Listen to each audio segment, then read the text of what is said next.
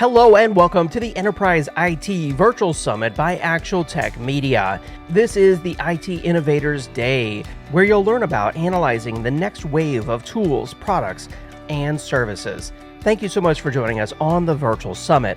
On this event, you'll hear from our experts from Rubrik, Couchbase, SimSpace, Metallic, Ping Identity, Nutanix, StrongDM, Okta, Zerto, Red Hat, Duo, NetApp, Sequence Security, and DataStax. Wow, what an incredible lineup of some of the most innovative technology solutions in the world today.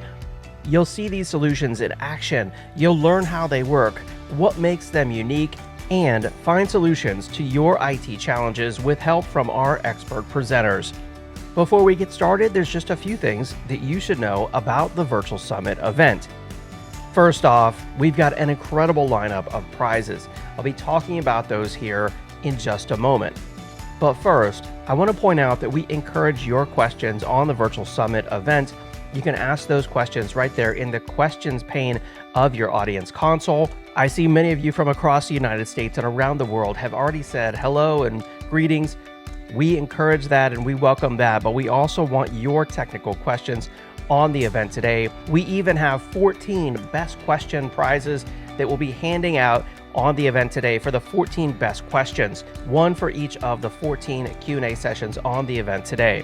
We'll also have some poll questions for you along the way, and we encourage your participation in those. We need your feedback on those poll questions to measure your interest on the solutions being presented. We also want this to be a social event. You can socialize the event right there from your audience console using the Twitter icon, and the hashtag for today will be automatically appended. We'll be monitoring Twitter throughout the event, following, retweeting, and replying to anyone out there who is talking about today's virtual summit. And then finally, resources. Right there in the Handouts tab, you'll find 14 different resources hand-selected by today's expert presenters. I'm talking about white papers, solution briefs, evaluations, special trial links, and even full-length ebooks. So make sure that you check out those handouts. My name is David Davis of Actual Tech Media, and I'll be serving as your moderator, along with fellow moderators from Actual Tech Media, Scott Becker and Jess Steinbach. As I mentioned, we've got an amazing lineup of prizes on the Virtual Summit today. We'll be giving out 3 Apple M1 MacBook Airs, 3 DJI Mavic Air 2 drones, 3 Samsung S22 phones, 3 Microsoft Surface laptops, and 14 Amazon $300 gift cards, one after each of the 14 presentations on the summit today.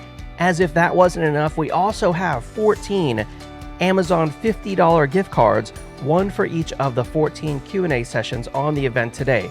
We will be selecting the best question asked for each of those Q&A sessions and contacting the prize winner after the event.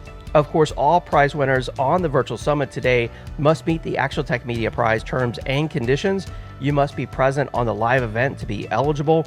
All grand prize winners must submit an IRS Form W-9 to Actual Tech Media. We do reach out to prize winners via email after the event. You can find the full prize terms and conditions there in the Handouts tab, and all prize winners have the option to make a donation to our selected charities. If you win a prize and you'd like to help someone less fortunate, we would love to help you do that. Over the years, we've donated thousands of dollars to the charities that you see here on the screen, thanks to generous prize winners such as yourselves. As I mentioned, you can socialize the event on Twitter using the Twitter icon there in your audience console, and the hashtag for today, ATM Summit, will be automatically appended. Feel free to follow Actual Tech Media as well over on Twitter, and also make sure that you check us out over on LinkedIn and YouTube. This is where we post all of our latest and greatest content. I also want to call your attention to the Gorilla Guide Book Club. This is a great way to stay up to date on enterprise technology. This is where you can download completely free, easy to read enterprise IT books authored by top industry experts.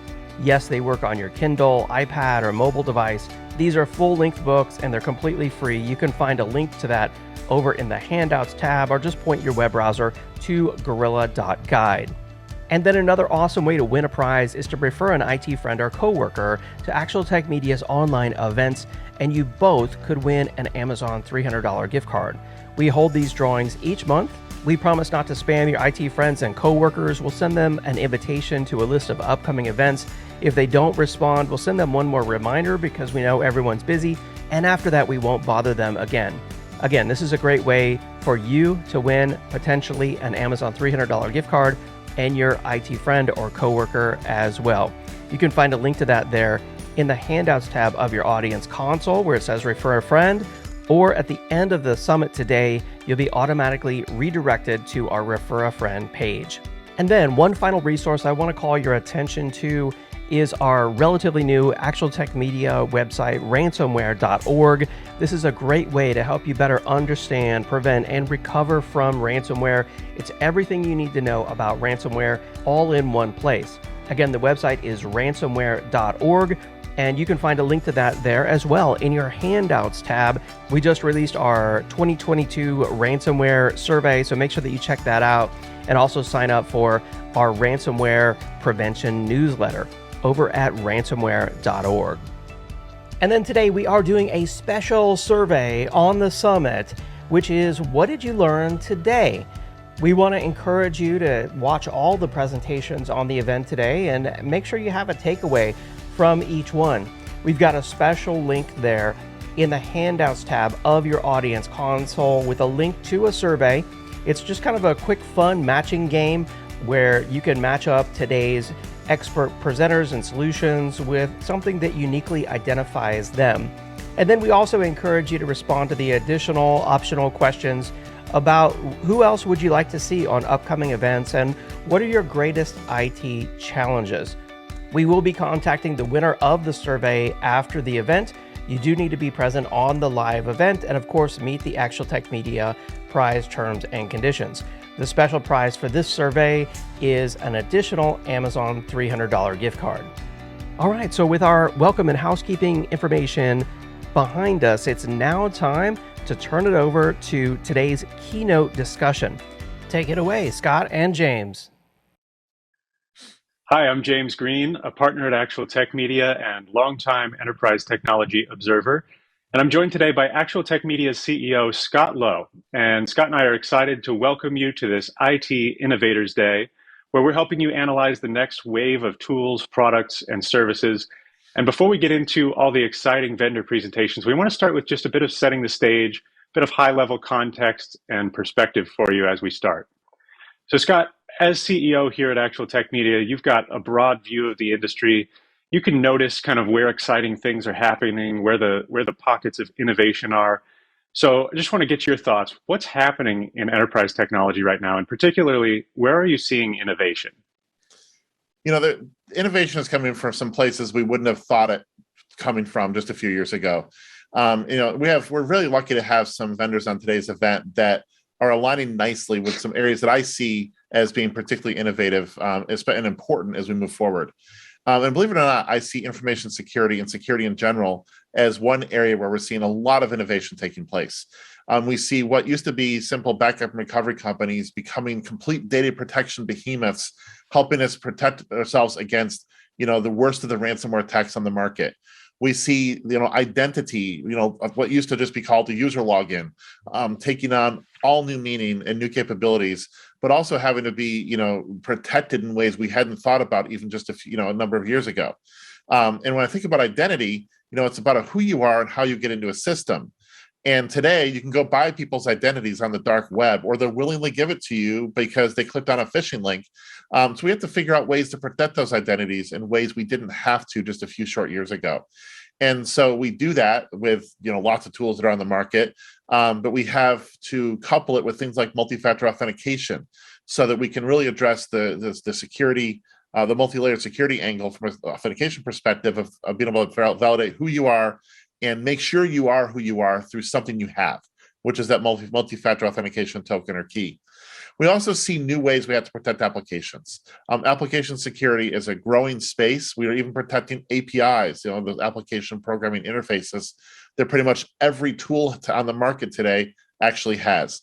So security I see as being particularly innovative, but in a way that it's enabling us to more holistically and deeply adopt tools that would otherwise potentially be risky. Without those security wrapper around some of these tools, it'd be very difficult for our organizations to actually adopt such tools and be able to innovate how we do business. Another area that's huge with innovation is data and analytics. I love data, and James and you and I joke a lot that when we're talking about something, when we get on a Teams call and you say, when are you going to start Excel so you can start putting numbers into a spreadsheet? Well, obviously a spreadsheet's not a database, but I have a love for analyzing data. And today, there's all kinds of ways to do that. And it starts with the database itself. It used to be that we had, our typical RDBMS, and it was basically you can have any color you want as long as it's black. And today there's a database out there that supports every niche, every need, a different kind of database. And it's really exciting to see how organizations are able to leverage these different kinds of data capabilities to be able to create information. And that's where analytics and ability to create insight are so important. One of the things we talk about for years is the ability to bring all kinds of data together into, neatly devised dashboards to help provide intelligence and be able to be used for predictive decision making, as well as just ongoing operational decision making. Then we have this idea of really fluid infrastructure from edge to cloud.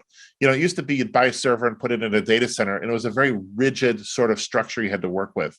Today, all of the systems we use are in a lot of ways software based, even if they're hardware. And we're able to have this concept of more fluid infrastructure where we can deploy workloads wherever they make sense. And that means they can run it in an edge environment, a data center environment, or in the cloud, or wherever. And this also goes for storage. We have a data storage capability that goes from edge to cloud as well.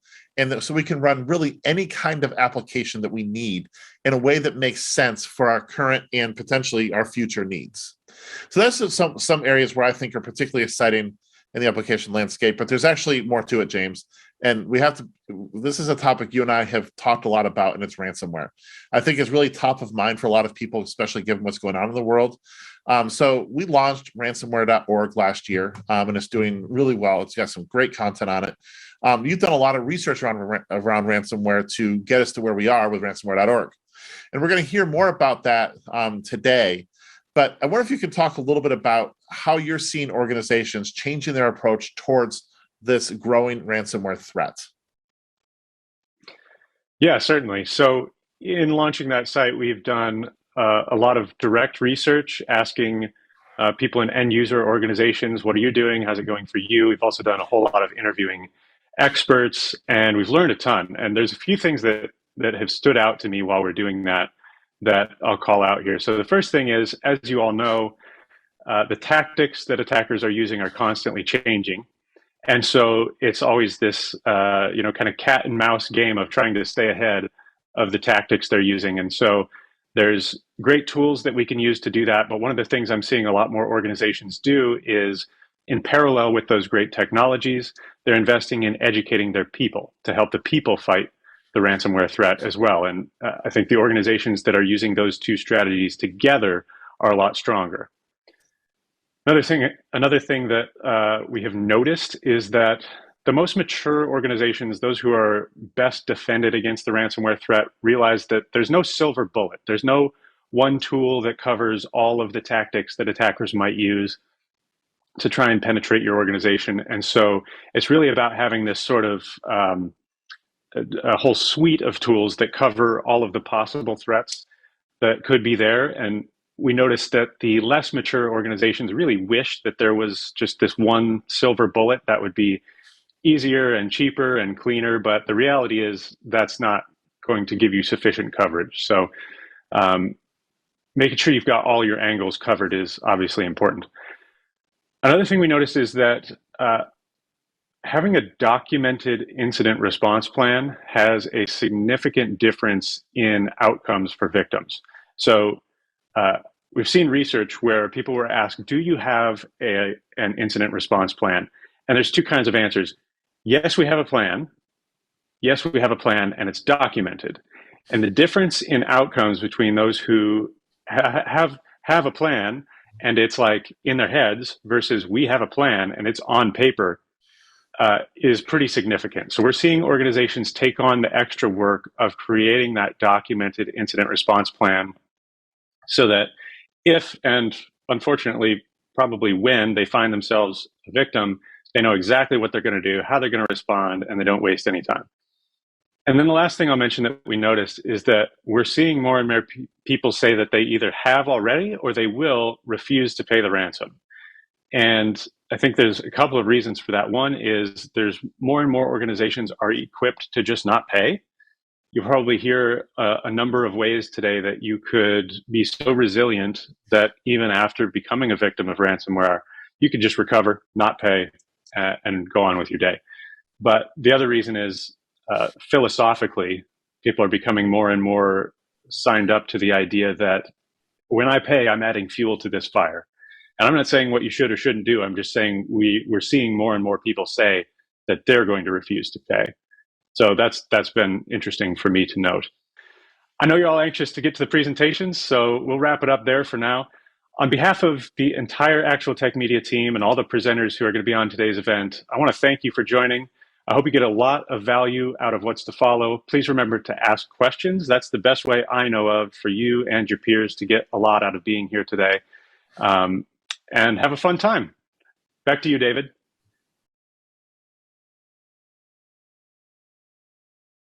All right, excellent presentation, very insightful. Thank you so much, Scott and James. We appreciate that setup for today's topic and today's expert presentations. Speaking of which, I'm excited now to bring in our first presenter on today's virtual summit. Welcome to Leo Vela, Inside Sales Engineer at Rubrik.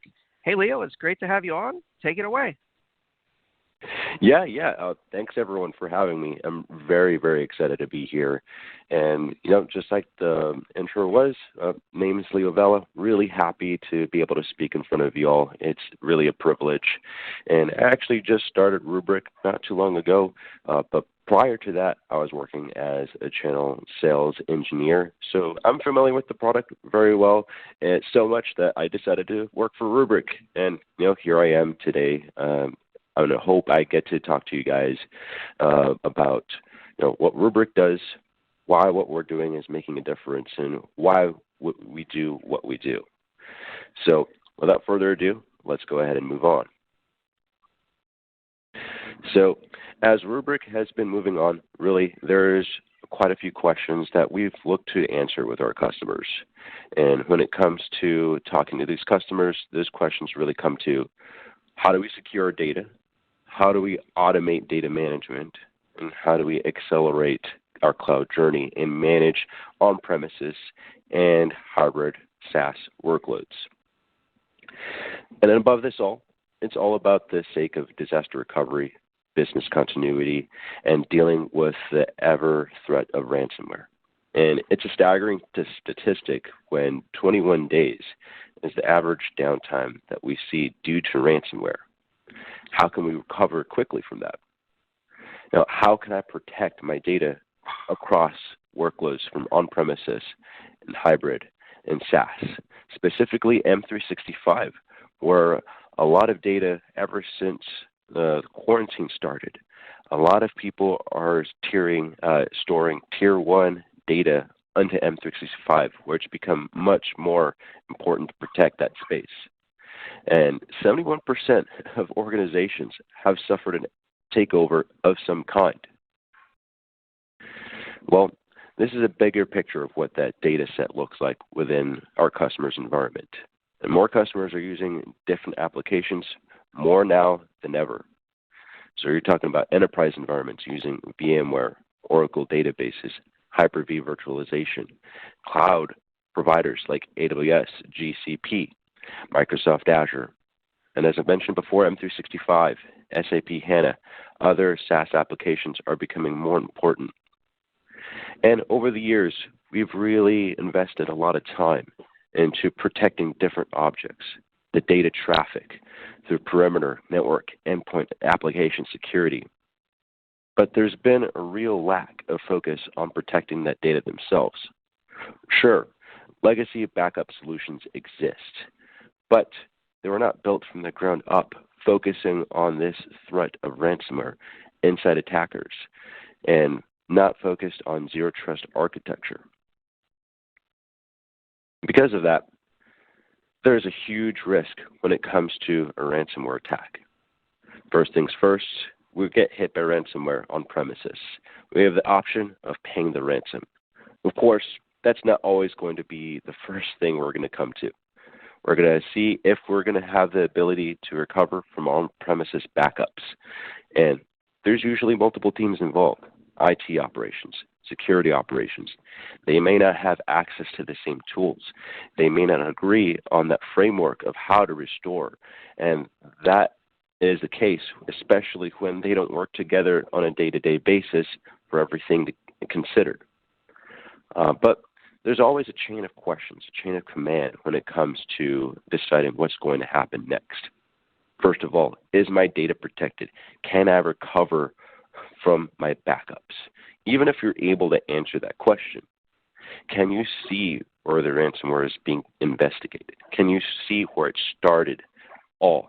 And you're able to see when the first clean backup that you're able to restore from. Do you have that visibility? Chances are you don't know.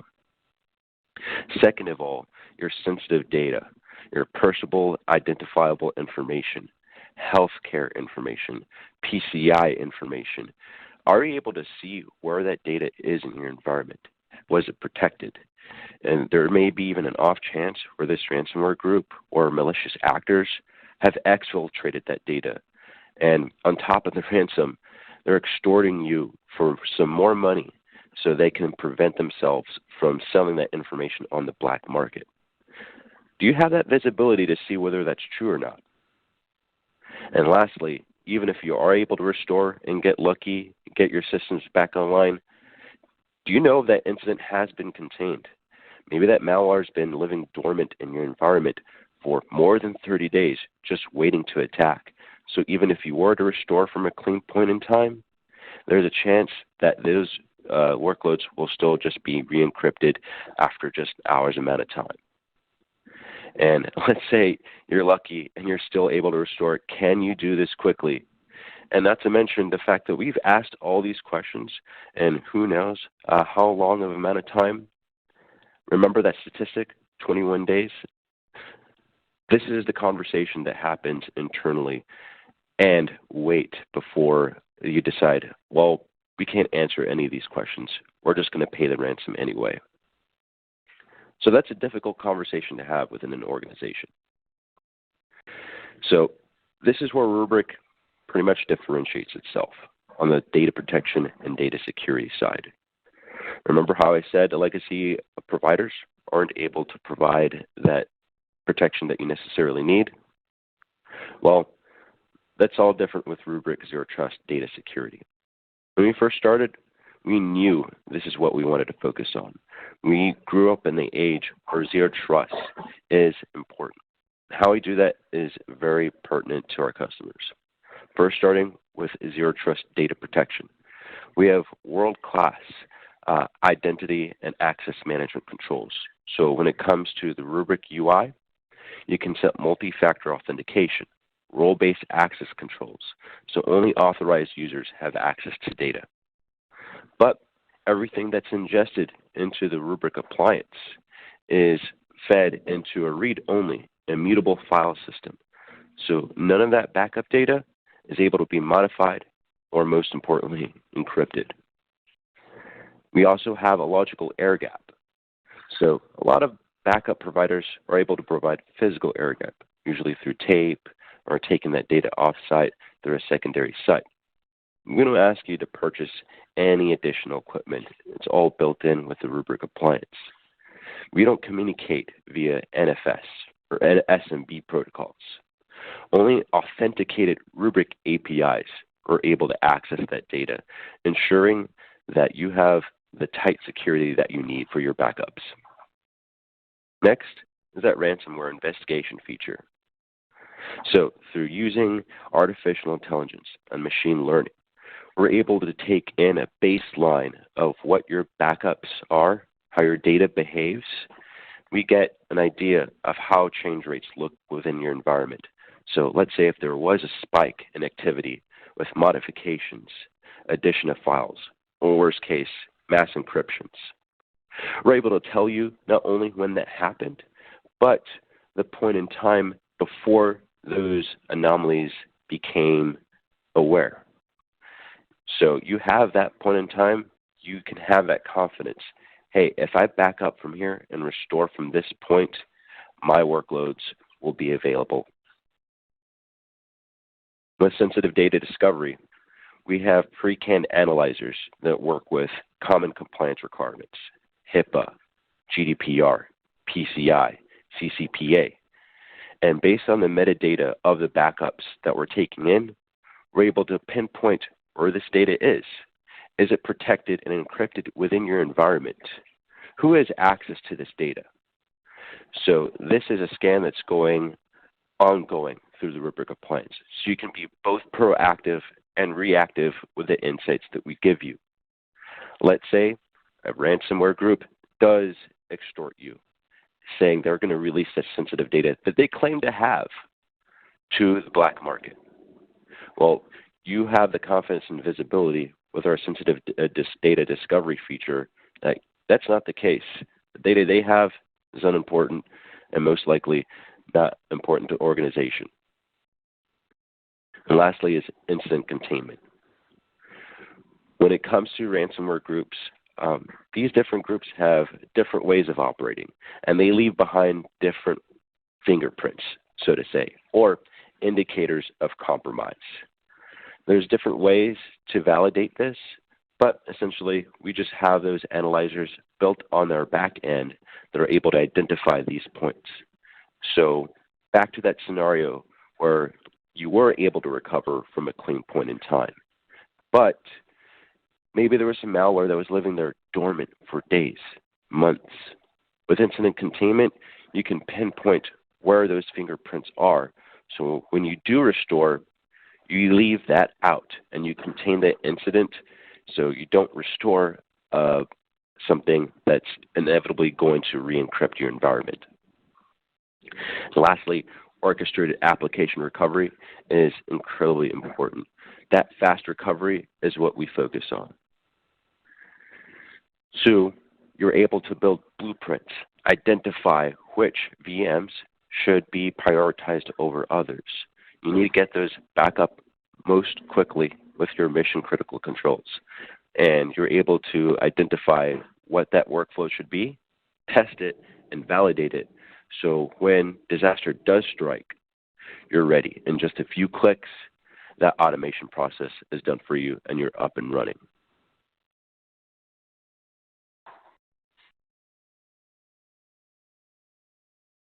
And lastly, everything is built within NIST security standards. And all these terms important, especially when it comes to cybersecurity. You may even hear these terms with your cyber insurance provider. So when you want to focus on zero trust data protection, NIST security standards, Rubrik is able to provide that for you. Now, more specifically, what can we do for Microsoft 365? A lot of what I mentioned is applicable to on-premises and cloud workloads. But over time, Microsoft 365, those suites for Exchange Online, SharePoint Online, OneDrive, Teams, that's become more business critical to customers now than ever. Because of quarantine, work from home users are all over the country, all over the world. So it's a necessity to not only be able to use these applications, but have access and make sure that they're secure over time. It's an ugly fact that many have seen a takeover in that period of time, and 81% have seen an email breach. That means that data is at risk, more so than your on-prem workloads. If it's unprotected against loss, a lot of these organizations do not have a backup using a third-party tool. And it's actually mentioned in the terms and conditions of Microsoft 365 alone. It's recommended that you have that third-party tool installed. But what does Rubrik have to do this? Microsoft has their own tools. There are plenty of other third-party tools that are available to back up that information. Well, the difference here is that Microsoft and Rubrik have a vested interest with each other. When we're developing our features, our products, our engineers are constantly talking with each other to make the best product possible. Now, Microsoft is able to provide a bit of retention policies. legal hold, access control. But this is mostly for compliance. When it comes to recovery, let alone mass recovery of that data on the Microsoft side, that could take days. One of the main reasons they ask for a third party to handle this information for them. With Rubrik, we focus on that security, but more importantly, make sure that you have the ability to rapidly recover from that ransomware that affects that environment. Maybe it's just human error, accidental deletion, data loss. If you attempted to recover that on the Microsoft side, even small files can take a lot of time. With Rubrik, you can get that within minutes. You can also have a unified portal between your M365 environment and your other workloads, making it simple for everyone. Similar to the chart we saw before, affecting the on-premises environment, this is essentially the workflow of ransomware attack on Microsoft 365. Your global administrator credentials are taken over, data could be exfiltrated, deleted, ransom note is left, and all you're using is just Microsoft native policies. So you can attempt to restore from your retention policies, but a common tactic is where those retention policies are changed over time. And those hackers automatically delete that data by setting that retention so low that your data is no longer available to be retrieved. Well, don't worry, you probably have litigation hold. You're able to restore that way. However, that's not designed for mass recovery, mostly just smaller individual files and users. And ultimately, you're left with the only option of paying your ransom in order to retrieve that data. With Rubrik, a lot of that difference is similar to how we provide that protection on premises. We create that logical air gap by writing those backups into an Azure provider that's hosted by Rubrik. And just like the Rubrik appliance on the premises, the only access to this data is via authenticated Rubrik APIs. Your data is safe. Even though Rubrik is hosting this data for you on Azure, we don't have access to that. Only you, the authorized user, does. And we allow for that rapid recovery for not only localized and individual objects, but for all users entirely, and give you that unified protection for simple use. And along with just that logical air gap, we're able to provide and give those same identity access management controls, multi-factor authentication, modern authentication through Microsoft credentials. Anything that SAML 2.0 is available to use. All data is encrypted at flight and at rest. And let's say you do need to give separate access to different users, you can control everything via role-based access controls. So when the ransomware does hit, you're protected. You're always confident that you're able to retrieve that data. So if there's anything I want to take away from this presentation, just remember, we're able to provide that rapid recovery for ransomware at a mass scale because of our air gap backups. You can prevent that data loss over time and account for human error and accidental deletion without any worry. And you can manage all your backups within one console. Thank you for your time, everyone. I do want to answer a few questions over this time. So let's see. Yeah, we do have some questions coming in for you from the audience. In fact, lots of questions. Obviously, this is a hot topic, data protection, ransomware, protecting SaaS apps. Let's see here, Leo. While we do that, I'm just going to bring up this poll for everyone out there. We do want to get your feedback on this poll. The poll question is, what additional information would you like about the Rubrik solution? And even if you already asked a question and you said you'd like to get a demo there in the question or something like that, please indicate that here on the poll as well. We want to gauge your feedback here on what sort of additional follow-up and help you would like from the Rubrik team. So let's see, first question that came in here for you, Leo, they're asking, how does Rubrik provide a logical air gap? Yes. So just as a point of clarification, that logical air gap isn't a physical air gap. We just ask you to have that Rubrik appliance on premises.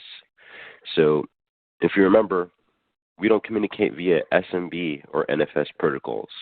A lot of legacy providers, that's the way that they're functioning on. But we only want to make sure that Rubrik authenticated APIs are touching the appliance and that data. So that's how we achieve that logical air gap, essentially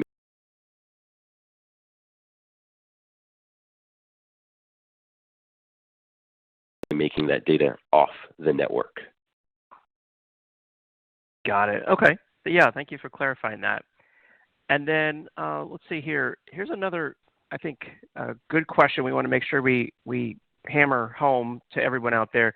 The question is, why should we back up Microsoft 365 applications at all? Mm-hmm. Great question. And that's a common question that we get with SaaS applications, specifically Microsoft 365. There seems to be a misconception that because someone else is managing the application for you, that data security is available to you. However, Microsoft only retains data over a certain period of time. Once you delete an item, I believe it's only available to be restored over 30 days. And after that 30-day retention period is gone, you're not able to retrieve that any longer. That file is deleted. So when it comes to accidental deletions, let's say there's an employee that's been terminated, or just a simpler use case, an employee just didn't realize that they lost a piece of files a couple months ago. Well, that's where backup becomes really useful. Now, more specific to Rubrik, let's say you have to perform a mass restore. Microsoft native tools, while great for security and compliance, are not designed for those mass restores. You can attempt it for only a certain period of time for that retained data, but it will be much longer versus Rubrik backup, where it can happen within hours. Excellent. Yeah, very. I can totally see that, and I know the audience is hopefully that's resonating as well with everyone out there, because I know that's such a common question. Let's see. Here's another good one. They're asking, how does Rubrik shorten the period of time for ransomware recovery exactly? Mm-hmm. Yeah. So there's a few things going on there. So you probably heard me mention the ransomware investigation piece. We're able to pinpoint what the last clean backup is.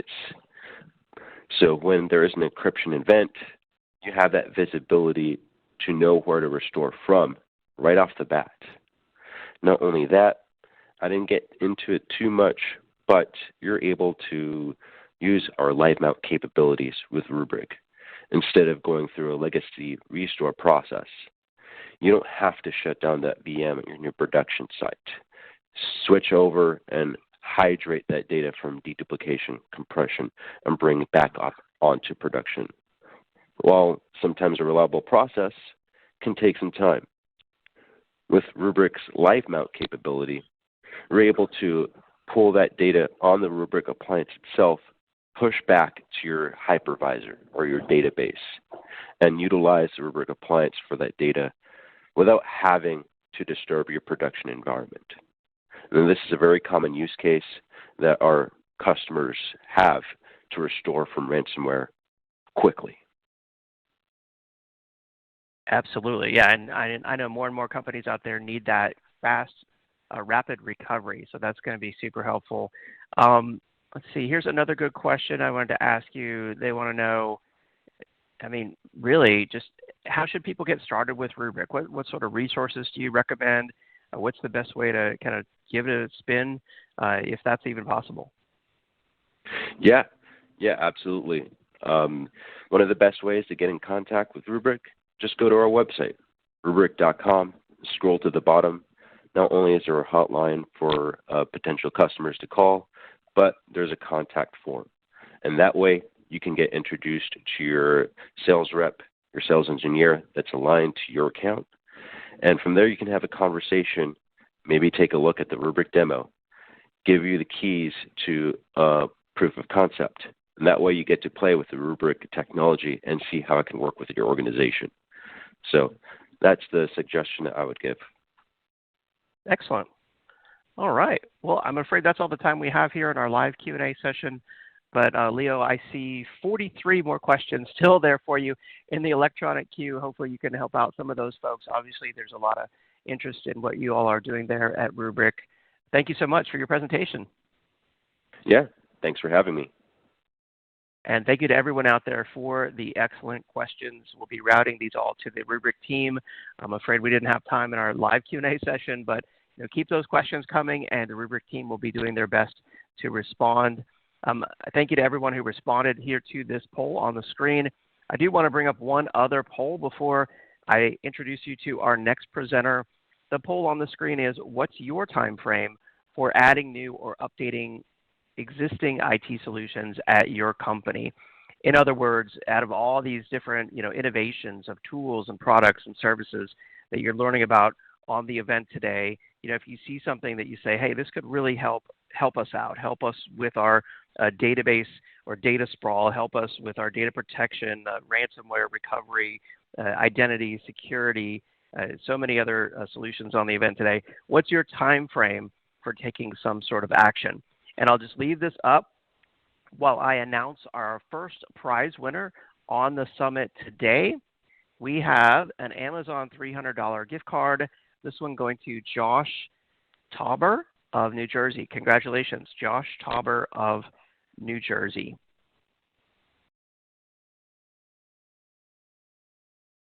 All right. Thank you to everyone who responded there to the poll. We do appreciate your feedback on that.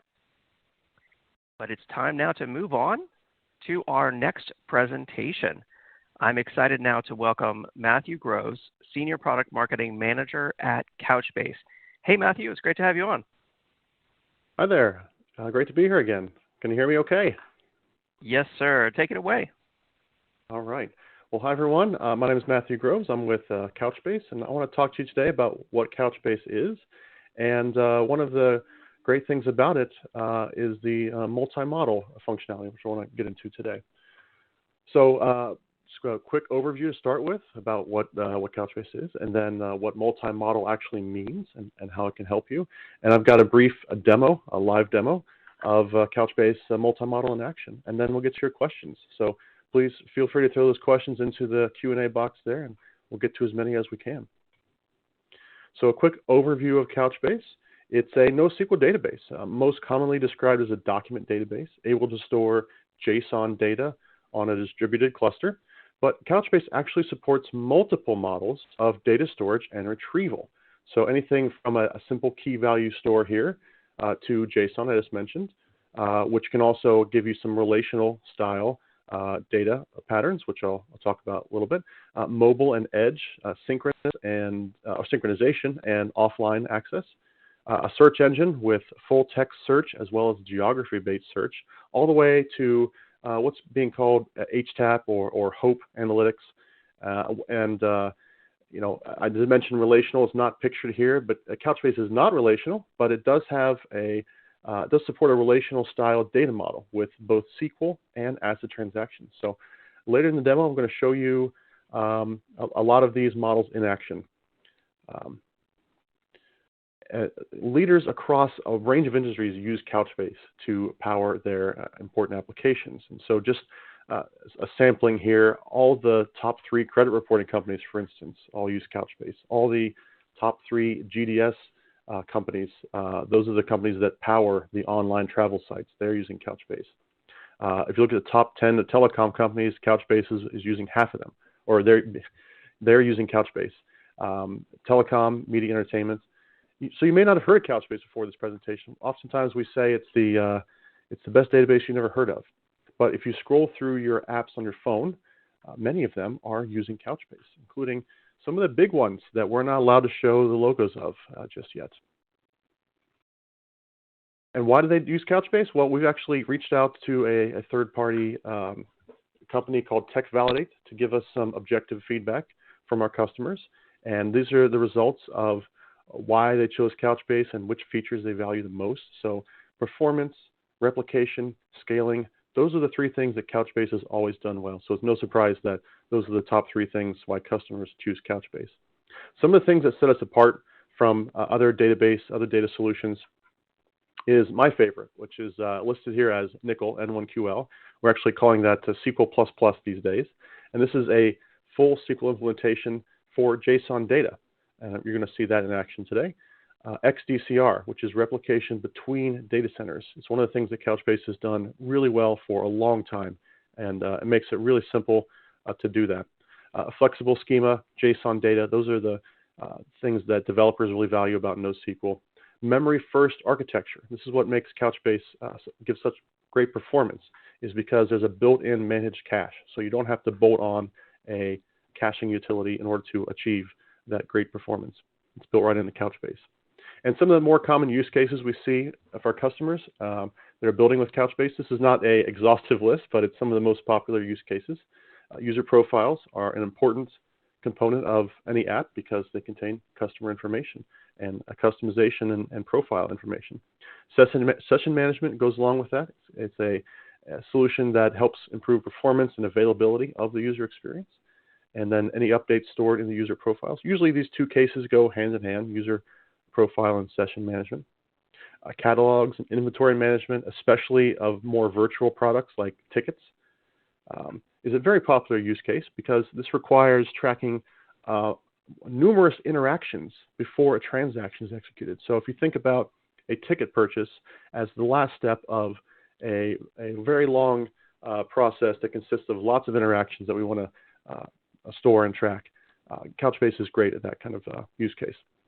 Modernization. So if an enterprise is still using a mainframe system or a legacy relational system that can't quite handle the load of a public web or mobile app, then they can offload some of the functionality to Couchbase and still keep their legacy system around, at least in the meantime.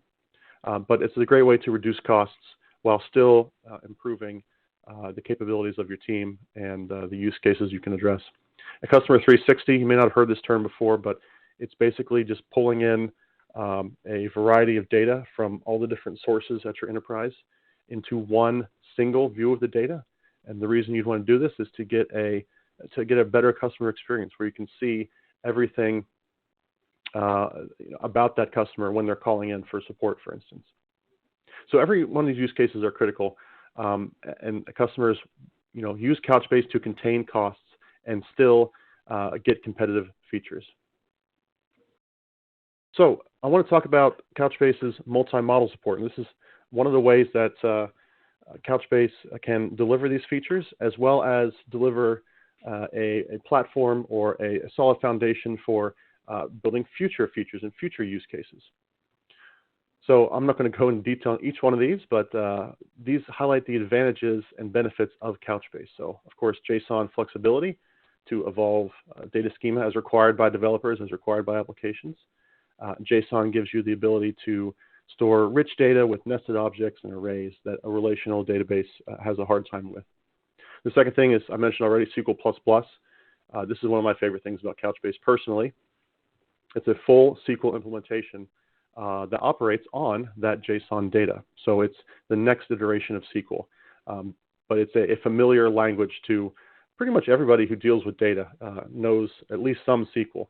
And so you can get a nice head start on your NoSQL data using the same language that you're used to. Memory first data services, of course, everything goes through memory in Couchbase. And so there's a managed cache built in, not something you have to bolt on or manage separately. It's right there as part of the core Couchbase system. Full text search, this gives you a language awareness, kind of like a Google search for your data. I'll show you a demo of that later. Analytics service, so this is for reporting, for BI, for big data sets from Couchbase itself, internal data or external data, S3 data, can all be pulled in together for analytics services. And eventing, this is programmability to respond to data change events right there in the database. So you can write some JavaScript capture and notification functionality right there in Couchbase. A quick comparison here, just to drive home the SQL++, why I think that's so great for Couchbase, is that I've got a comparison here between a very popular relational choice, MySQL on the left, and you could imagine that being Oracle or SQL Server or whatever, and a typical SQL query to query that data. On the right is MongoDB. This is a popular NoSQL choice. However, there's no SQL available in MongoDB, so you have to go through the Mongo query language, MQL. Now, in the middle, we've got Couchbase. It's using SQL++. So very familiar, almost identical syntax to MySQL there. Much more declarative as compared to the MQL imperative way of describing a query. However, it's still got the flexibility that a JSON database offers. So it's the best of both worlds here. It's flexible and familiar. All right, so I want to get into a demo here. So what I've got here is this is a SQL Server, and I think I saw some questions in the just scrolling by in the Q&A about SQL Server specifically. So this will be useful for you. But this is a SQL Server, a database that I'm running on my local machine, and I've got AdventureWorks sample data set loaded here. It's a pretty complex sample that ships with SQL Server from Microsoft. And you can see within that database, you've got a number of schemas like human resources, person, production, and so on. And each of those schemas has tables. So human resources has department, employee, and so on. So you've got that relational structure there, those schemas and tables. Then I've got a SQL query here that's just going to, it's a really simple one, just selecting records from the address table. And you can see the results here in the addresses. So it's a standard SQL result set, kind of looks tabular. This one's interesting because it's got this spatial location, which is kind of this opaque binary value that we can't really, as humans, read that right from this tool here, but that contains some geographical coordinates. So that is the data set I started with, and I wrote a little utility that will take this data and copy it into Couchbase, and it will mirror the structure of a relational database in Couchbase. So we'll be storing relational style data. I don't have time to go and show you that whole process. It does take a little more than 15 minutes to move all that data over, but I've done that in advance. So what I've got here is a Couchbase cluster, and I'll click on that, and it's just a trial cluster, and I'll show you how you can get a free trial yourself later. So inside of this, I've got what's called in Couchbase a bucket. This is kind of analogous to the SQL Server database or database catalog, and it's got all the items in there, 759,000 of them. And I want to point out the memory being used there. So as mentioned, Couchbase was memory first, and you can see it's using 274 megabytes to store the data in AdventureWorks. If I click on this, you'll see that I've actually given it a quota of 500 megabytes. So all of the AdventureWorks data fits in memory. Now, it doesn't have to be this way. You can have more data than fits in memory. It really depends on your use case, but it just happens that in this case, everything fits into memory. So we're going to get some really fast, low latency access. Okay, and now I want to drill into this. So if I go to this menu here, I can go into the scopes, and you can see that I've got some scopes created that correspond to the SQL Server schemas. It's basically the same level of organization, just a different name. So I've got sales, person, production, and so on. And now if I click on the collections here, let's go to person, for instance. So I have 13 collections in this scope, and collections roughly correspond to a table in the relational world. And then if I go into one of these collections, I can click on documents. Each document roughly corresponds to a row of data in a relational world. So I've just mirrored the exact relational model style of data and put it into Couchbase. Now, we don't have to stop there, but this is an interesting place to start. So then I'm going to show you the key value access next. You can see each one of these documents has its own key. If I click on one of them, that I just did is called a key value lookup. I know the key, 1000. I can look up the data by that key.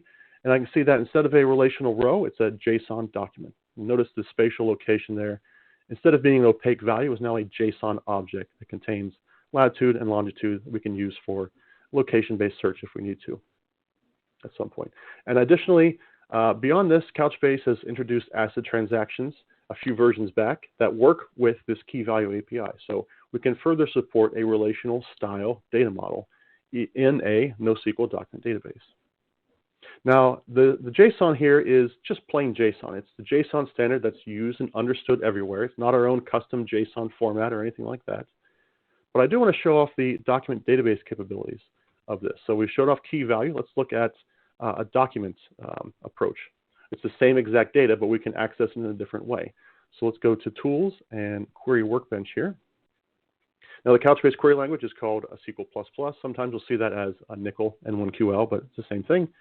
And it's based on SQL standards. This means that relational developers will already be comfortable with reading and writing queries in Couchbase. So it's much less of a ramping up period, much less training involved to get productive. So I'm going to paste an example of a query here. I'm not going to make you watch me type it out, but I'll just paste this in, execute that query. And it's a pretty standard looking SQL query. We're doing a join between the person collection and the email address collection, because in relational style data, this would typically be a separation, because we want to have multiple email addresses as a possibility for each person profile. So that's why we have two separate tables in relational, and we've replicated that in Couchbase. We have two separate collections. And this is the result here. It's not, unlike relational style SQL, SQL++ works with JSON data, so it has some additional functionality beyond those relational basics. Right? So you can see it's returning JSON here as a result set. But this kind of result set is very relational, so it's typically going to require additional processing by the client, just like a relational database would, to map those results to the appropriate application entity. Now, instead of using a standard join, we could explore that plus a little bit, and we'll try a nested join. So I'm going to paste that in here as well. The main difference here is this nest keyword, which is something you'll not see in SQL. That's a SQL++ keyword. And if I go ahead and execute that query, you'll see the results here show that we've now nested the email address into that person. Now, I'm not actually modifying the data yet, but we could go in this direction where we consolidate and aggregate the email addresses into the person document. And so therefore, if we do that, we can now cut down on joins, which is just the overhead that could potentially slow us down, especially if we had a lot of joins and a lot of big queries. And so this is one way you can take to actually use a document database approach to meet performance goals. I do want to stress, though, that Couchbase has full SQL support for joins, aggregation, all the CRUD operations, insert, update, delete, merge, common table expressions, and then, of course, ACID transactions right here in SQL++. So we can take even a hybrid approach, which is what many Couchbase users do, is they consolidate some data and they leave some data in sort of relational style format. Okay, so we've got key value, we've got document, and we've got relational style data. I want to show you one more here in the demo, and that is a text search. So this allows you to create text search indexes, again, on the same data. There's no need to copy and sync the data into another tool. So first thing we do is create a full text search index. I've already done that ahead of time. Again, I don't want to make you watch me type. But full text search supports things like stemming and language awareness and phrases and relevancy scoring, even geographical indexes and more. So it's a full-featured text search tool. And now in this case, I've already got the index built, so we won't go through that. But it is real-time indexing. So if I add data to what I'm indexing here, which is product descriptions, when I add data to Couchbase, that's going to automatically be indexed here. I don't need to wait 24 hours for ETL process or cron job or anything like that. So let's go ahead and try a search. And normally you do this from your API, your SDK, but let's do it right here in the console just to kind of show it in action. So I'm going to search for the word bike. AdventureWorks is a bicycle shop, I think. So here's all the results. If I wanted to show the scoring, if I wanted to see that for some reason, I could see that this one has the score of 1, 0.93, 0.73, and so on. So it's a relevancy scoring, much like a Google search. And then these are just the keys of the document. So I can click on these to get a key value lookup. And I can see that, oh yeah, it looks like bike is in here twice. So that's probably why this one came up as the top result. Now let's do something a little bit more different here. Let's search for the word challenge. So I'll do a search for challenge, and I can see that there's no results found. But what we can do is introduce some syntax here. And again, this will be done via the API, the SDKs. You wouldn't have to know this syntax except for demonstration purposes like now. But this is, I'm adding a little operator here and a number to indicate I want to do a fuzzy search on the word challenge. So I'll do a search here, and now I get more results. You can see I've got a score of 0.95. And if I drill into that document, kind of off the screen here, but you can see the word challenges appears there. I searched for challenge, and it still found this result, even though it says challenges with the plural. So there is some fuzzy searching going on there. It's not like an exact word match like you might do with a like statement in SQL. But speaking of SQL, I can actually combine this full text search with the SQL query to get the best of both worlds. So this is a really simple example here. And I'm just using the search keyword on the description field with the keyword bike. And this is all being done from a SQL query though. So I'll go ahead and execute and get the results here. So you can see it's a very similar set of results. You know, bike stand, working on your bike at home. But now bringing in search to SQL, I can combine this query with SQL joins, SQL syntax, and put these all together into one query.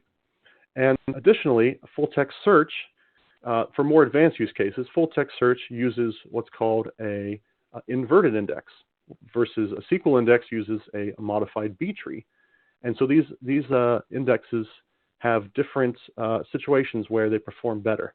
But with this in place, I can now use a inverted index as part of my SQL query to mix and match and get the most performant index. So we've seen a multi-model approach here, all in the same core set of data. We've seen key value lookup, we've seen text search, we've seen SQL query, we've seen relational style data modeling. I don't really have time to show analytics or mobile today, but those are also available in Couchbase as well. Okay, I'll go back over to the slides here.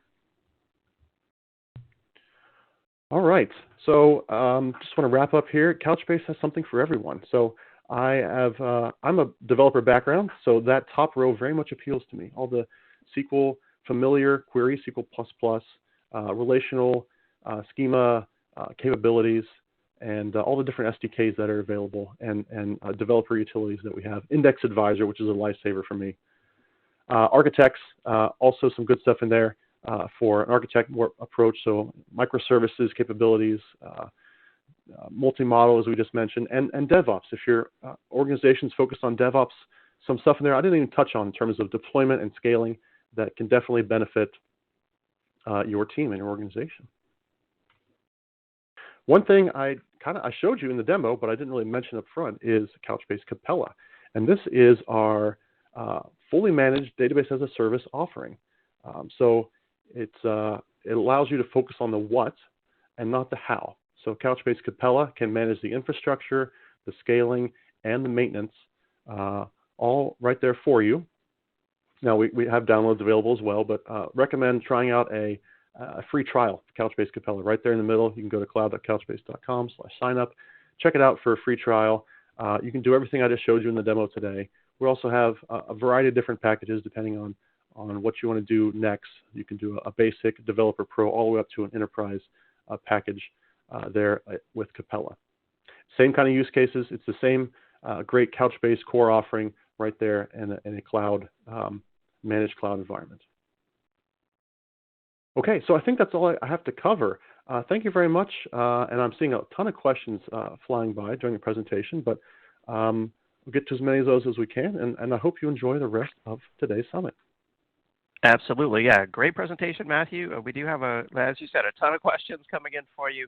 And we've got a couple polls out there as well for everyone in the audience.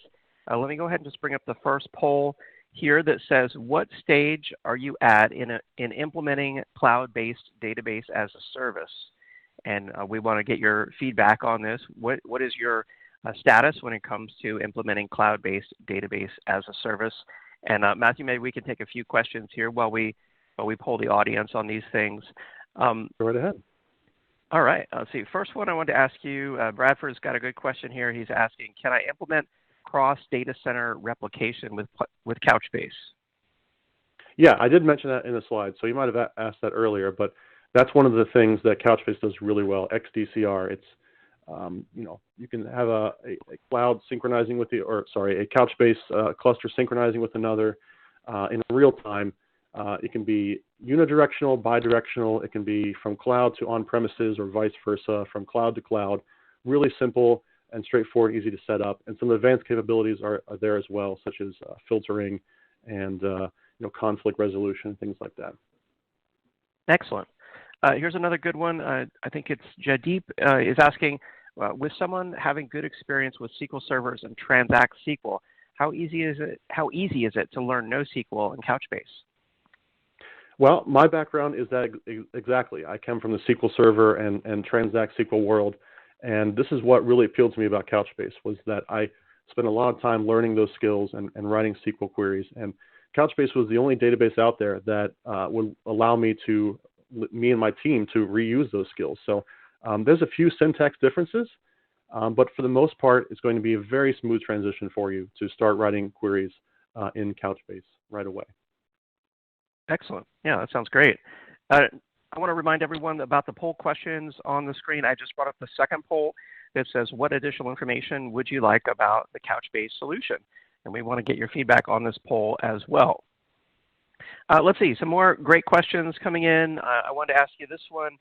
They say, could you say why an organization entrenched with SQL servers and applications based on databases should think of switching to Couchbase? Can we get good value from Couchbase while still keeping the old stuff, for example, for faster queries? Right. So I think a lot of organizations that come from a heavy relational investment, many times they come to Couchbase because of the built-in managed cache, because they want to add better performance and better scalability to some of those use cases like user profile and session and so on. So a lot of companies come to Couchbase for the excellent cache and the XDCR, and that's great. That's fine. We're happy to do those sorts of things. We're not saying you should abandon all your database investments or anything like that. But what I think a lot of customers find is once they do that, they get a peek at some of the other great stuff that Couchbase can do. So the SQL queries and the full text search and the mobile synchronization, and they can start to move the use cases or build new applications with those capabilities, and eventually start to invest more into the Couchbase platform and expand their usage. So definitely you can start out trying it as a cache. It's great for that, but then of course you can expand in the future. Awesome. Let's see. Here's another interesting question they're asking: is Couchbase just the commercial version of CouchDB? Yes, this is one I hear all the time. So they have a little bit of shared history, like maybe 12 years ago, and they have similar names, but it's not the same API anymore, not the same teams. CouchDB is a completely Apache project, and Couchbase is a completely separate code base. It's not a fork or anything like that. It's just they're both NoSQL. They both have similar names, and that's about where the similarities end. Got it. Okay. Well, I'm afraid we're running out of time here in our live Q&A session, but you said if folks want to get started with Couchbase, I'll just bring this slide back up again. You guys have a lot of different options. Can you remind us of those again? Yeah, I would recommend signing up for the Couchbase Capella free trial. So you can go there at cloud.couchbase.com/signup. Sign up for a free trial. No credit card required to get started. You can do everything that I did today in the demo. Completely free trial, and evaluate that for 30 days. And that's why I recommend going to get started. Excellent. All right. Well, thank you so much. A really cool demo. Thank you, Matthew, for being on the event today. Thank you for having me. And for more information, I also want to remind everyone about the Handouts tab. There are links there to all of our different expert solutions on the event. Specifically, right now I see Couchbase. That'll take you to the Couchbase Get Started webpage, where you can click on Try Free and try it out for yourself. All right, so with that, it's now time for our next Amazon $300 gift card prize announcement. This one's going out to Eric Vermallo from Pennsylvania. Congratulations, Eric Vermallo from Pennsylvania. All right, and with that, it's now time for our next presentation on today's virtual summit. I'm excited to welcome David Berliner, Director of Security Strategy at SimSpace. Hey, David, thanks for being on. Thank you so much. Excited to be here today. Excellent. Well, take it away. All right. Hi, everyone. I hope you're doing well, having a good day so far. There's a lot of exciting companies you're going to be hearing from today, and I'm excited to share with you a little bit about SimSpace and how we can help you evaluate the different technologies that you're using in your security stack and improve your cybersecurity program. So as I'm sure you all know incredibly well, there's just a wide variety of different cybersecurity technologies out there. When doing research for today's presentation, I looked up, and one of the reports I saw listed 2,875 different cybersecurity vendors that have solutions out there that they're offering at the moment. It can be truly overwhelming to figure out which ones are the ones that are right for you and for your company. And at the same time, you and the needs of your company or organization are different. They're different from those of my company, of the other people on the call today, and that makes you have different needs.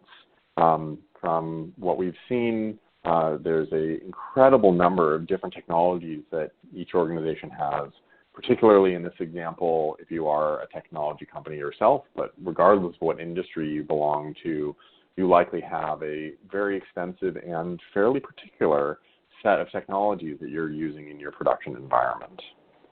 Alongside that, within your cybersecurity stack itself, you'll have a large number of tools. The most high end of the scale numbers, we see about 46 tools being used in parallel in the most sophisticated organizations.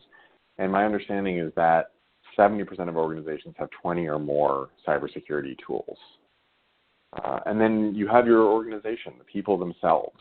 It's well known just how challenging it is to hire and retain cybersecurity talent. So what skills you have among the team that is in your organization are going to be different from that of another company. You may have strengths in one area and gaps in another that you need to make sure that you're equipping your team to adapt to. And the threats that you're facing are also very different between industries, between organizations. This is somewhat of an extreme example from the most recent Verizon data breach incident report between the public sector and management companies. But if you look deeper into that report, you see that the types of threat actors, even the techniques that they're using, vary dramatically between organizations and industries that they target, meaning that the threat landscape that you face is going to be unique to your situation. With that in mind, it can be very challenging to figure out what solutions you want for your environment, what products, what services are going to serve you and your organization well. And now the typical approach is often when evaluating a new tool or new service to look out there. There are public rankings of different services, different cybersecurity products. You can do fairly general evaluations in limited vendor-controlled contexts. And that can work, but it can also lead to shelfware that never gets used or never gets used fully, service partnerships that don't respond to the needs of your organizations and are disjointed, and don't, again, really respond to what you and your particular organization need. Now, instead, using a product like SimSpace or using a cyber range, you can bring in your existing systems, the IT stack that you have, pair that with the rest of your cybersecurity tools to help understand how changes would affect the rest of your defense in depth. Have your team present to participate in evaluating the technology that you're potentially using, and bring in the threats that you face, the attackers that are relevant for your environment, the techniques that they are using, and through that, get more effective products selected for your environment and improve the efficiency of your operation. Now, all of this is built on the concept of a cyber range. You may have heard of them before. They often are thought of as being the domain of the education space or the government or large businesses, but really today modern cyber ranges can be useful for any company, regardless of the size. They start with the environment layer, which is a replication of the systems that are in your production environment. Your IT systems, your laptops and servers, your cloud infrastructure, and even more industry-specific technologies, your OT, IoT, and industrial control system devices. Many cloud ranges stop there. SimSpace actually goes further, and we can even tie in those incredibly particular systems that are relevant for your industry that may not be easy to replicate in a virtual machine. As long as it has an internet connection, we can tie it into the range. On top of that, you add your cybersecurity technology, your existing tech stack, making sure that you have the right configuration, the right tools, your SIM, your EDR, et cetera, to replicate what you're using in day-to-day at the moment. And then all of this is brought to life in an activity layer. You will have simulated users or network activity to replicate what is going on with employees or customers in your production environment. You may have automated attacks to help provide that stimuli to test out what technology or services you're evaluating, and then access to a simulated web, sometimes called a gray space, to again provide the realism of the real world within the safe confines of a range that is isolated from production and isolated from the outside world. And then on top of that, you have the participation layer. This is where you get to interact with the range.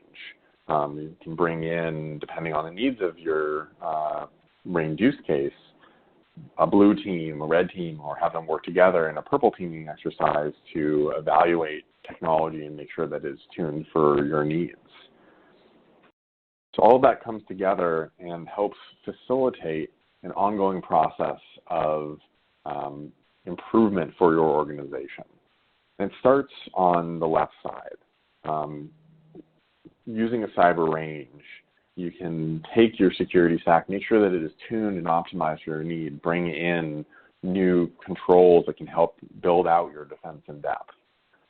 Help then train your team on it, make sure that they feel comfortable and confident to perform their jobs using that stack. From there, make sure that your processes are well tuned and bring your team together for good collaboration during an incident, and so on. But it can actually go beyond just optimizing your cybersecurity performance to more broadly improving your cyber and IT operation. Making sure that when you're thinking of new changes to your production environment, expansion to the cloud or a merger or acquisition or other change to your production setup, you can mirror those changes into the range and again see how your team and your technology would respond. You can also use this to help with vulnerability and patch management by testing out patches inside of the range before they go to production to make sure that they are safe and efficacious for your needs. So to give an example, one of our customers in the financial sector wanted to help optimize their cyber technology stack. So they started out by building a tailored range. They brought in the machines that are relevant for their environment, a replica of their ATM machines and different bank branches, even the SWIFT connections for interbank transfers. They added in the dynamism of fake users to make sure that this environment was brought to life and that their team and the technologies that they were evaluating would have to pierce through that noise of user activity to find the potential attackers. This range was available on demand, so it was there when they needed it. You didn't need to pre-approve an outside organization for getting this up and running. It was available as they needed it for whatever evaluation they were looking for. And because it's in a safe and isolated cyber range, not in their production environment, they didn't have to go through the politics of getting things approved to even just try out new technologies. They could test them out in the cyber range, and then once they know that they were safe and effective for their needs, only then get the broader approvals, making it much easier from a political and time perspective than testing out in a production environment. They then tested out a few different technologies from multiple vendors. In this example, they evaluated initially some different endpoint detection and response solutions. They brought them in, established a baseline of how their security stack performed, tested out in replicable scenarios, plugging in and out these different EDR solutions, saw how well they worked specific to the cybersecurity goals, but also how that impacted the performance of their environment, the hardware performance of the machines that it was running on, the productivity of the users that were participating in that exercise. And through that, we're able to get a feel for what solution would work best for their particular needs, because that might not be the same as another company. Through that, they were able to select the solutions that they wanted to move forward with and plug them into their broader strategy. But it didn't stop there. Because the range is available on demand and there is really low friction to conducting additional evaluations, they were able to use this setup to help them continuously tune and optimize their stack. When there was a new version of one of the tools that made up their defense and depth strategy, they were able to plug in that version in the range before they deployed it to production to make sure that it was stable, it was solving the needs that they had, they could familiarize themselves with any new controls. And on the other side, if there were changes to their business context, new IT projects they were evaluating, they could again make those changes in the range, understand what their implications were before moving over into production. And this allowed them to be much more proactive in engaging with their business stakeholders as the business needs evolved and as their technology stack evolved. So over time, that just gave them the power to operate their security stack significantly more efficiently than they had before. Now, in all of this, it is really important to recognize that you don't want to have any bias in this evaluation process. We at SimSpace firmly believe that the needs of each customer is different. We don't want to be dictating what security solution will work well for you. We instead want to give you the power to make that decision for yourself, for the needs of your environment, and to do so easily, conveniently, and with as much information as possible. So we act as sort of a cyber Switzerland, very neutral to the cybersecurity vendors that are being evaluated in our customer setups. While we do have partnerships with a number of other cybersecurity companies to give easy access to licenses, that's really as far as it goes, just making it easy for you to test out these different solutions and even to bring your own licenses for other technologies that you're using or evaluating to make sure that this is a level playing field for you to make the evaluation yourself. So we have a number of different offerings here at SimSpace, all of them built on the core technology of our cyber range, which is incredibly scalable, very high fidelity, and designed to replicate your environment and your technology. I mainly focus today on talking about our StackWise offering, which is around evaluating different cybersecurity technologies or even services. But we also have offerings around improving the efficacy of your cybersecurity team, training them individually and collaboratively, as well as broader risk assessments of your cyber risk across your people, processes, and technology.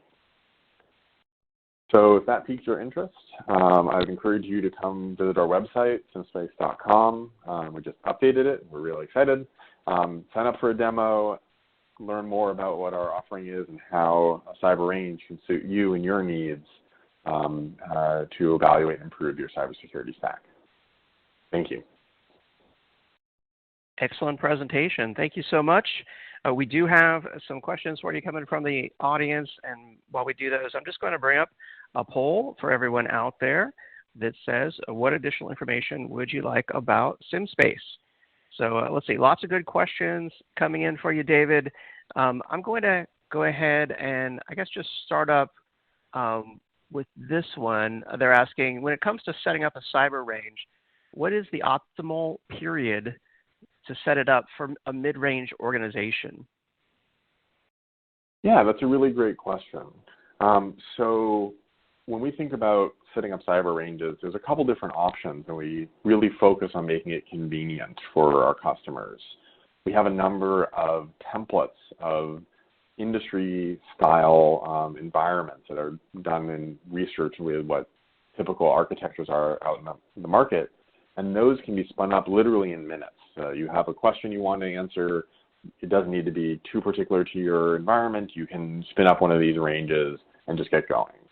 Now, if you want something more tailored, you can put in the investment, work with our team and our interface to help add the systems that are relevant for your environment. Those engagements tend to be in the days to weeks, sometimes a little bit longer for gearing up for a big team-based event. But it really is determined by what you're trying to learn. Is this about evaluating technology? Is this evaluating your team? We can be as long or as short as it fits your needs. Excellent. And then this is kind of a related, interesting question here. They're asking, when it comes to setting up a cyber range, is this as easy as telling SimSpace to duplicate my environment? That's an excellent question, and you're reading our minds in many ways. Today, as I just mentioned, we have really three main ways that we set up environments today for our customers. There are these pre-made templates that are pretty high fidelity for common different types of customer environments by industry. You can lightly tailor those to be modified for your environment, or you can create your own from scratch. We have a whole wizard built into the interface to create a custom environment. However, the dream is to be able to do exactly what you described, and we actually have active research underway, which is pretty far along, to be able to take information from the systems that you use today to manage your assets and use those to auto-generate a range for you. So bear with us. It's likely later this year, early next year, we're going to have that sort of push-button duplication technology. But in the meantime, we still make it very easy for you to replicate your environment or use a fairly comparable industry standard. Nice, nice. Yeah, a lot of options there and more coming in the future. Another one here that I really like is coming from Scott. He says, you know, he works at a small community college. Would SimSpace be the right fit for us, or is it, you know, just better suitable for large organizations, or what's your recommendation?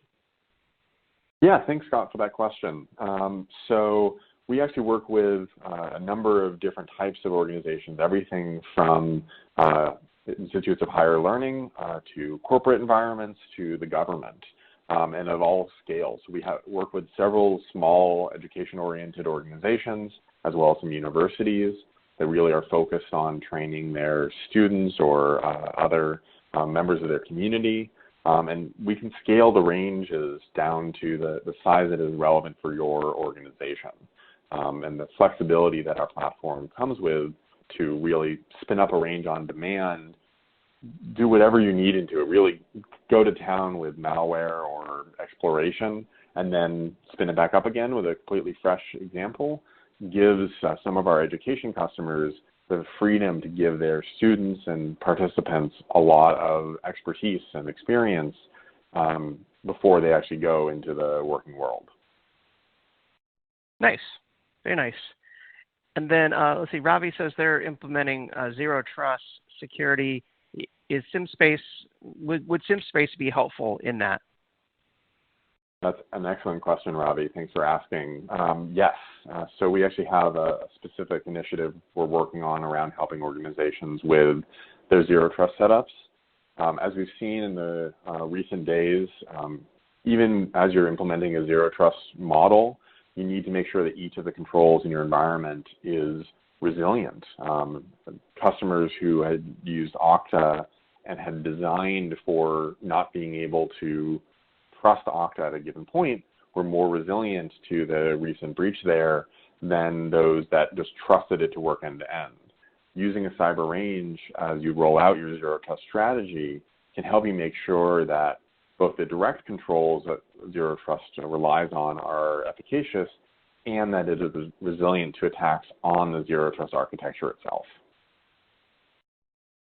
Excellent. Yeah, that could help a lot of companies, I know, implementing zero trust out there.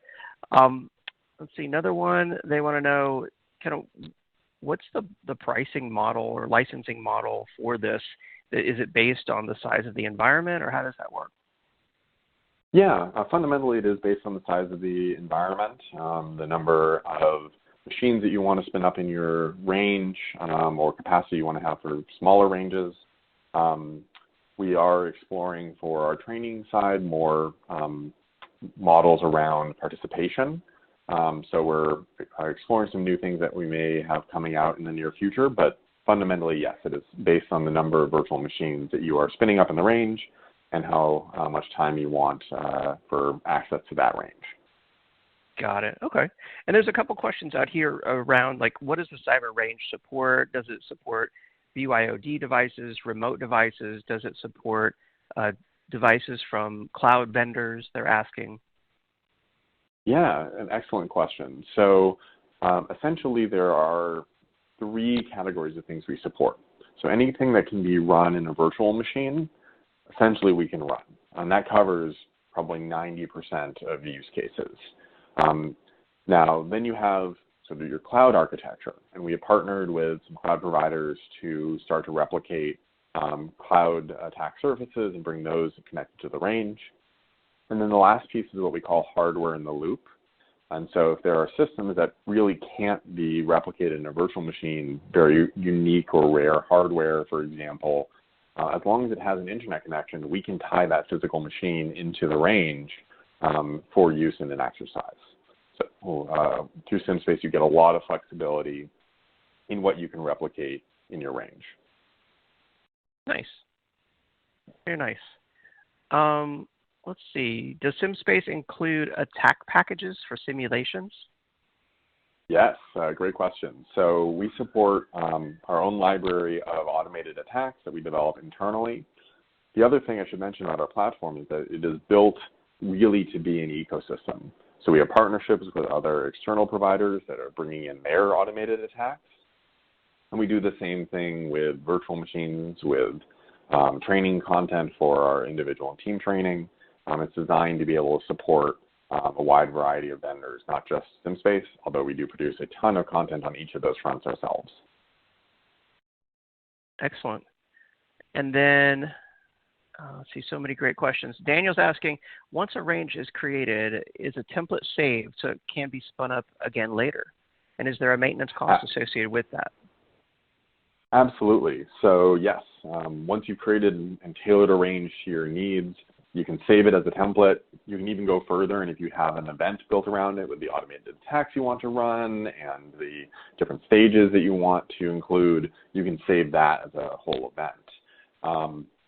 Generally, the way our pricing works is by capacity. So if you're purchasing enough virtual machines to run a mid-sized range over the course of a year, you have access to that. They really don't worry about the storage costs behind the scenes of an inactive range. It's primarily the active ranges that, or the ability to spin up the active range that we're priced on within some limits. Got it. Got it. Okay. Well, I'm afraid we're running out of time here in our live Q&A session. I still see 26 more questions for you in the electronic queue. So many great questions. But if folks want to get started with I will hang out to answer those offline, and really appreciate your time today. Excellent. All right. Well, thank you so much, David. Appreciate it. Thank you. And for more information on SimSpace, I encourage everyone to, of course, respond there to the poll on the screen, but also check out the Handouts tab. There is a report there from the Enterprise Strategy Group on the case for cyber risk management platforms. So make sure that you check out that PDF and download it, and you can review it after the event. All right, so I'll just leave up the poll while I announce our next prize winner. We have an Amazon $300 gift card.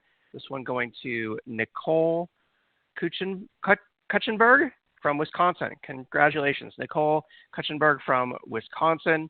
After our next presentation here, we'll have another gift card and our first set of grand prizes for the 3 DJI Mavic Air 2 drones. All right, so congratulations to all the prize winners, and thank you to everyone who responded there to the poll question. It is now time for our next presentation on today's virtual summit. I'm excited to welcome David No, who is the CTO over at Metallic. Hi, David. Thanks for being on the event today. No, thank you, and thanks to everyone for joining today. Appreciate you having me. Absolutely. Before I hand it off to you, I do have a quick poll question for everyone out there in the audience. The question on the screen is, where do data management and data protection purchasing decisions fall within your organization? And it's a quick 3-option question here. Is it the central IT or shared IT team? Is it falling to individual business units or to a dedicated security team? And I will share the results of this poll here with you in just a moment. Let's get a good majority of responses first.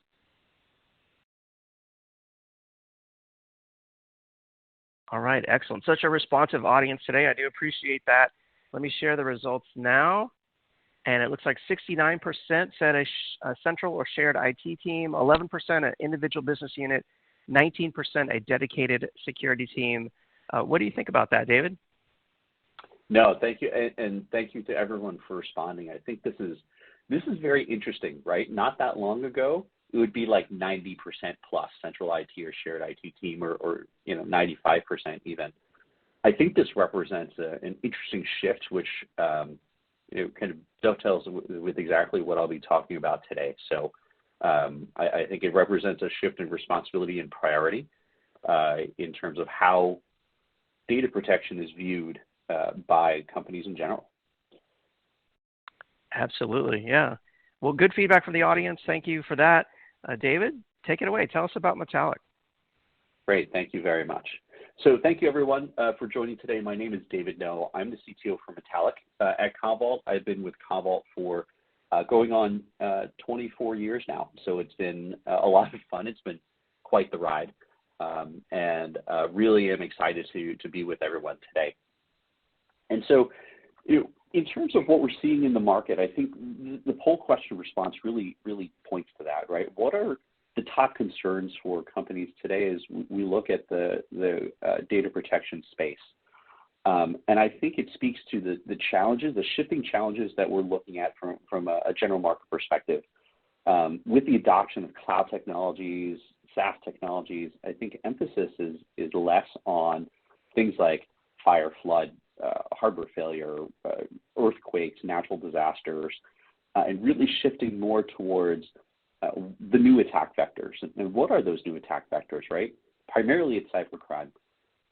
Whether it's from external attack via ransomware or some other malware, it could be external attack via supply chain, right, which is pretty insidious. Or it could be attacked from internal sources, a malicious insider, which is often the most difficult one to defend against. And so I think security and that the responses to the poll really kind of reflect that, speak to the where security is for everyone, which is really top of mind. I have a security discussion every day with customers, and how do they defend against not only the attack itself, but what happens when the attack is initially successful, right? How do they detect it? How do they respond to it? How do they recover from it? What's compounding the problem here is the hybrid cloud data sprawl. And when we talk about that, it's really because adoption of new technology starts moving data outside of your data centers, right? Microsoft 365 creates a new silo of data, right? That's not directly under your control. You have the adoption of IaaS and PaaS services in clouds like Azure and AWS and others. Again, not in the same data center and may require a different approach for data protection and management. And that's a significant challenge to current methodologies, right? And then, of course, on top of all of this is the constant drumbeat of having constrained resources.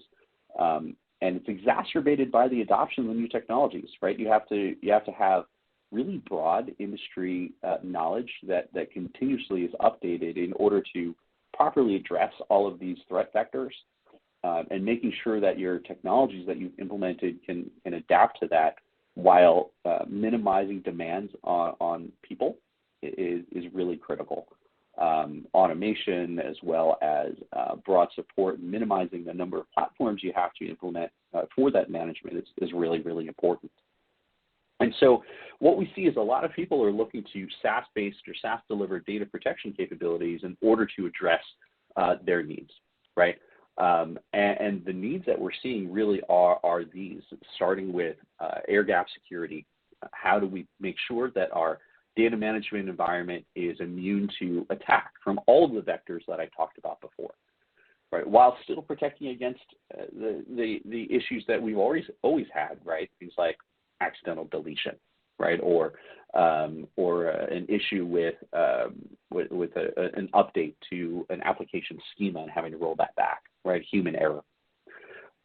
Simplified management is very high on the list, making sure that any solution that's implemented can be done so as quickly and easily as possible, and the time to value is as short as possible. Along with that, reduced infrastructure footprint is critical. I mean, that's kind of table stakes for cloud and SaaS adoption. Agility, not only from a perspective of fast deployment of a solution, but also adapting to new technologies is critical. That goes along with deep breadth of coverage to be able to handle not only new technologies, but also legacy ones. And finally, how do we do this at scale with technologies that are proven in enterprise environments, right? And that's where SaaS really starts to come into play. Metallic is what we've delivered as SaaS for our customers, right? What we've done is we've taken the best of what customers expect of SaaS, that is easy to buy, try, deploy, manage, have it be highly scalable and secure, right? And blending that with the well-known, well-trusted, industry-leading technology from Commvault, and we've built Metallic. And Metallic really is something that can cover your entire data state, everything from what you would expect a typical SaaS data management solution to cover, which is SaaS applications like Microsoft 365, Salesforce, Dynamics, as well as things like hybrid cloud data protection. When we talk about hybrid, what we mean is workloads that might be running in the cloud or on premises, and these workloads are what you would typically think of as kind of your back-end server workloads, virtual machines, databases, file systems, and these things really cover the gamut from, as I mentioned before, things like the latest technologies like Kubernetes with containerization, newest types of storage like Azure Data Lake, right? Azure Data Lake storage, all the way back to file systems on premises, Windows, Linux file systems, the latest versions of Oracle, or even older versions of Oracle. These are things that are important that people don't like to talk about, but they're things that need to be covered for a complete solution. Metallic also encompasses things like air-gapped cloud storage, distributed workloads like endpoints, as well as Active Directory. And Active Directory is interesting because it looks like it's kind of hanging out there by itself. But where it's really pertinent is in the area of security. And you'll see a strong emphasis on security as we go along here. So how does Metallic work with customers in order to ensure that they have really a complete end-to-end security posture, right? And this is something that didn't start overnight with us. We started back in October of 2020 with introducing the Metallic Cloud Storage Service, or as we like to call it, MCSS.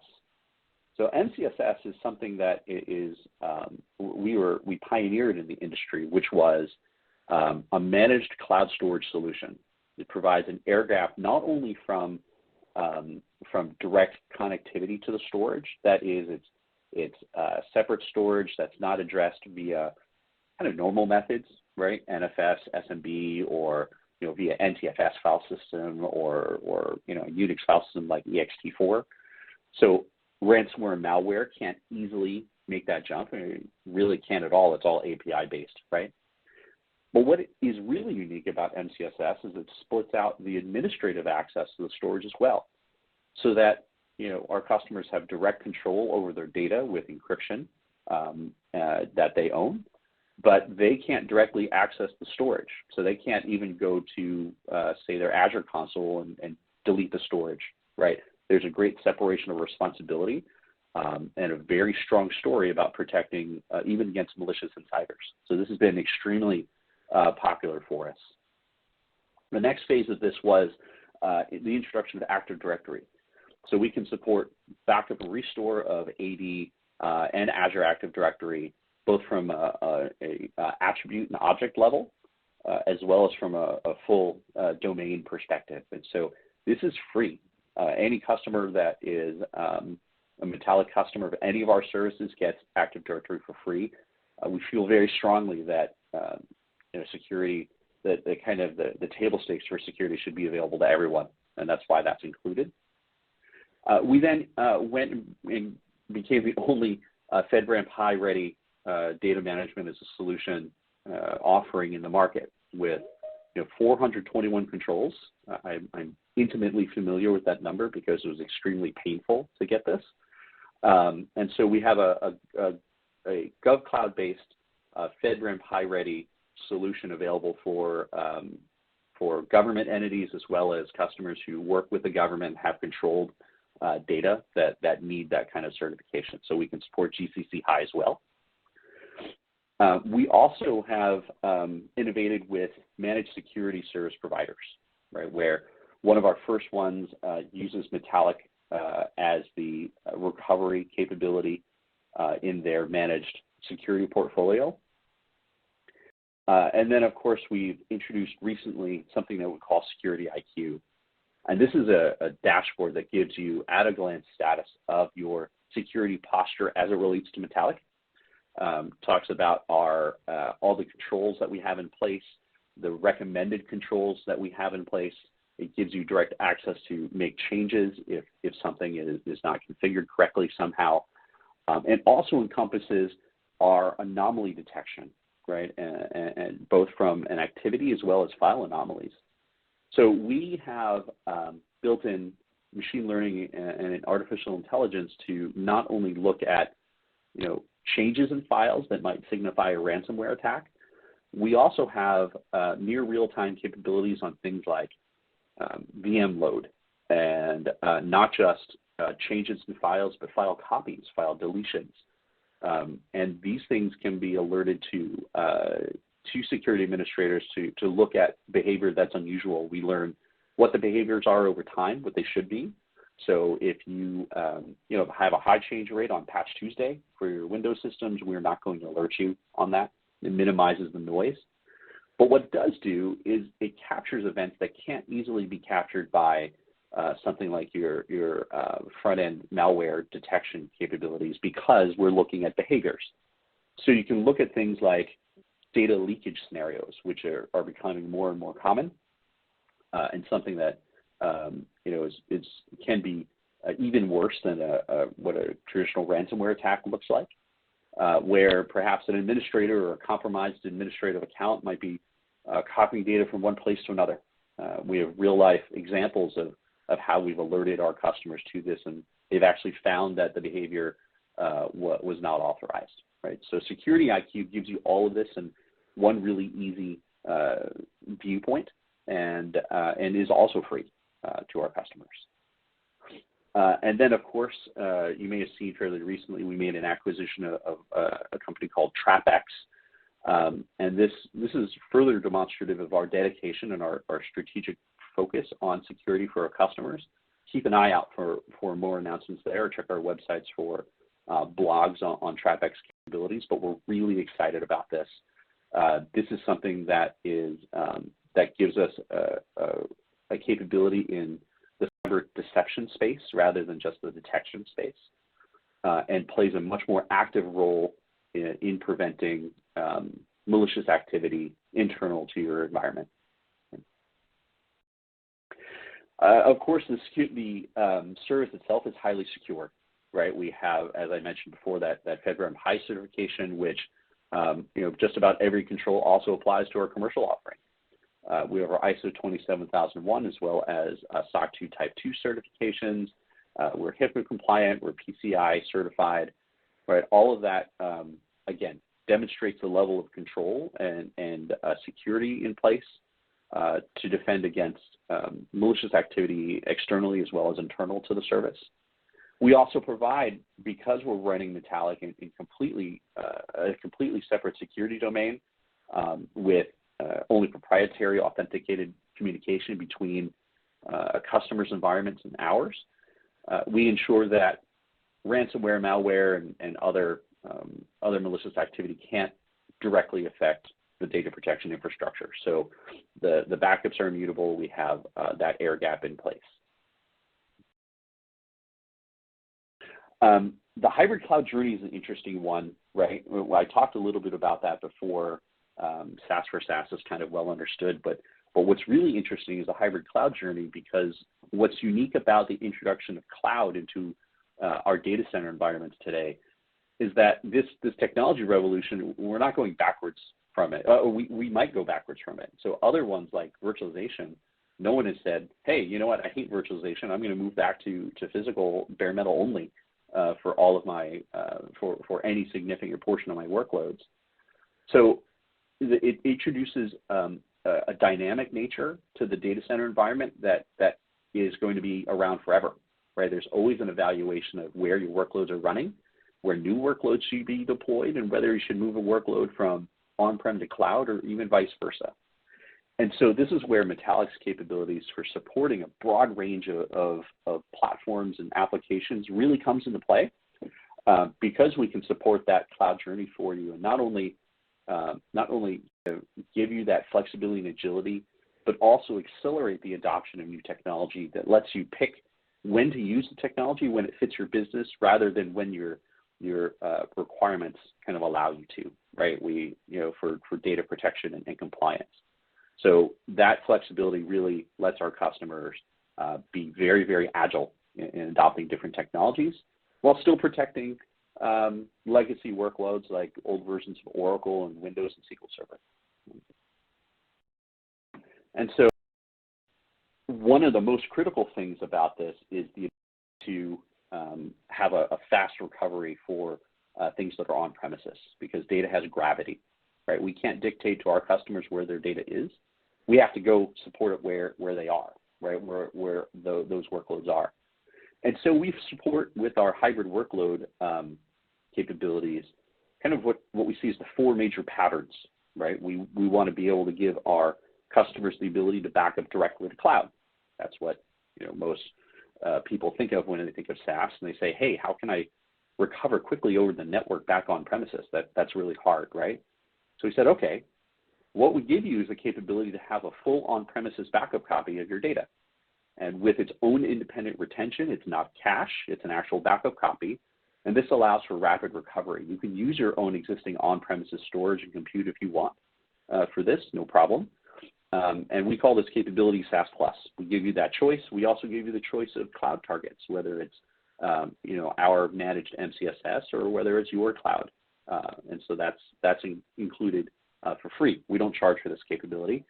And we will automatically pick the fastest recovery source possible. So for an on-prem workload, we will restore for an on-premises backup if it's available first. For customers who are looking for a fully integrated solution, who are looking for a scalable, scale-out, performant, highly dense and affordable storage capability, you can leverage our HyperScale X appliance. And what this lets you do, it acts like an extension of Metallic on premises, kind of like Azure Stack, right, or AWS Outpost for those clouds. It gives Metallic that on-premises footprint that's fully integrated and makes it super easy to have that copy. And then, of course, the magic combination is having an on-premises copy with maybe a shorter retention, say 2 weeks to a month, and a cloud copy of that data, maybe with a year-long retention for offsite disaster recovery, as well as ransomware resilience and air gapping, right? And while flexibility often begets complexity, this is where Metallic really shines, right? We have a lot of guidance that we've built on top of the best practices and learnings that we've built over the past 20 plus years. And we make it really, really simple to configure these different scenarios. Of course, we've really been able to enjoy some nice accolades from the industry. We've really we've defined the gold standard in data management as a service, we believe. This is backed by the awards that you see. But really what we're excited about is the feedback from our customers, which has been really great. And so, we focus not only on kind of industry validation, which is honestly less important to me. I'm much more focused on the value that we can bring to our customers, and we see that every day in their responses. So from the new edge, which is really, endpoints and laptops, to the data center, to the cloud, that's where Metallic shines. So thank you very much, and I'm excited to see a lot of questions here. Happy to answer some of those. So let's take a look. Absolutely, yeah. Lots of great questions coming in. I just want to remind everyone about the poll that's on the screen. I just brought up, it says, what additional information would you like about the Metallic solution? And obviously, folks do want a lot of information based on the large volume of questions here. David, I guess I'll go ahead and just start with this one here. They're asking, what's the argument that Metallic might make for smaller organizations to adopt hybrid cloud? Is there ROI for such organizations? Yeah, that's a great question. I think this goes beyond just Metallic in general to just, hey, should I use cloud? And I think the answer is it depends, right? It depends in terms of your infrastructure on kind of the bursty nature of what you might be leveraging, or your management overhead for what could be possibly more complex scenarios, like a highly loaded SQL server, or less likely for a smaller org, Oracle. But these workloads often, when you don't have to worry about the infrastructure, you get great ROI from moving that kind of workload to the cloud. But the flexibility of that choice is what Metallic brings to you as well. Excellent. And I think this one's somewhat related. They're asking, does Metallic support multi-cloud? Yes, actually, I believe we're the only data management as a solution provider that is multi-cloud. So we support Azure and AWS today. Excellent. And then here they're asking, what do you mean by air-gapped backups exactly? Yeah, great question. And so when we talk about things like immutable and air-gapped, right, these are terms that are overloaded from kind of years ago. Like immutability came from the SEC 17A-4 regulation for financial compliance, which was nothing can ever change for these records, and they have to be kept for 7 years. And the same thing about air-gap. Air-gap was actually a computer that was not connected to a network, right? Obviously, computers are connected to the network for a SaaS solution to work. So what does that mean, right? So air-gapping means that, from our perspective, that, and what are the goals, by the way? The goals are that a malicious actor can't affect the backup infrastructure, and that a malware attack can't affect the backup infrastructure or storage. So that's really what you want. That's the goal. And so an air gap in this case, the virtual air gap we talk about, means that the service, the data protection service, is in a completely separate security domain. It's on a completely separate network. The storage is not accessible by any non-authenticated means, even for a high-level administrator from a customer side. And so all of the threat vectors that our customers are concerned with are addressed with this architecture, right? You can't make the jump from even if you have full privileges in a customer security domain, you can't make that leap to having access to necessarily to the data management security domain. Nice, very nice. Yeah, thanks for clarifying that. Let's see, another good one here. They want to know. I heard the term zero trust being mentioned a lot. What is Metallic doing to provide these capabilities? Yeah, so zero trust, we have our full RBAC security structure in the app, in the service itself, as well as the zero trust philosophies and model that we use to build our internal controls. So zero trust is really implemented across the board, both from an internal and external perspective. Nice. Let's see, next question. Can I use Metallic if my company has to comply with GDPR? Yeah, great question. So Metallic is a global service. We have presence in, any number of countries around the world, which allow you to comply with not only GDPR, which is kind of EU specific, but various data residency requirements around the world. So GDPR, we have presence in for instance, in Ireland, in the Netherlands, and in France, and others, and in also the UK, which is not under GDPR, but since they decided to split off, they have their own requirements, and we can support those as well. But we have presence in the Middle East and in Asia and in Australia and India and North America and others. And so pretty much wherever you operate, you can be assured that there is a Metallic presence there that will meet your data residency requirements. Excellent. Dan is asking, how does Metallic integrate with Commvault? Oh, awesome question. So there are a few different ways, right? One is because it's all based on the same technology, well, not one, but in general, Metallic and Commvault software as well as HyperScale X all work very well together. So you have, for instance, the ability in the Commvault Command Center to be able to manage Metallic operations. That's integrated in the UI. You can use HyperScale X as the on-premises presence for Metallic. You can use the Metallic Cloud Storage Service as that air-gapped secure solution that's immutable for Commvault software that's self-managed as well as HyperScale X. So lots of different ways that the technologies work together, all of which provide some really unique value.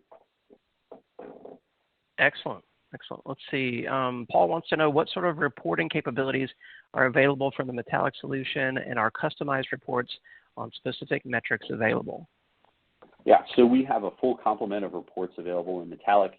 The reports are available for all authorized administrators to view and consume. I think we have a strong history of reporting with Commvault, and that carries over to Metallic as well. Nice.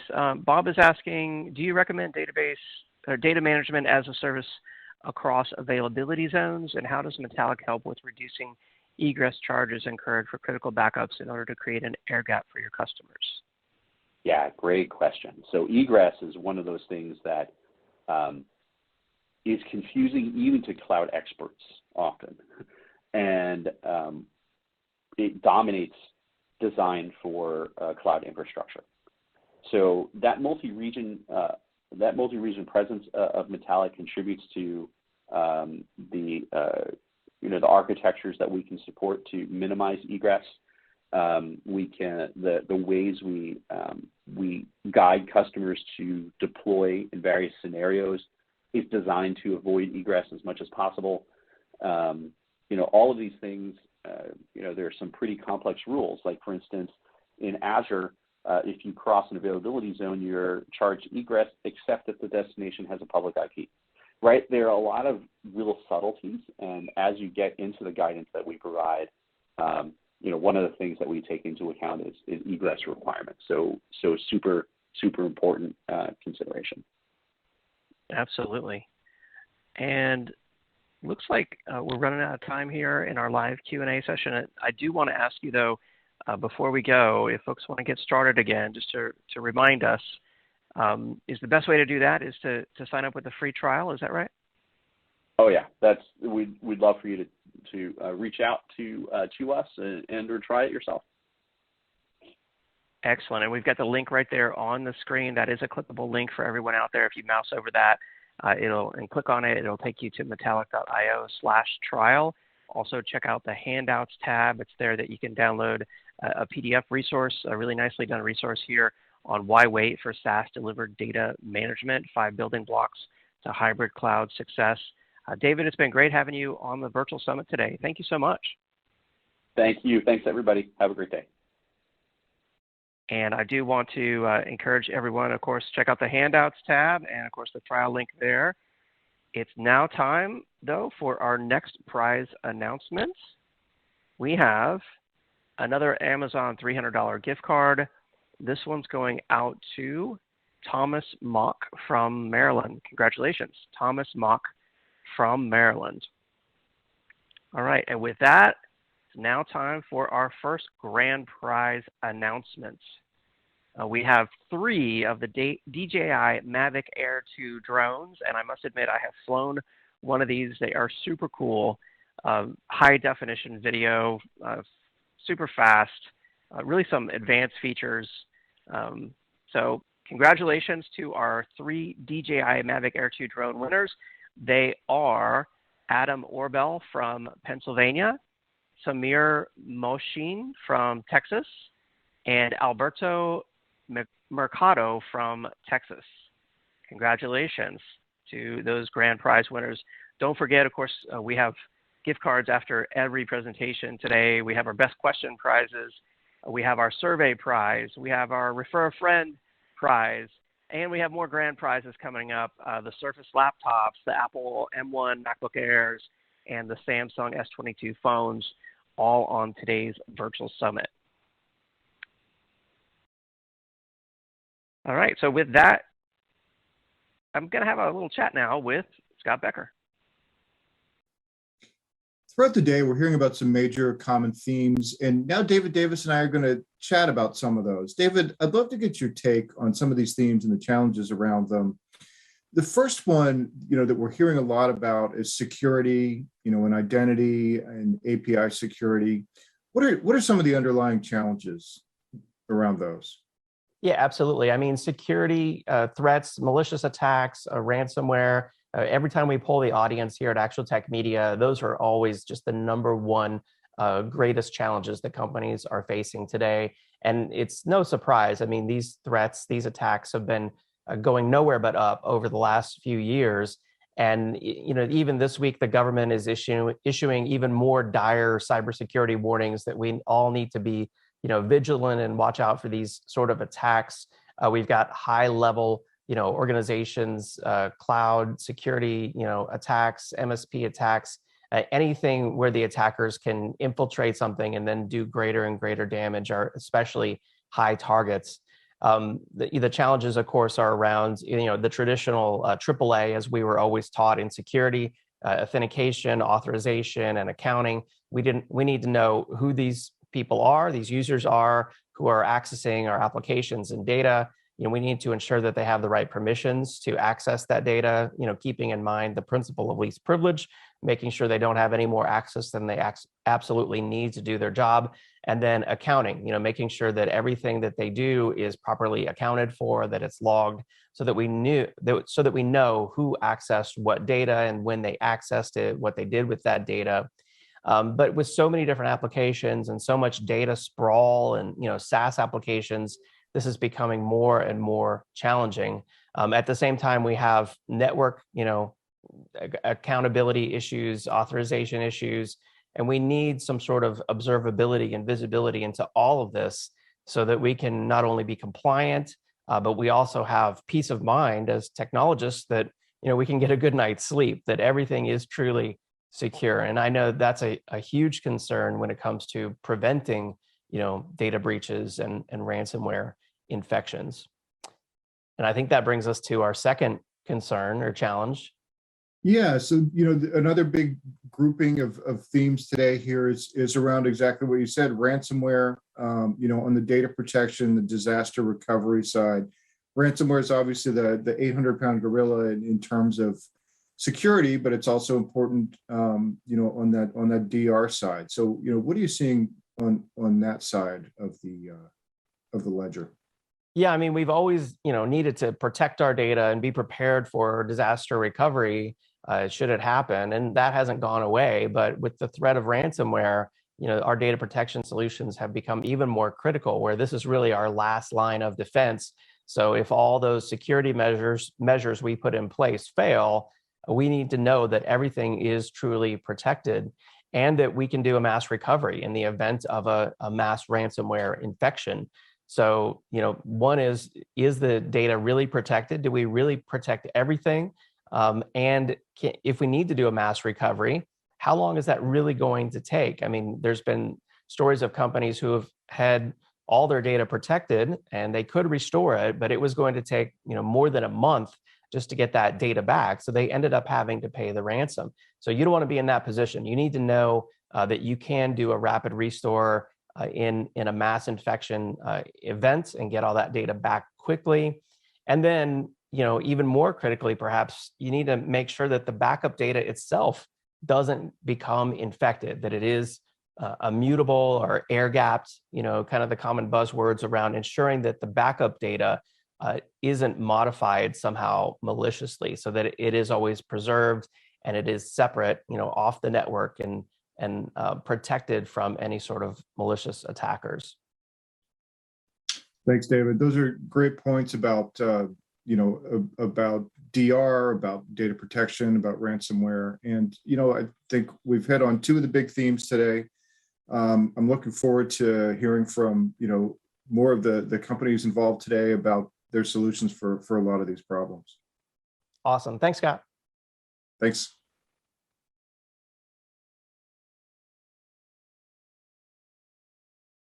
And with that, it's now time for our next presentation on today's virtual summit. Welcome to Aubrey Turner, Executive Advisor at Ping Identity. Aubrey, it's always great to have you back on. I'll hand it off to you. Hello there and welcome. My name is Aubrey Turner. I am an Executive Advisor at Ping Identity.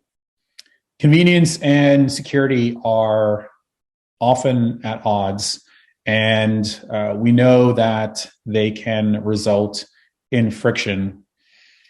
In today's session, I'm going to talk to you about a couple different kinds of friction. The friction that may be created from internal teams that are trying to build secure customer experiences, secure digital experiences, and how those internal friction may result in external friction that your customers may bear the brunt of.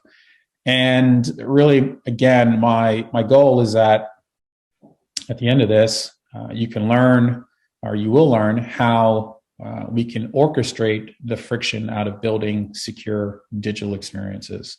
So with that, let's go ahead and dive right in. So you're, like anything else, I should say, it helps to understand or have an understanding of the problem before you can create a solution. And understanding your digital journey helps you understand your customers along a couple different fronts. So really knowing who your customers are. They may start out as prospects and eventually browse your website, create an account through creating a profile and building a unified profile. So knowing who your customers are is very important. And then secondarily, knowing what services they can use. And ultimately, your customers are looking to consume a service or purchase something through your company.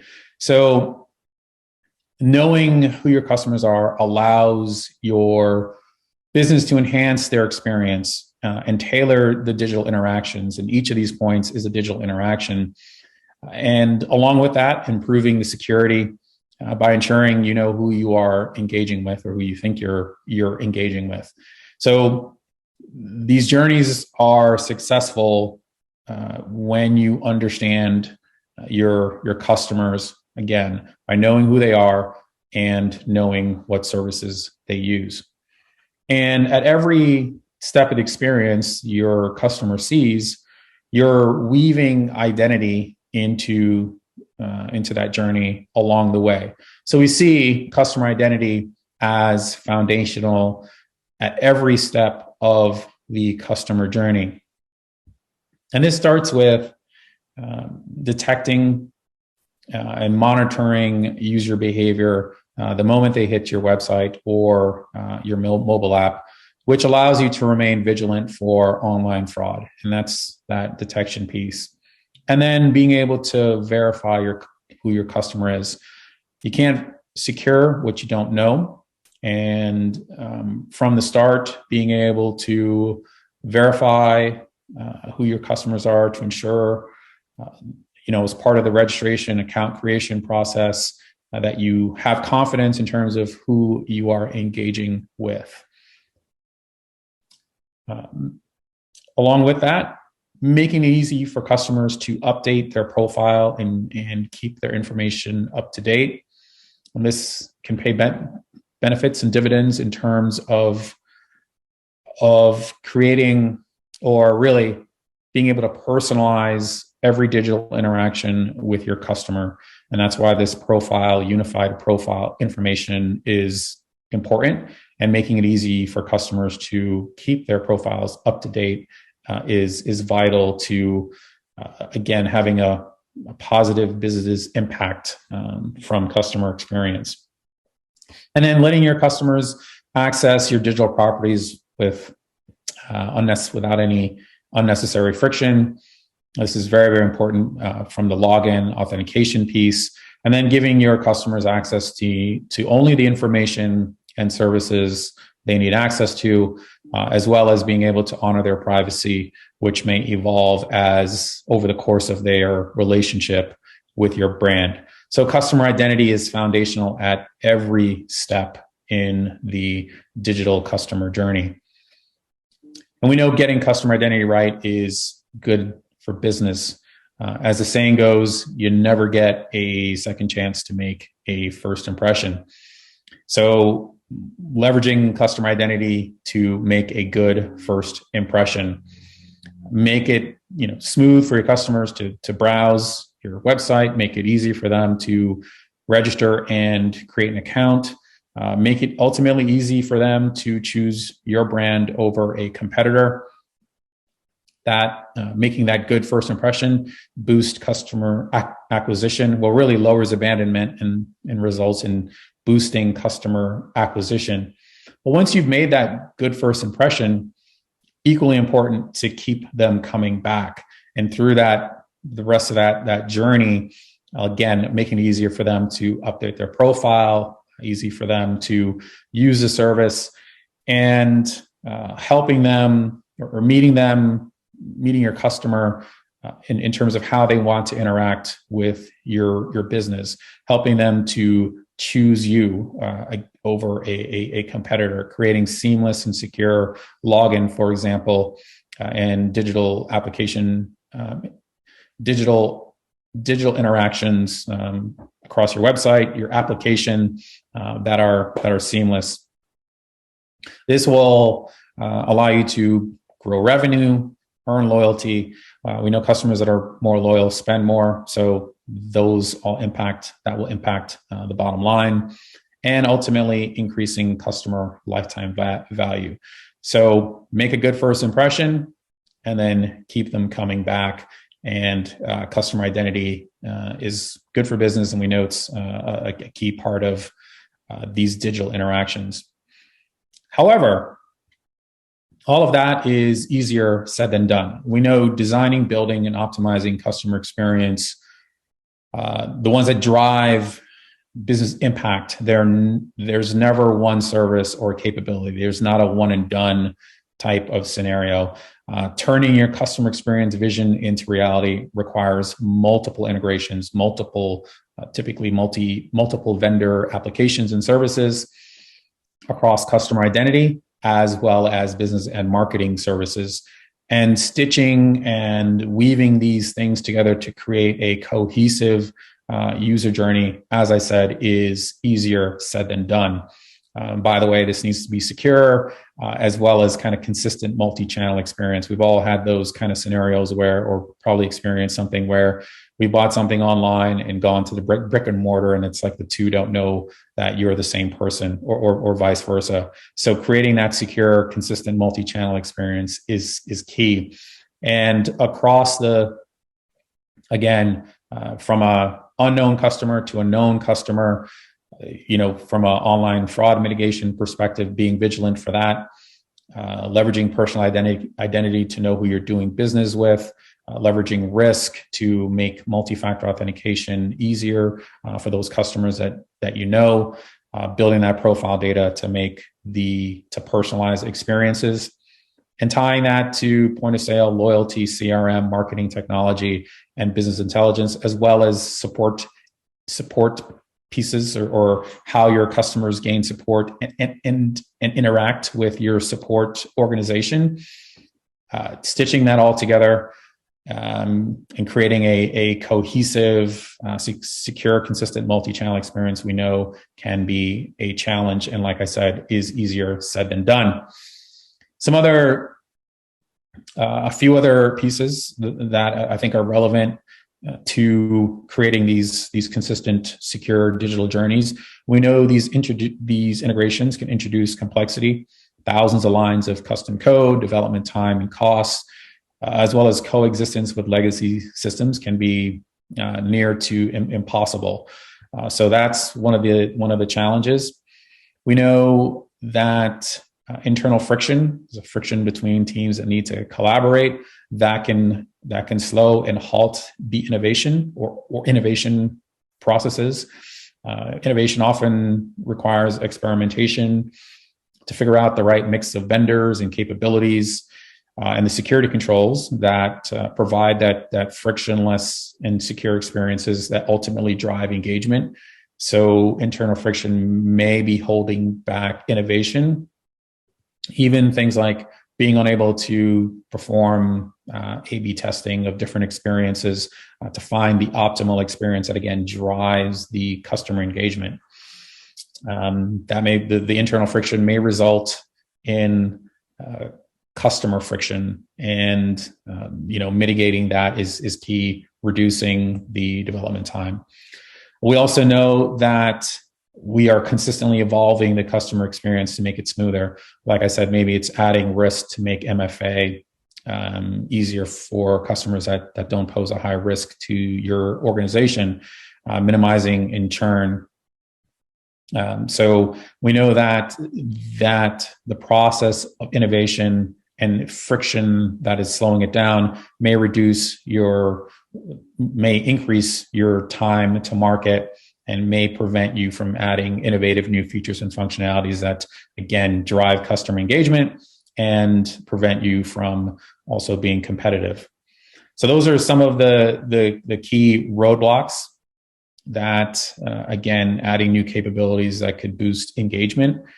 And we see some of those constraints as potentially holding back building that optimal customer digital experience that, again, drives engagement and is ultimately good for business. So how do we do this? How do you take the friction out of building customer experiences? How do you do that simultaneously? How do you drive the innovation that your business needs to increase digital demand, to increase digital demand and outpace competition? How do you reduce time to market by increasing efficiency, lowering infrastructure costs, reducing development resources? And ultimately, how do you secure and delight your customers? How do you not compromise between security and convenience for your customers and ultimately your business, and take the friction out of weaving identity so that you can help your internal teams deliver customer experiences that are seamless and frictionless? So we see that, as I said, customer identity being key to these digital experiences, and the Ping One cloud platform provides the necessary identity services that are key to securing everything, to weave everything together from, again, customer identity to business applications and business services. You need orchestration capabilities, and certainly Ping, as this diagram shows, has those orchestration capabilities. So you have any user trying to connect to any asset, building identity, or identity being the steel thread of that digital customer journey, and being able to orchestrate that customer journey in an efficient way and minimize some of the challenges, minimize the internal friction, be able to support experimentation and drive engagement through innovative new capabilities. Orchestration is the key to creating those seamless experiences. Orchestration means never having to compromise between convenience and security. And if you can whiteboard it, you can orchestrate it. And so a couple of thoughts here in terms of what that really means: bringing internal teams together to collaborate, bringing teams together virtually or physically to create and visualize customer journeys and facilitating that collaboration, using orchestration to take the friction, the internal friction, out of the collaboration process so you don't put friction into the user journey. And it's really a win-win in terms of minimizing internal friction that could potentially result in end user friction. So again, if you can whiteboard it, you can orchestrate it. And so allow me to introduce you to Ping One DaVinci, really with the goal of, like I said, taking the friction out of building seamless, secure digital experiences. And first, I'll explain why we called it DaVinci, named after Leonardo da Vinci, of course. And he was part artist, part scientist, but really all genius. He was also ambidextrous. So the idea being there, we can bring convenience and security together without compromise. But a few other highlights of the service: simplifying the process of integrating identity systems and applications through hundreds of out-of-the-box integrations, reducing the time to market. So being able to leverage drag and drop to design automated workflows without custom code. And then A and B, rapid iteration to drive innovation. So being able to optimize and deploy user journeys with speed and efficiency. Test A and B testing to test a couple different versions of a user journey and figure out which one is the most optimal, which one is going to ultimately drive the best customer engagement, and being able to do that with as simplified as possible and as quickly as possible. As we say, drag and drop the user journey into existence. So this is a no-code environment where your teams can build, test, and optimize identity journeys for your digital customer journey.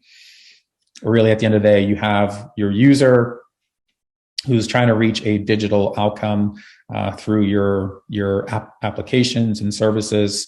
And so be it the registration, passwordless account recovery, creating that unified profile to ultimately drive personalization through those customer identity flows.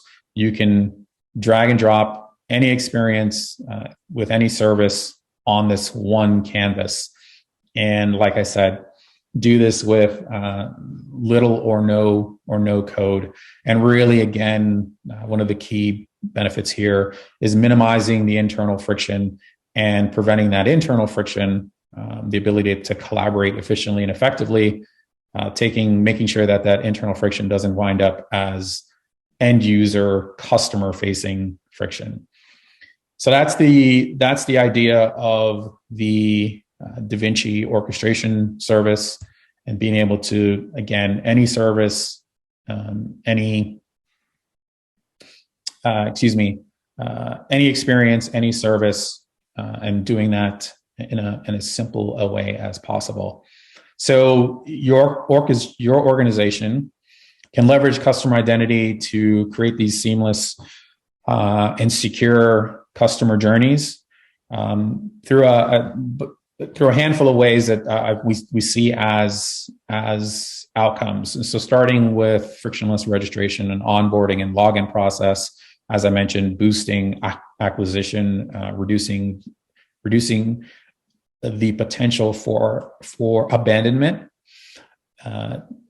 being vigilant from an online fraud perspective to mitigate fraud, safe and simple account self-service to support the account recovery and reset process, leveraging self-service across every channel. So as you know, your customers brick and mortar or digital online, you know who that customer is. Getting support faster that helps solves the problem in as fast as way as possible. The service also being personalized to the person that is calling in.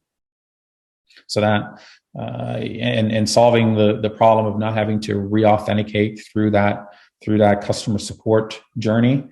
So those are some benefits. And last but not least, I think it's also important to ensure compliance with privacy regulations. Your customer's relationship with you will evolve over time, over the course of the relationship, and how their expectations for privacy will change as over the customer's lifetime. And so you need to honor their privacy and ultimately ensuring compliance with regulation. So again, the orchestration service allows you to build and secure customer journeys across all of these fronts. And all of this is required for a customer journey to make it smooth, frictionless, and secure. So in summary, DaVinci brings all of this together. Allows you to maintain control over the user experience. As I mentioned, hundreds of out-of-the-box integrations to build any experience that you want, leveraging any type of service, really. Reducing the time to market, so that no-code canvas to quickly build and deploy journeys allows you to stay ahead of your competition, keep your brand innovative, and again, drive that. The ability to do test different options, find out which one is optimal and going to have the best customer impact, optimize and experiment with different customer journeys, really with the goal of driving innovation, and then delight and protect your customers, which is ultimately the goal. So never compromise between security and convenience, and securing and honoring customer privacy that, again, delights and protect your customers. So that's the wrap up of, again, how we can leverage orchestration to take the friction out of the internal collaboration process, which ultimately creates frictionless and secure user experiences. As always, I encourage feedback and collaboration. So please let us know if you have any additional questions, and please don't hesitate to reach out to your Ping representatives or myself to learn more about Ping One DaVinci orchestration. Thank you and be well.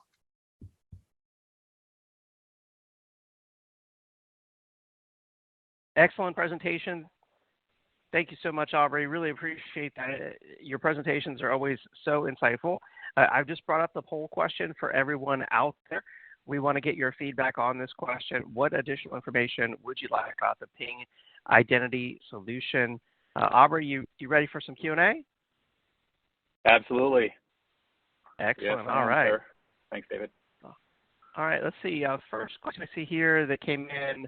They're asking, is Ping capable of escalating authentication requirements during a suspected fraudulent event or incident, perhaps using like AI or ML? Yeah, so we do use AI and ML as part of our online fraud detection and our risk signal service. And, you know, we can also, as part of the, let's call it workflow, escalate. So you can, when you get a response that is approved, meaning you've looked at the fraud signals, you looked at the risk signals, and you get, hey, this person is of low risk, right? This is a known person. They're not trying to do anything that's out of the ordinary.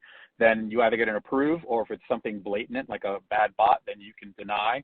Or maybe it's something that needs further escalation to the point of this question, then we can elevate that or escalate that to a security orchestration solution or some other service where human eyes can be put on the actual event and then a decision made as to what's actually happening. But yes, AI and ML is as far as understanding user behavior is a big part of how we're looking for suspicious or abnormal activity, and then, like I said, making a decision as to what needs to happen from there. Excellent. Joseph said that all the human factors that you brought up are possibly more important than the technical solutions. So that's a great piece of feedback there. Another question here, Alex is asking about the architecture of this. Does this run on-prem, in the cloud? How does that work? Yeah, so the deployment model for our orchestration service is cloud-based. And so the Ping1 DaVinci that I talked about during the presentation, that is a SaaS cloud-based service. With some of our other components, so single sign-on, for example, we, as well as our authorization service, we do have some flexibility kind of in terms of your cloud or Ping cloud. So we do offer containerized versions of some of our other products that our customers can deploy, in the cloud of your choice. But specifically, the Ping1 DaVinci orchestration service is a SaaS cloud service. Okay, excellent. And then what about, there's a question here, they're asking, how easy is this to deploy? Yeah, so it's the orchestration service, like I said, it's cloud, so it is very easy to deploy. That's fairly straightforward. And then the idea behind the integrations, the other services that are available, those are APIs that again are I'll use the term pre-configured, and this is the aspect of it that is low code, no code. So we've done the hard work in terms of the additional services and other applications that are available. So for example, we have a fraud service, Ping1 Fraud. In my experience, customers tend to be taking a belts and suspenders approach to fraud. So they may be using more than one fraud service. So you can bring that in, and that again is one of the available API integrations that is low code, no code, for example, in our service. But the solution itself is SaaS, so it deploys very, very quickly and easily. Excellent. All right. Well, Aubrey, I see 20 plus questions still there for you in the queue. I'm afraid we don't have time for live here, but we'll be routing those over to you and your team. Okay. Excellent. Yeah, excellent presentation. Thanks for being on the summit today. Really, really appreciate it again, and thanks for the opportunity to share about Ping and share, stories about what's happening and the journeys that we're helping customers on. Really, really appreciate it. Thanks again. Excellent. Thanks, Aubrey. And I encourage everyone to check out the handouts tab there. There is a link to a video on Ping Identity's DaVinci, the Ping1 DaVinci identity solution. Check it out right there in the handout tab. It will show you more about what Aubrey educated us on there in his presentation. All right, so with that, I'm going to hand it over to Scott Becker to announce our next prize winner. Excellent. Thanks, David. And I'll just go ahead and advance out of the poll. Thanks to everybody who responded to that. And the winner of our 5th Amazon $300 gift card of the day is Adrian Collins from Arkansas. So congratulations to Adrian. We'll be in touch about claiming your prizes.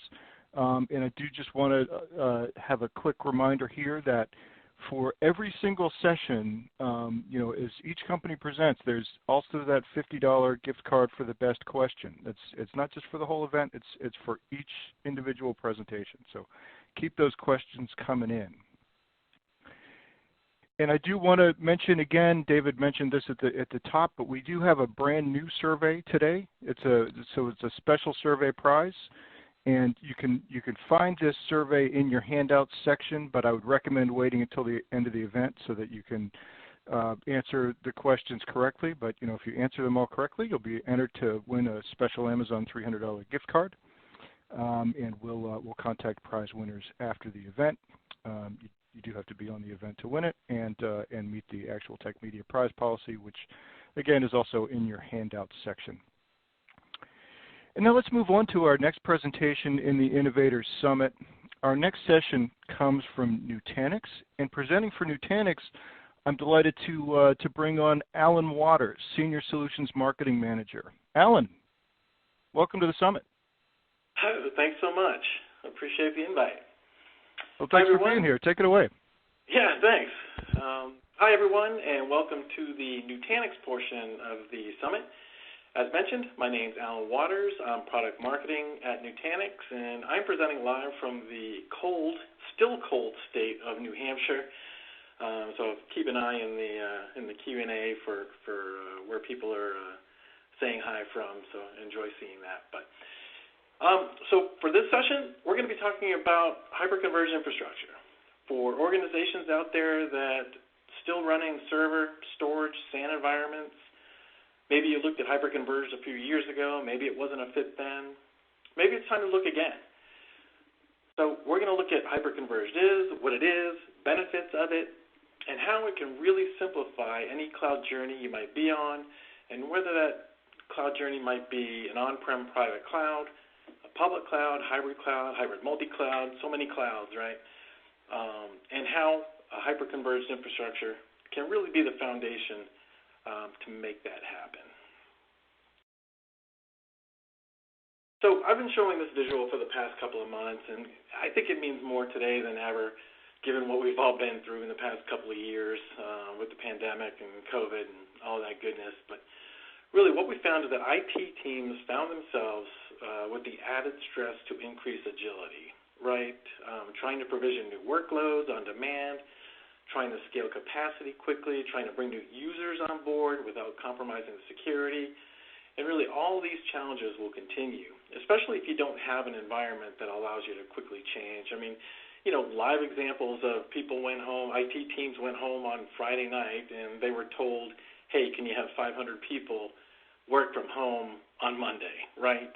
And really, if you didn't have an IT infrastructure that's flexible to allow that happen, you know, there's going to be some stress and there's going to be some months that go by, you know, before that happens. So a lot of times it requires a more modern IT strategy, one that spans public and private environments, and it's a strategy that allows IT managers to really place workloads on the right cloud for the best economics, the best performance, service level agreements, and control. So how do you do it? How do you get there? How do you avoid all that complexity and really do it right the first time? As I mentioned, we believe here at Nutanix is that the key is picking the right platform. If you pick a right platform, one that can eliminate complexity, and if you've ever experienced some of the really suites that are out there that require months of professional services, you know there's got to be a better way. So some considerations are, is it easy to use? Can you get it up and running quickly? Is it simple to get components added when you need them? And really in that situation, you know, think about moving to a more software-defined infrastructure. Have the ability to decouple software from the hardware, right? And as you heard, have the ability to run all those applications and services with the security policies that are attached to those workloads and have them follow them no matter where they are or what cloud they run on.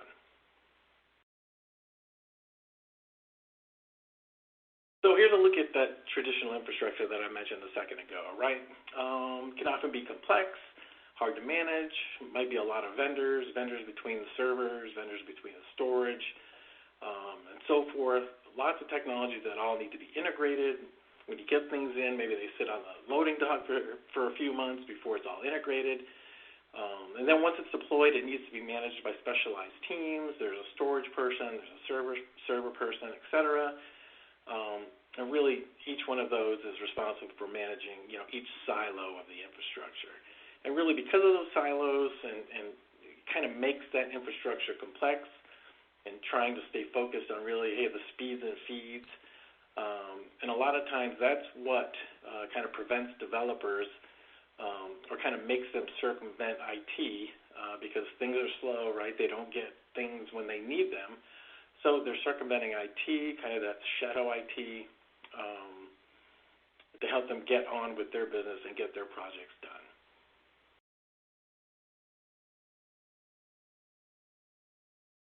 So the good news is HCI consolidates a lot of those technologies. Instead of needing to deploy those large, inflexible storage arrays, HCI enables a dynamic data center that can adjust as needed as the business changes, as new needs come up, and really what you get is increased productivity and efficiency from hyperconverged. And really, instead of needing to spend most of your effort maintaining infrastructure, making sure things are up to date, if they even get done, with only a fraction of that time left over for new applications or maybe implementing new services, HCI can do it, and HCI enables you to turn around and turn that all around and really change the story and help the business move forward. So, hyperconverged, we can probably talk for 2 hours about hyperconverged itself and HCI and all the benefits. But really the top three that we'll spend a little bit of time on today are the agile operations you can get from it, the sustained innovation, kind of the future proof from HCI, as well as the ROI TCO, kind of those optimized economics that you'll get from it as well. So agile operations. So how do you get there? Well, HCI is fast. It's easy to get up and running. It's easy to install due to the packaged architecture that's involved with it, and really that full integrated stack that you get from the installer from the Nutanix hyperconverged infrastructure. So not only does that allow you to deploy new hyperconverged clusters quickly, but it also automates the deployment. So if you have different things in multiple geographic regions, or distributed sites, you can do that simultaneously. You can install those simultaneously, so it's very fast. This is particularly helpful for those large data center deployments or for those edge. Edge is kind of a great use case right now. I know the Gartner and Forrester are talking a lot about edge and the growth of edge deployments, remote office, branch office deployments, so great for that. Also has integrated full stack deployments, including support for third-party hypervisors. Nutanix has its own hypervisor, but it's not just supporting that. It's also vSphere. It's also Hyper-V, and dramatically decreasing the amount of time and effort that's needed to deploying the new infrastructure and software that's associated with that.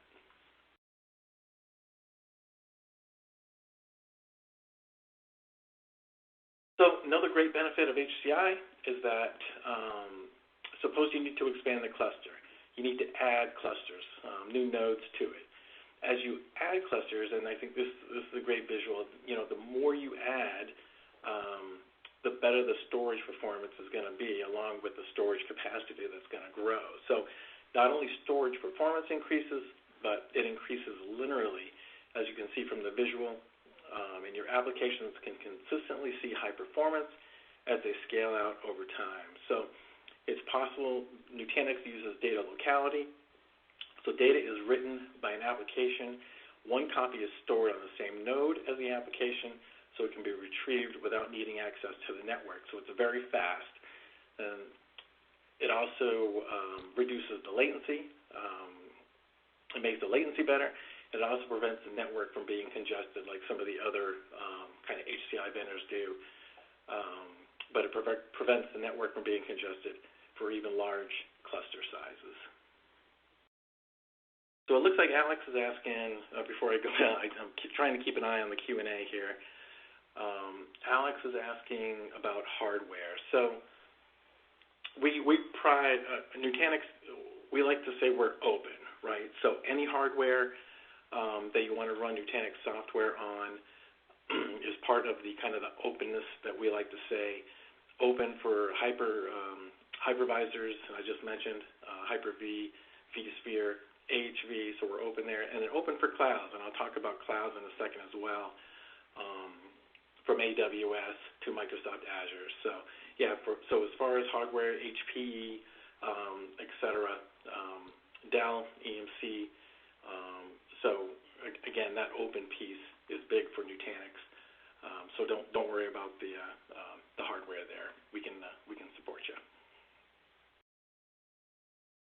So continuous availability, it's important. You got to look at that. And a lot of people think, oh, HCI, it doesn't have that kind of continuous availability that I'm looking for, or that I get from my that big array that you have in the back there. But because of the distributed architecture that we use and the algorithms that we use along with it, instead of relying kind of on that specialized hardware that you might say, hey, I rely on my array to do that, the Nutanix software keeps the services up and running. So they're distributed. Those services, those special services, are distributed across the nodes in every cluster, and you get 5 nines of availability without the need for complex design considerations or expensive purpose-built hardware that Alex just asked, right? It's a server of your choice. So clusters are protected from drive, node, rack failures, self-healing algorithms keep it up and running, and the intelligent placement of kind of those replicas or chunks within the cluster helps that continuous availability so that when disaster strikes, if they do strike, virtual machines can be brought up at another data center or even a public cloud using VM-level replication, application consistency, runbook automation, and so forth. So continuous availability is there.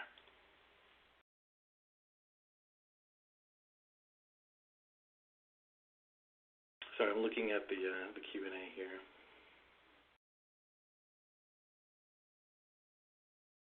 I'll touch on David's in a second.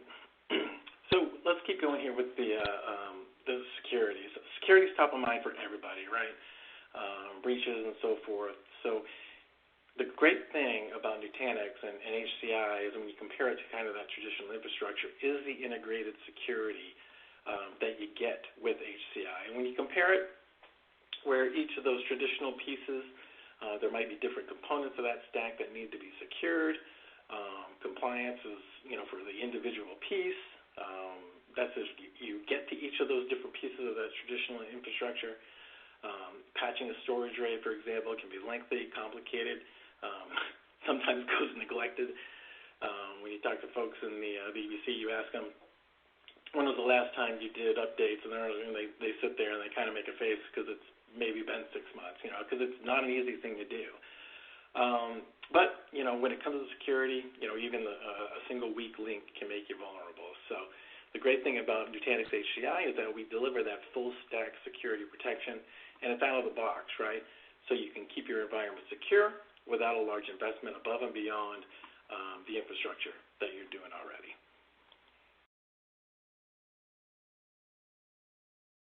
So simplified maintenance and upgrades. This is huge.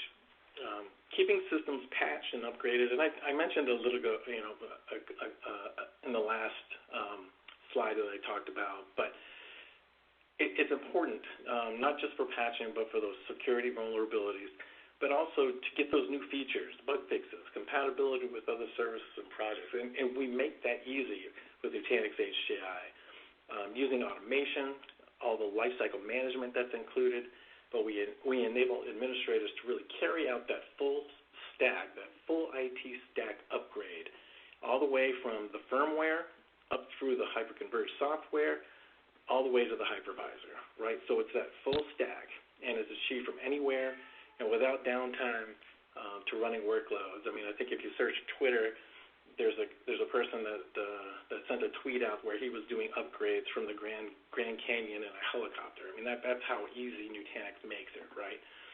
So really that anywhere without downtime is key. And it's scalable, non-disruptive solution. It really allows administrators to really upgrade everything from the individual components to the entire cluster. And we make it easy with Nutanix one-click simplicity.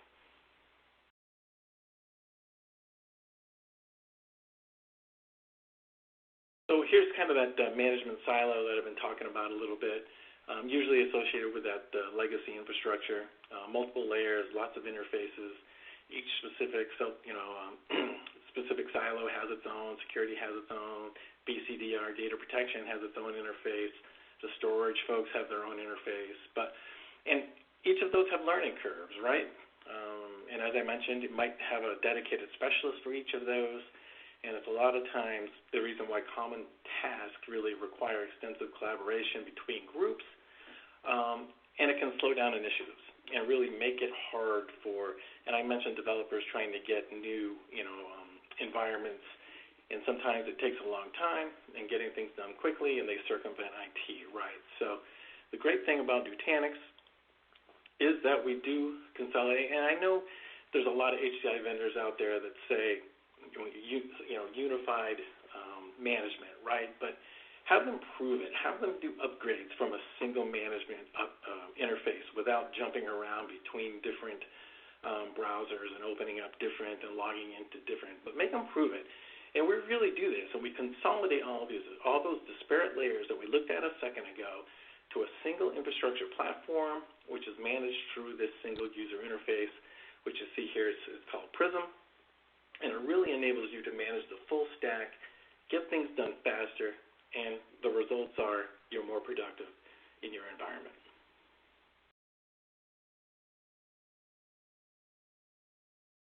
Talk a little bit about sustained innovation. And really, it's keeping the innovation going, right? And it's important. Installing a point solution that's going to be a dead end and being stuck there for the future, it's not going to help the business and really creates more silos. And you can really think of Nutanix HCI as really your first step in a cloud journey, right? So set up an on-prem private cloud with it hybrid converged. Think about business continuity with that environment, security, storage consolidation that we've talked about, and more. But you've done that, but what if your sales or customer service team comes to you in 6 months with a new application they want to roll out?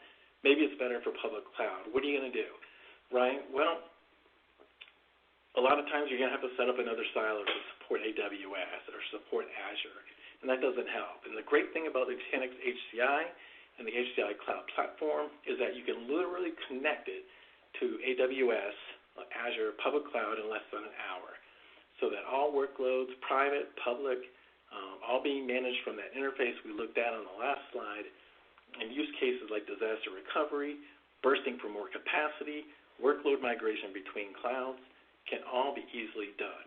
And really, that's the future-proof environment that we're talking about and providing that sustained innovation for your business.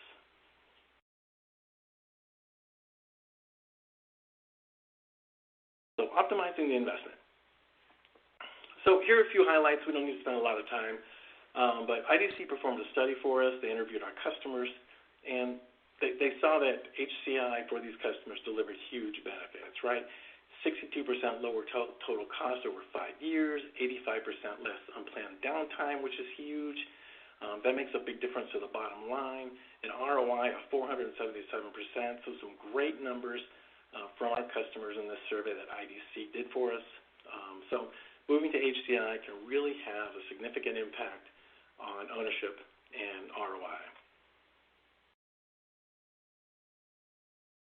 And really, when it comes to the HCI vendor landscape, HCI is a game changer, but Nutanix has been at it longer than anyone, right? We're a leader, and we've been a leader longer than anyone. Both Gartner and Forrester identified us as the leader in HCI.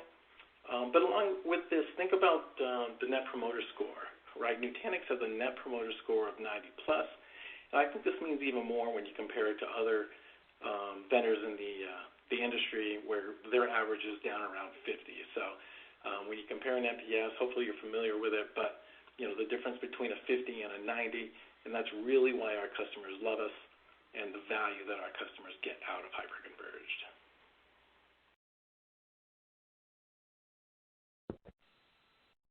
So this is how Nutanix delivers that hybrid cloud platform. It's really that complete solution that brings that private cloud to the HCI private cloud to the public cloud to really create a hybrid multi-cloud, and it's all together as one, managed as one. You get that full hybrid cloud experience, and it can be literally configured in less than an hour, capable of supporting all your on-prem and cloud applications, and it's easy. It's intelligent, it's resilient, and it's all with that single control plane that I showed you earlier, and it all starts with really making that move to Nutanix HCI.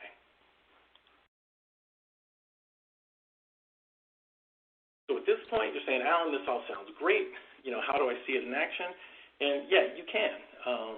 If you can do one thing, I'd highly recommend taking the test drive, right? Nutanix.com/test drive. And you can see a lot of the things that I talked about in this presentation firsthand. There's instructor-led exercises where you can see how easy it is to get tasks completed, create VMs and things like that, all the simplicity, and experience a lot of the features that we talked about in this presentation. So thanks for watching. I'm going to try and get through some of the Q&A here, but if you do have some questions, put them in there.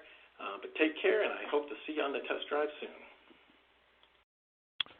All right, thanks, Alan. That was a great presentation, and that was great that you took some of the questions there live. We've got lots more here, so we will get into those. I also want to mention that we've got the poll up about what additional information you'd like about the Nutanix solution. So, if there's something you'd like from Nutanix, just go ahead and fill out that poll, and we'd appreciate it. So, Alan, this first question, this is a really good one. So, my storage and servers are on different refresh cycles. How can I move to HCI without wasting my existing investment? I know, that is a good one. And a lot of times, when a customer sits through the briefing, they say just that. It's like, Alan, this sounds great, but how do I get there? Because I have things on different maintenance, and how do I get started, right? So I'd recommend, there's 4 different ways to really get started, right? So, if you have some new applications you're rolling out, try setting those up on a new Nutanix cluster, right? Start out with 3 or 4 nodes and try that application. And what you'll find, and kind of this is an old term that's been around, but once you get HCI in your data center, you're going to find it's like Pac-Man, right? It's going to start eating up all the other workloads because it's so easy and because it performs and because of all the benefits I talked about. So, if things are on different, set up a small cluster, put some workloads on it, maybe some new ones. Maybe some test dev is a great. VDI is another great use case to try out to get started with HCI. And really put it in the corner, try it out, and you'll see after a while that it'll just start eating up all the other workloads in your data center as you move to HCI. So that's probably the best example I can give you. Okay, great. We got a comment from Harold who says your support team's been excellent in resolving issues with our hardware when we have it, and he loves how 99% of the hardware can be replaced without shutting down anything. Yeah, I see that, yep. and thanks, Harold. And that kind of goes back to that 90-plus NPS that I talked about a second ago, in Nutanix supporting our customers. And if you really do some research on what the Net Promoter Score is and the averages in the industry, a 90-plus NPS for Nutanix is awesome. And I think, Harold's comment there kind of backs that up. Yeah, definitely. Matthew's wondering how Nutanix is licensed. Is it a hardware or a software or a combination, or how does that work?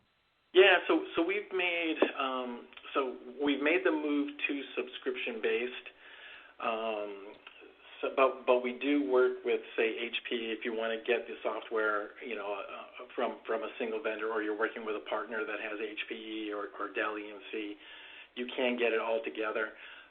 So I'd recommend just work with your account team because there are different options. But Nutanix itself is subscription-based, depending on what you get.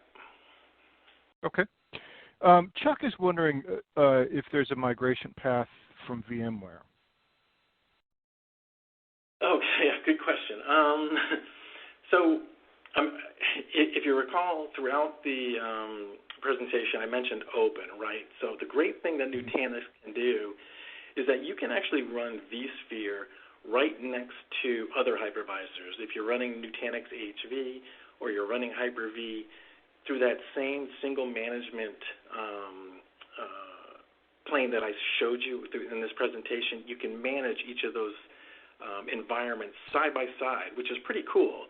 So if you want to migrate, you can. We do have a product called Move that will migrate. If you want to go from vSphere to HV, but you don't have to. I mean, we've got over 10,000 customers, I think, that are running vSphere on Nutanix. I mean, Nutanix rolled out at VMworld back in, I think, 2011, and we've supported VMware for a long time. So if you're worried about it or you want to convert, we can handle both. Not an issue. Okay, super. Here's one. They're asking, the industry is saying public cloud is the way of the future. Is HCI going backward? Yeah, and I did kind of touch on that a little bit. So the great thing about the Nutanix HCI, and there are some vendors out there that, and I mentioned it, you might get stuck in a dead end because that hyperconverged platform can't get to public clouds. But we kind of look at our HCI platform as really that foundation. So maybe you install HCI, maybe it's on-prem, maybe you build it out to be a private cloud with automation, with self-service, which we can help you do as well. And you can get a lot of capabilities, on-prem that you get from AWS public cloud. But then that example of, hey, what happens in 6 months when you do need to put an application on AWS or you do need to put an application on Azure? Connecting that on-prem environment to the public cloud can literally be done in less than an hour. So it really gives you all the options. You don't have to do it, right? But having the options down the road, because you don't know what's going to happen, maybe you do need to make more of a move to public cloud, and our hyperconverged platform allows you to do it and do it easily. Great. No, that makes a lot of sense. Thanks to everybody who filled out the poll. I am going to put up the take a test drive link one more time while we get to maybe one more question here, Alan. They're asking, what applications or workloads are best suited for HCI? Yeah, and I would say that 99.9% of applications and databases can run on hyperconverged. End of story, right? I mean, the IOPS that you can get, because there's always storage folks out there that say, oh, I'm not going to get IOPS out of HCI, right? But you can get 900,000 IOPS out of hyperconverged. And so there's really not an application. There might be, a medical type of application out there that, hasn't been approved by a certain vendor. So, yeah, there might be a couple of those out there. But a majority, I'd say 99% of the applications and databases will perform and will be great to run over and, move over to hyperconverged. It's not an issue. Okay, great. Well, there is that test drive link up here, and if you missed the link here on this slide, but you want to check it out later, it's also in the handout section here in the console. Alan, we've got a lot more questions that have come in. Unfortunately, we're out of time, so I don't know if you're able to hang out in the chat for a bit and answer some of those, but I'm sure the audience would appreciate it if you can. Thanks so much for coming on. Really appreciate you bringing us up to speed on Nutanix. Thanks so much. Enjoy your day. All right. Thanks. You too.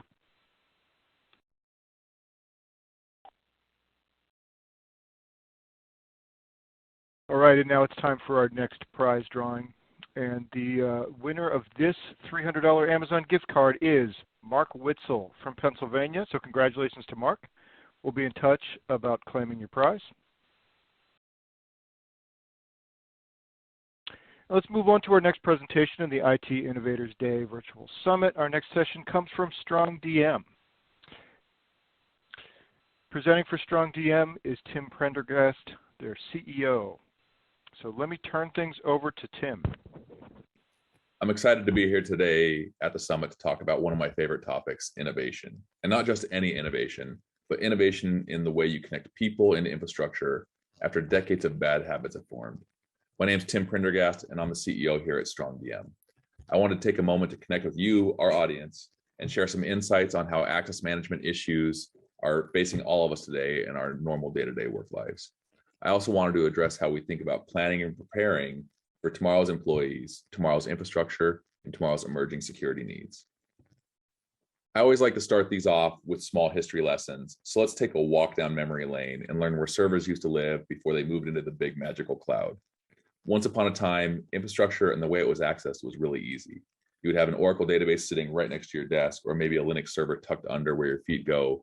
And to access it, you would just turn to the side, type on the keyboard, and do the thing you needed to do.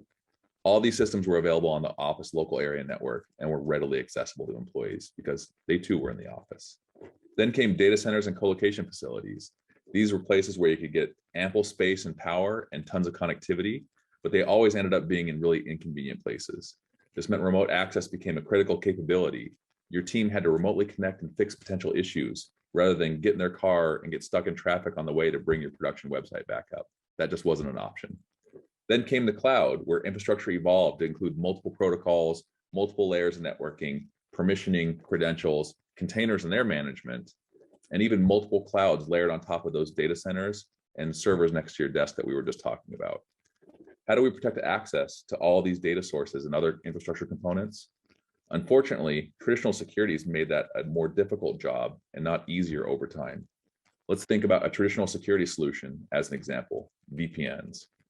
VPNs overcomplicate the relationships between people and the systems that they're working with by making your users think about where they are and where that system is in relation to their location.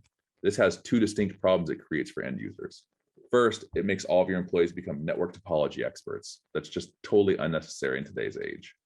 Second, VPNs can introduce latency into certain work streams and even protocol challenges.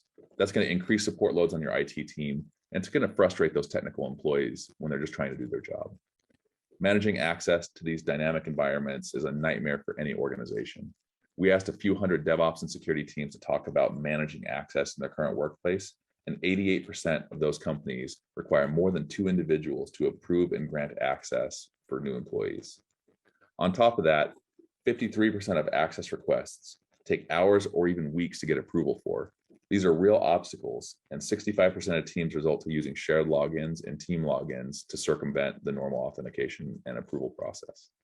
If you ask modern legal teams and security teams how they feel about this, they're going to tell you it's a huge liability on the business. In addition, the nature of work and the world itself has changed. Headquarters have vanished, and the simple to secure infrastructure inside those 4 walls have vanished with it. Centralized IT has been replaced by a decentralized workforce, and employees are now everywhere in the world. These days, more and more people need access just to do their job. The definition of the technical employee is actually much broader and constantly evolving.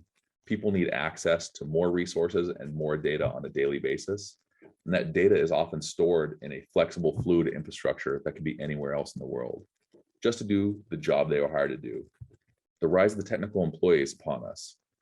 These employees are using data and technology every day and require access to sensitive information and systems to get their jobs done.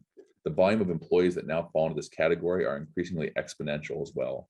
We aren't just talking about ensuring secure point-in-time access for engineers and developers, but now we're securing it and providing it for data scientists, product managers, marketers, salespeople, operations people, and more.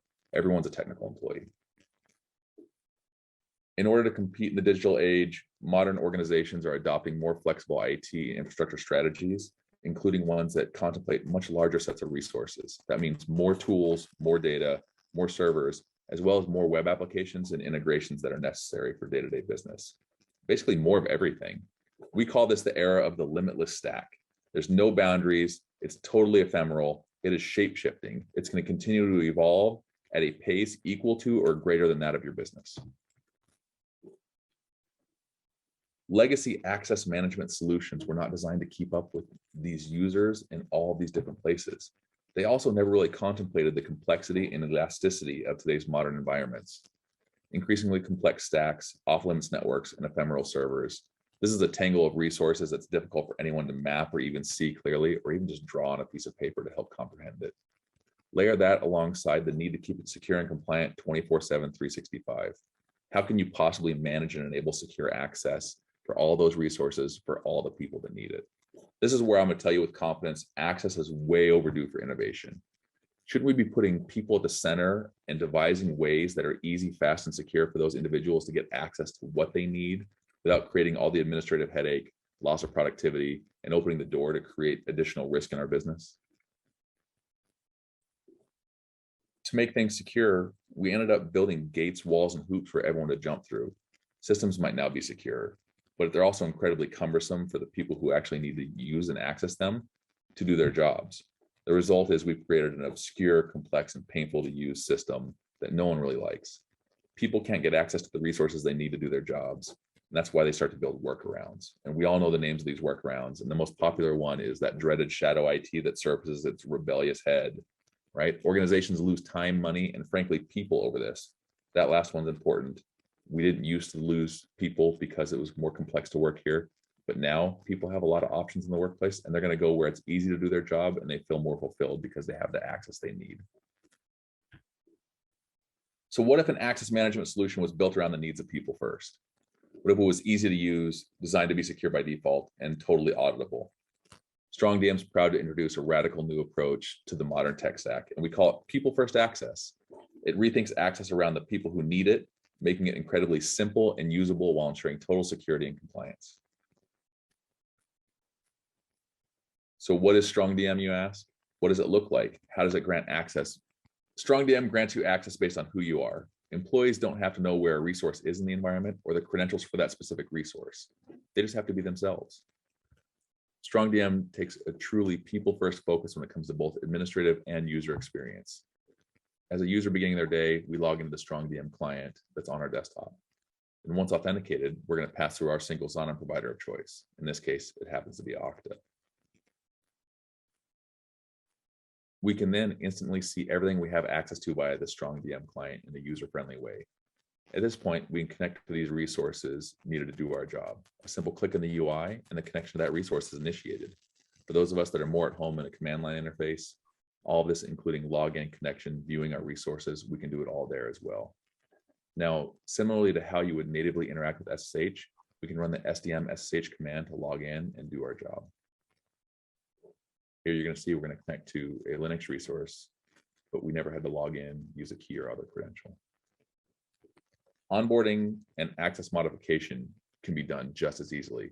Imagine we just got an email notifying us of our promotion. Congratulations to us. Our administrator would simply need to authenticate to the SaaS admin control plane, navigate to our user record, and update our role to match our new job profile. Let's see what that looks like.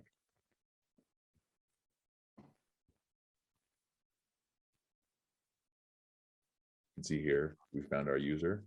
We're going to go into our role, and we're going to change our role and promote ourselves to our new job functions.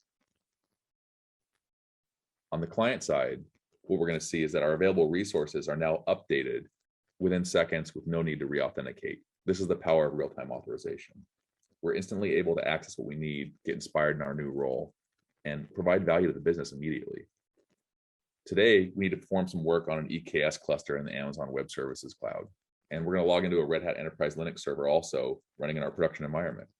Let's start with getting on that Linux host first. An SDM status command shows us that we are connected and ready to SSH into the resource. And once in, we run a few commands and complete our work like any other day. Now we'll finish up this and we'll go move on to our EKS cluster in Amazon. We can interact with the cluster normally using kubectl, the standard Kubernetes command line tool. Let's go get the pod list and see what's there. You can now see what pods are currently running and available to us in our current role. And now let's access that pod with an exec. We've onboarded multiple managed or unmanaged Kubernetes clusters. StrongDM will even update your local config file with the currently available contexts. What we need to ensure is that organizations are reaching compliance and security obligations in everyday life. They need to know who, what, where, and when every single interaction takes place. A large part of that experience is in StrongDM's logging capabilities. Everything done in our SaaS control plane is fully logged, including administrator access, role modifications, and other changes to the system. We also log and provide visibility into what was actually done on resources themselves. Let's take a look at some database queries and see what was run against our database clusters in various parts of our organization. Then for SSH, we can actually completely replay what was done on the resource. Not only do you get access visibility, but you see exactly the timing and what commands were run, when they were run, and by whom. This can really level up your troubleshooting and investigative capabilities should you want to use it for incident response. If you have Windows infrastructure, which many of us still do, you can log in and get pixel perfect RDP replays and full video rendering of the desktop session provided when someone is interfacing through StrongDM to a typical Windows server. This will show you mouse movements, timing, and all actions taken, including all text typed into the system. We also provide full Kubernetes logging. Let's take a look at that now. You can see here the kubectl commands we issued earlier, as well as the interactive session where we dove into the pod. Just like SSH, we capture and replay all the pod exec sessions for you to review at your leisure.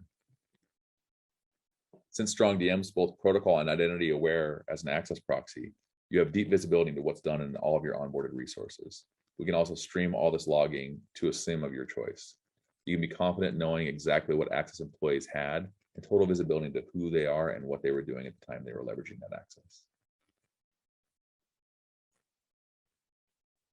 So what happens when someone joins or leaves the company? With the Great Resignation, people teams around different organizations are seeing 25 to 30% turnover in pockets of their organizations. That creates a lot of pain on administrators, and they have to constantly add and remove access, taking them away from their normal job. StrongDM makes it incredibly easy to grant or revoke access. Let's see how fast that works. Imagine we put in 2-week notice to our employer, Acme Corporation, right? Maybe we're tired of getting anvils dropped on us. No matter the departure reason, StrongDM makes it incredibly easy to remove and revoke access from infrastructure with a click of a button or the call of an API. You can see here, I'm still testing and using the access that I had from earlier in our presentation. I'm on our Red Hat server and EKS cluster. Let's prove that our live access works, and then look at those pods in the EKS cluster. Once we find the pod we want, let's go exec into that particular container. And now, maybe my job is done and my need for access is complete, so I'll start packing up my desk and my plants. But wait, there's more. Our administrator has to go remove all of our access, and it's extremely simple. When they click that remove button, all my access is severed instantly, creating assurances for the organization that I no longer have persistent access outside of my employment. It doesn't even have to be done manually through the UI. All this on and offboarding scenarios that we've shown you today can be done programmatically via our APIs and orchestrated through the systems and tools you use to onboard your employees through your organization. With that, I'd love to take a break and ask some Q&A and see who wants to learn more about modernizing access.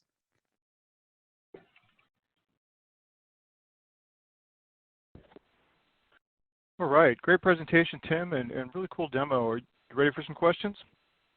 Absolutely. Super. So we do have a poll up here, just for everybody. What's your number one priority to accomplish this year? And we'll leave that up while we start the Q&A, because it'd just be interesting, you know, Tim, for you and me to talk about here in a bit. Just whether people are looking to simplify access management, achieve SOC 2 certification, or map their path towards zero trust. So we'll let that poll roll, and meanwhile, we've got some great questions already. Let's see, let's start with one from Sean. Sean's asking, when data is stored in multiple environments, does it make it harder because different environments end up having different permission types? Shouldn't it be standardized by now? Yep, yeah, that's a fantastic question. So I think you kind of nailed the pain point that most people feel on the head, which is data is not a siloed singularity anymore in most organizations. It's kind of all over the place, and you'll have data in Amazon, you'll have data in your on-prem data centers, and you'll have data in various development environments, and uniformity of access to that and the security of that access is not the same, because the built-in mechanisms from most databases vary from each other and how they're implemented. StrongDM kind of abstracts that away and creates that uniformity layer that you kind of want to have, so that as a data scientist or an engineer, you don't have to think about the different roles and types and setup you have to do to run a query and do your job. You just are authenticating to your single sign-on provider or your IDP through StrongDM. And then StrongDM is going to drop you in the correct least privileged role to do the work you need to do. And so that pain point is one of the core use cases we see in a lot of organizations, because it's no longer the days where you had just a MySQL database or a Postgres or Oracle database. Now you have all of those and 4 or 5 other types usually. And when you think about your specific organization, I would challenge most people on the phone to think about how many different database types you have in your organization and the kind of labors people go through to work across all those data stores. Okay, great advice. And Sean, thanks for that question. Tim, let's take a look at this, at these survey results. I don't have a way to show the audience what they are, but we sort of have a clear winner here. It's the, simplify access management across your entire environment. 63% of the respondents said that one. SOC2 certification was last, that's around 9%, and then map your path to zero trust is at like 29%. Any thoughts about those results?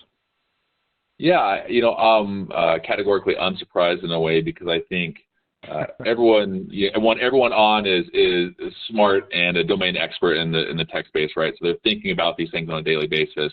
And all of us have had that first-person experience of trying to connect to a resource for the first time or starting a new job and trying to get access to all the tools you need to do your job. Simplifying that would take a lot of mental load off both the employee and the hiring teams, right? It just seems like a commonality that we all share. And for me, the revelation was it was a little shocking that no one had solved this problem as elegantly as StrongDM has. And that's one of the things that our customers are most excited about. So frankly, not shocked, but I also think it's a testament to how complex technical infrastructure is everywhere and how much you have to think about these things in technical roles every day as part of your work, and have some empathy for your colleagues and realize that on top of their normal job, they're also struggling to connect to all these things as well. Okay. Yeah. No, great points. And while we go through some more questions here, I will just put up the additional resources poll. And so if you can fill that out while you listen to the Q&A, that'd be great. Next question here, Tim, comes from Warren, who's asking, does Strong have a presence in the education, especially universities market? Yeah, so we are both commercially and publicly available. So we have a presence in basically every industry and every vertical, including higher education. So I think that is absolutely a great use case because they experience something that a lot of companies don't, which is a high turnover of people accessing and working with their infrastructure. And so we're very much an ideal fit for the university space because every 4 years you have a whole new cohort of people coming through that are going to need to work with the things that the university supplies. And on top of that, you have all the employees and staff that work for the university. So it's a very mixed environment. And, corporations don't often roll over their entire staff every 4 years, but a university that's part of the daily challenge they face. So absolutely present there. Great points. Okay, thanks. Next question here from Paul is wondering, does StrongDM use automation and AI to dynamically adjust access requirements to workforces, such as hybrid, remote, on the road? Yeah, we do use a lot of automation, and we are a programmatic platform, meaning we have fully featured APIs and SDKs in 5 languages. We do not leverage AI, and it would probably actually kind of be a little bit of overkill for what most people need. The reality is most organizations will programmatically tie StrongDM into the other workforce tools they're using. So imagine you start off your day and you have no permissions, but you roll on call, and so PagerDuty is actually letting our system know that you're on call, and now all of a sudden you see the production environment that you need to support. Or a Jira ticket or ServiceNow ticket's opened, and you've taken that ticket as a technician. Now you're able to actually see that server and work on it. And when you close that ticket, the access goes away. It actually creates zero trust-like principles around what we call zero standing permissions. And that means all permissions you have to infrastructure are actually granted by the necessary work action. And that really reduces the security attack surface for a lot of companies. Okay, great. Really appreciate you saying that that AI may be overkill in a lot of the use cases. Not a lot of people are bold enough to say that. the buzzword of the day is not necessarily critical for what you're doing. Next question from Daniel. What platforms are supported by the SDM client? It looks like VS Code. Does it run in all VS Code supported systems? Yeah, so at a basic level, operating system platforms, it works on Linux, Mac, and Windows. As far as what platforms we support, the thing that we did as an intentional design decision was make a commitment and a promise that we will support all of your infrastructure and all of your favorite tools. And so you'll find StrongDM as a very flexible conduit. So you can use whatever tools you want to work with infrastructure, and you're going to transit across StrongDM directly into an authenticated least privileged state on whatever end resource you want. So whether that be VS Code pushing to containers or whether that be something else, our commitment is we're going to support it. And so if you pick it, we kind of think of it like choose your own adventure, those old childhood books that we all loved. We absolutely support pretty much whichever chapter you want to turn to. Awesome. Okay. And Deepak has a question. Does StrongDM also provide a way to keep an eye on unwanted check-ins? Does it monitor and report from the access perspective as well? There's not like a native integration to like a GitHub or GitLab where we're actually understanding the context of the check-ins. But if you are using kind of the traditional secure transport check-in, check-out mechanisms, we do provide a way through a standard driver that you can monitor and connect some of those things. I would want to take a look at your specific environment to give you a better answer, but we're more than happy to follow up after the call. Okay, great. And speaking of follow-up, we're about out of time, but you know, how can people get started with StrongDM? Yeah, absolutely. There's, you know, once again, choose your own adventure rears its head as one of our favorite genres. You can go to strongdm.com and connect with us there. You can either spin up a self-service free trial that you can run for 2 weeks. It's fully featured and comes with fantastic documentation to get you started. You can reach out to one of our sales team members through the chat on the website or through the email link that's there. And we'd love to hear from you. We have a very human approach to working with people and helping solve this particular pain point. So it's very much a no-pressure sales situation. And we love when people come explore kind of what's new in technology, because it gives them an opportunity to rethink how to do something in a much more modern way that we've all been doing the wrong way for 25 years. All right. Well, Tim, thanks so much for coming on and giving us this update on StrongDM and the issues that caused you to develop the solution. Really appreciate your time. Yeah, thank you, everyone.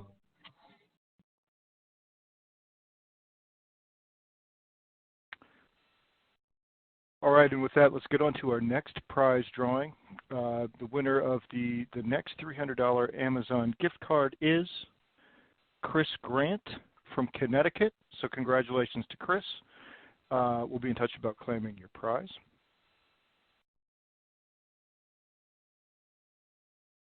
And once again, just a reminder that we do have that special survey prize, which we are debuting today. And you can find that in your handout section. And there's basically a matching quiz in there with each of the companies that presented here today. So, you know, probably better to do it there close to the end, but you know, you can open it up so you don't forget it, and then suddenly the event's over and you can't get to the link. And now I'd like to go to the second part of my conversation with David Davis about some of the issues that we're looking at today. And we're back with David Davis to talk about a few more of the major themes that we're hearing about today from the various sessions. And David, the first theme that I wanted to ask you about here is hybrid cloud, cloud storage, multi-cloud. We're hearing a lot about that. What are some of the challenges there? Yeah, absolutely. I mean, companies out there, they have just never-ending applications, you know, new applications, application upgrades, and all those applications are tied to just massively growing data sets. And we're being pushed to run those applications in the cloud for a variety of different reasons, but the data has to go with those applications. You know, you can't separate the apps from the data or else you'll get poor performance. And so you also have challenges around separating the apps and data from the users of those applications, you know, the data gravity. So, and in many cases, it's cost prohibitive to refactor legacy applications if you're going to move those to the cloud. So you got a lot of challenges around, you know, private, hybrid, public cloud, multi-cloud, and you really need a single point of management. As well as cost control for all these applications and associated data sets. And the company loves, you know, the OpEx pay-as-you-go consumption-based pricing model, but only if it's going to make sense and only if it's going to cost less, you know, in the end. And we've got some great solutions on the event today to really help overcome so many of these challenges that I just talked about. Yeah, that's great, and we really, you know, have a lot of interesting solutions in those areas. And the last thing that I wanted to ask you about is, you know, just data challenges generally. What are you seeing with, you know, with data and what companies are facing there? Yeah, I mean, you know, there's the sayings, you know, data is the new gold, data is the oil, you know, of the company, of the world. We've got data everywhere. We've got data, you know, on-prem, on our mobile devices, on servers, in the cloud, in SaaS applications, and the data is just spread out everywhere, and it never stops growing. But companies' most critical data is really stored in some sort of database, and these databases need scalability, they need high availability, and those are always very challenging. And so we've got a lot of great solutions on the event today to really implement massively growing data sets, or put massively growing data sets into these highly scalable, highly available databases, and then offer them up with an easily managed interface. So database as a service and database as a service, even on-prem in many cases. So lots of great solutions to overcome those data challenges. Well, that's a lot to think about, and a lot of challenges that our attendees are facing, that that IT is facing generally, and it's going to be great to hear about more solutions for all of these issues. Thanks, Scott. Thanks, David.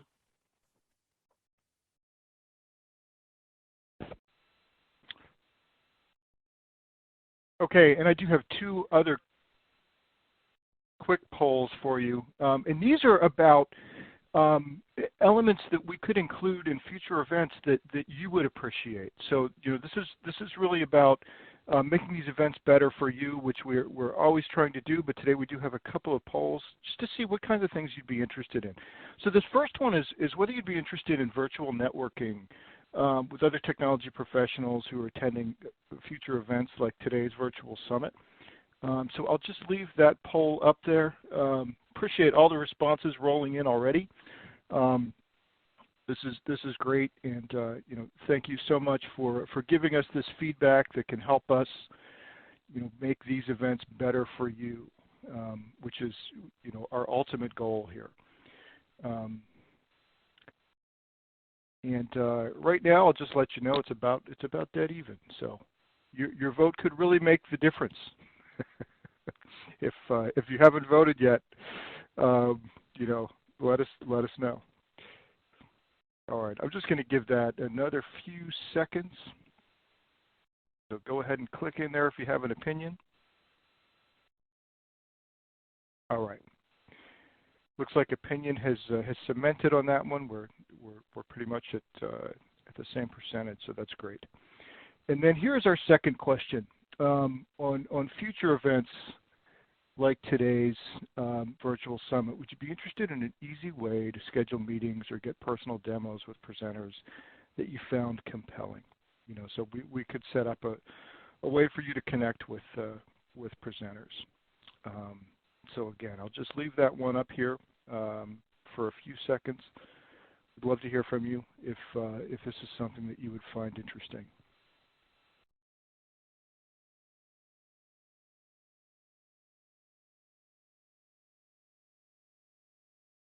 The responses are rolling in. Appreciate everybody who's answered already.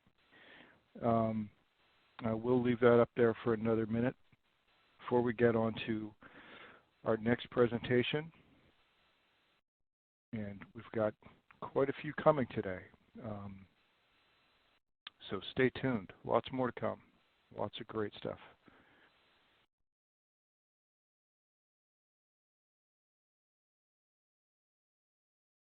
All right, I'm going to leave that up there for 5 more seconds.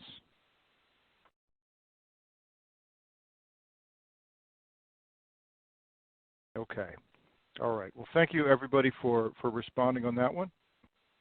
Appreciate the feedback. And like I said, we'll be using that to improve these events for you in the future.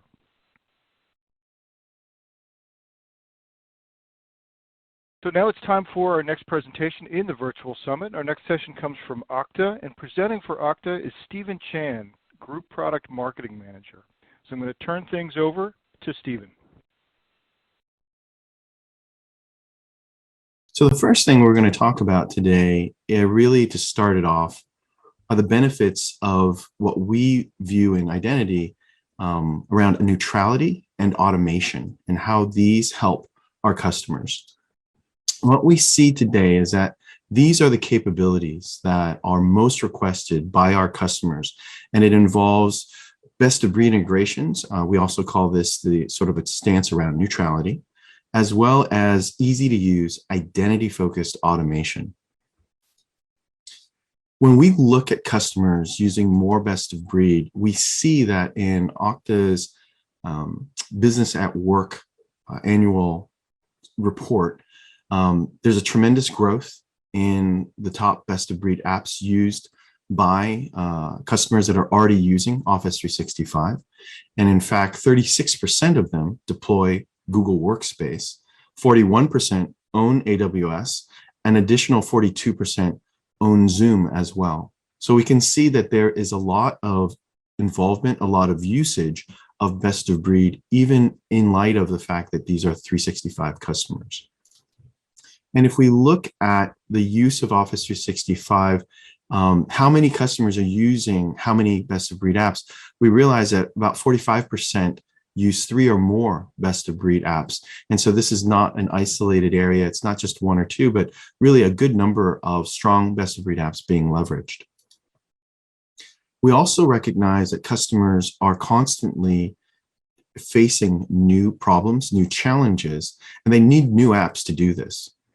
And so we see this as well with the growth of additional or new applications.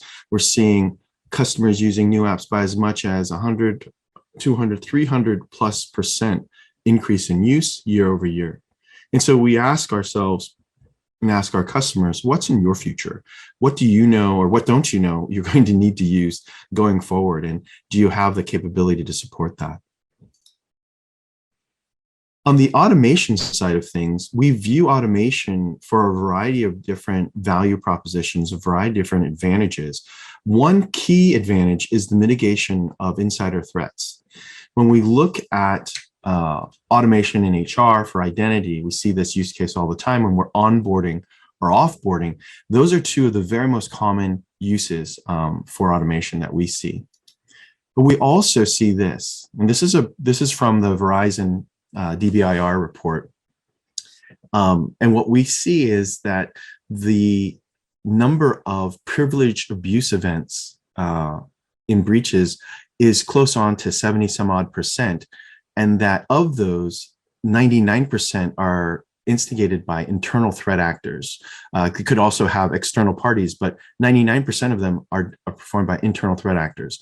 And we recognize that these are not necessarily individuals who are still part of the company they've maybe let go. They could still be part of an existing employee, but many of them are going to be individuals who have rights and privileges that they shouldn't anymore, meaning they should have been deprovisioned or offboarded.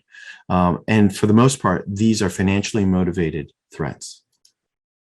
And in fact, a good example of this, not too long ago, Cisco experienced an individual, an engineer who was let go, or actually, I'm sorry, had left the organization, and soon after used their old AWS credentials, which were still valid for them, to shut down, I think, about 456 virtual machines, which impacted WebEx services and impacted about 10,000 customers.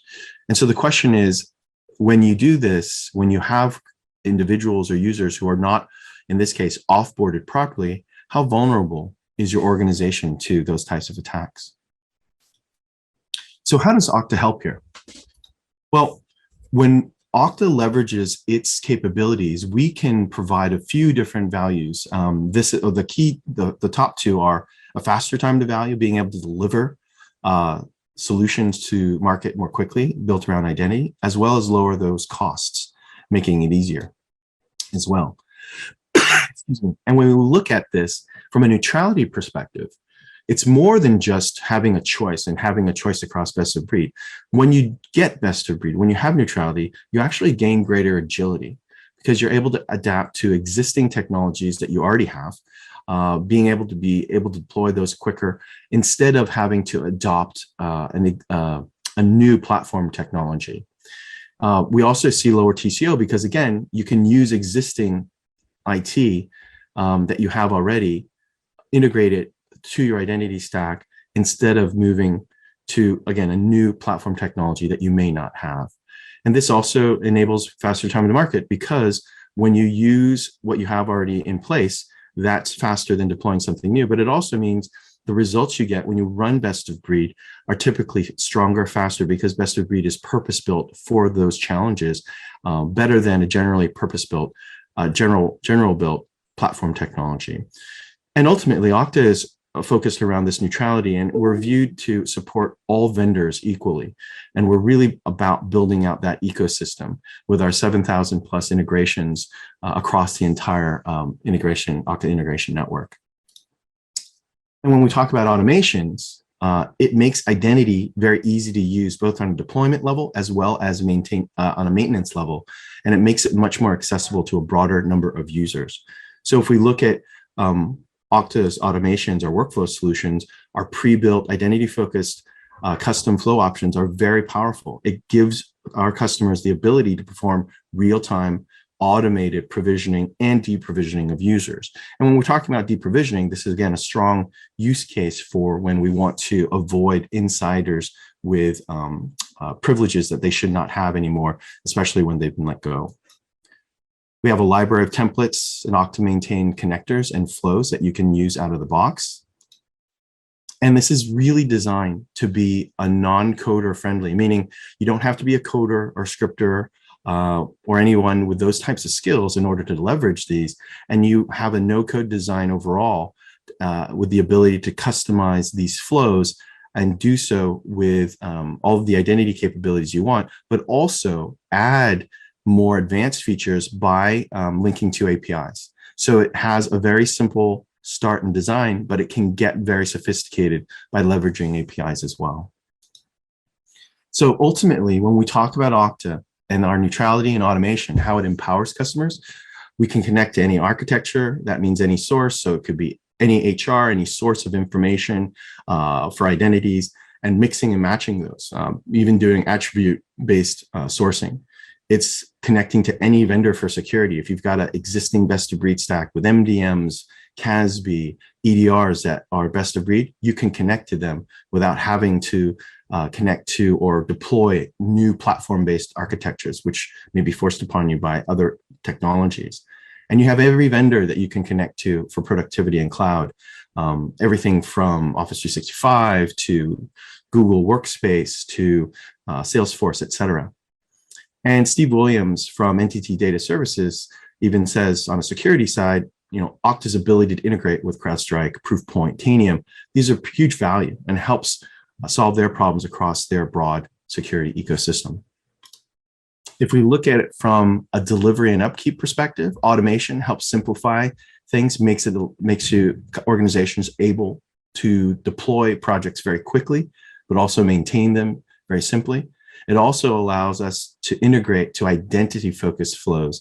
You can have automation technologies, but many of them are not identity-focused. And as a consequence, they don't solve identity-driven challenges or use cases very well at all. And if we look at what Kristen at Bain Company says, they definitely see the benefit of no longer having to do many of the manual processes that they needed to do before for the different user scenarios. Instead, they're able to reduce the need for a developer to write customizations. And this is the benefit of Okta workflows, is to avoid having to use very highly specialized skill sets like developers to create these integrations, but to break it down to the simple business owners being able to do it themselves and drive outcomes. And lastly, being able to protect your future tech decisions. This is part of the neutrality story. You, as an organization, get to decide the best technology for your needs. You're not having to use whatever the platform forces you to use. And you can protect your freedom to choose because you have the choice to use integrations that Okta, again, having over 7,000 integrations, is able to afford you. And this future-proofs your options because we don't know what tomorrow may bring in terms of a business need or obstacle or challenge that we may need new technology that is integrated. And the most likely integration is going to be with Okta first because of our broad reputation and ecosystem. Morale from Nicholas and Company says, we're a window shop, but as they push out into the cloud, he wants to have a platform agnostic solution. They're embracing a variety of different technologies, open social technologies, clouds, and the platform itself needs to be open to connect. And that's critical for him. So seeing all this, it's very clear that both from a neutrality and automation perspective, Okta is a key part of that solution. So I'm going to go through now a few identity use cases that kind of tie to what we just talked about to kind of give you an idea of what examples we mean. So in this case, we're talking about multiple orgs and the challenges that we help our customers overcome when it comes to M&A and legacy identity to help deliver resources org-wide. This has a lot of impact across both your security stack as well as your productivity stack, but it's all about simplifying these orgs. So we've got Atco and Acme, two different orgs. Atco's been in place. They've acquired Acme, and they've got different resources in place. And now they've got some different users and admins that are being challenged with different use cases. So in this case, we've got Okta. And Okta, because of its capabilities to bring together and synchronize multiple ADs and force together, allows Susan, the administrator, to actually synchronize multiple instances into Okta's universal directory. And it also allows her to even go beyond org 2, like an Acme, but to go to an org 3, an org 4, n number of orgs. We have customers with hundreds of organizations, hundreds of orgs, and many, many hundreds of ADs that need to be accessed. And Susan can do so from a single point within Okta because Okta's been able to synchronize all of those. Moreover, Bob, who is in ops, is trying to leverage multiple HRMS solutions, and being able to do so through Okta provides a single source of truth. We find that a lot of companies over time, even different, same company, but different regions will have different HR solutions or even different sources of data. And that we'll see in a later one, how we can actually take advantage of that as well.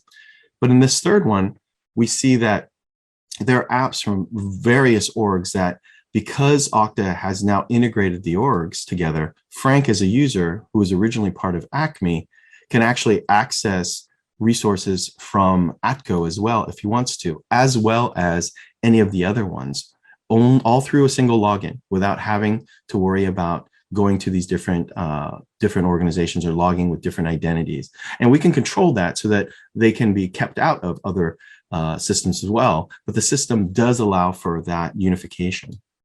And then lastly, Okta Workflows helps avoid a lot of the difficulty with custom scripting that you might see with PowerShell and different automation tools from different technologies. Whereas with the Enid, she normally may have tried to have to use PowerShell to do integrations, but her challenge is trying to get multiple tenants of Office 365 and having those users be able to collaborate with one another. In PowerShell, it's a very difficult mess because you're having to use PowerShell to create those accounts and manage that. And Enid's the only one who knows how to use that. In this case, Enid could actually move on to a different role or leave the company. And Dina, without any understanding of the PowerShell scripts that Enid had written, would still be able to manage through Okta Workflows, because Okta Workflows template system and no-code UI is very simple to understand and recognize what's going on with what, so that solving this multi-tenant collaboration issue is very easy and simple. It's one of the basic use cases we see. So Okta makes org-wide consolidation very easy, and this is one of the big advantages that we have. Now, this story is a little bit different. Okta has really strong HRMS support in terms of broad integrations to a variety of different HRMS vendors, and the ability to perform attribute-based sourcing, which is something that you cannot do with a Microsoft stack. So Susan is an admin. She wants to use her existing third-party HRMS solution. It might be UltiPro, namely Bamboo HR. It could be even a number of different sources. But in the case of Okta, we can use any of these to help drive HR. We can also allow Susan to leverage Workday and SuccessFactors in special ways. So in the case of Workday, Okta supports a capability called real-time sync, which allows these users to immediately be synchronized, and deprovisioned is the most important one, quickly. And this is something that allows you to trigger from Workday a removal of an individual, deprovisioning them, and then through workflows, as we mentioned, you could cascade a whole number of different events to make sure that user loses the proper privileges from different applications. And this would prevent things such as an insider attack, an insider risk. It also helps us with regards to SuccessFactors or any other HR solutions where we have what's called import safeguards, which allows you to prevent the accidental overwriting of a large amount of data and attributes for different users, which is something that can cause and disrupt significantly a standing HR implementation. And these are unique integrations that Okta has. Also, Susan wants to source a profile from a variety of different sources and applications. And Okta actually supports this sort of attribute level mastering from any number of different applications. And it helps you to unify and normalize user profiles. It creates a meta profile for whatever you want to create an identity for. So all of these different sources can contribute part of an attribute or can be chosen for different attributes and combinations. And Okta can transform and extend and map those attributes in different ways, and then push those attributes as a user to create, for example, a user within a productivity app. This is very powerful capability, and again, not something that other identity providers can do. This attributes level sourcing is again very powerful. So Okta's flexible enough to really provide that integration to any source, but also to help manipulate, manage, transform various attributes as needed in the organization. And then the last story we have is around device trust and how we manage device trust for a variety of different scenarios. And we make it very open, very simple. If we look at Susan, she wants to use her existing third-party MDM solution for desktop and mobile devices. And the fact is that Okta can provide third-party support for all these MDMs and multiple MDMs at once if we want to. So you could have a situation where your Mac users are running on Jamf Pro, you've got VMware or Intune for users running on Windows, and a mix and match of them. That's something that you cannot do with Microsoft. It's something where they only have the ability to maybe use one different third party, but you can't use multiple third party solutions. Also, in the case of Microsoft, the challenge is that you need to have Intune licensing in order to use any of the other third-party MDMs. So let me say that again. If I wanted to use a third-party MDM, I'd still have to pay for Intune in order to use the Intune APIs to allow my third-party MDM to work. So in a way, even though Microsoft is supporting it, it isn't doing so in a way that's very open because it's still charging you for that technology. In the case of this number 2 use case, Susan wants to capture risk signals from third-party EDR solutions like CrowdStrike. So Okta, as a best-of-breed identity vendor, is working with all of the different best-of-breed solutions in the security ecosystem. And so we're actually capturing risk signals from CrowdStrike, as well as Microsoft Defender, to allow for customers that have a mix of those to be able to use that and capture that risk signal as a way of signaling and enabling us to detect risk for a particular login event. And this is, again, very powerful. And then the third use case that we see is that in the case of Sam, who is an Acme employee and an AtGo partner, he's got an MDM already on his laptop that's from Acme. But because you can only have a single MDM per device, he's having to use Okta, and he's able to use Okta Verify, which is able to convey device trust, to allow him to access not only his Acme resources, which are part of his MDM's rights, but also be able to access AtGo's resources, being an AtGo partner because of Okta Verify. If we're using, if you're using Microsoft or Azure AD, you would only be able to use an Intune. You'd only be able to use Intune on the one laptop, and then you wouldn't be able to use the same device. You'd actually have to have a second device with a different MDM to be able to provide for that. But in the case of Okta, because Okta does support Okta Verify, you could have a situation where you do have Azure AD, but the provider that you're trying to access to does support Okta Verify. They could use that to provide and convey device trust to allow you not to have to carry two devices in order to work with both organizations.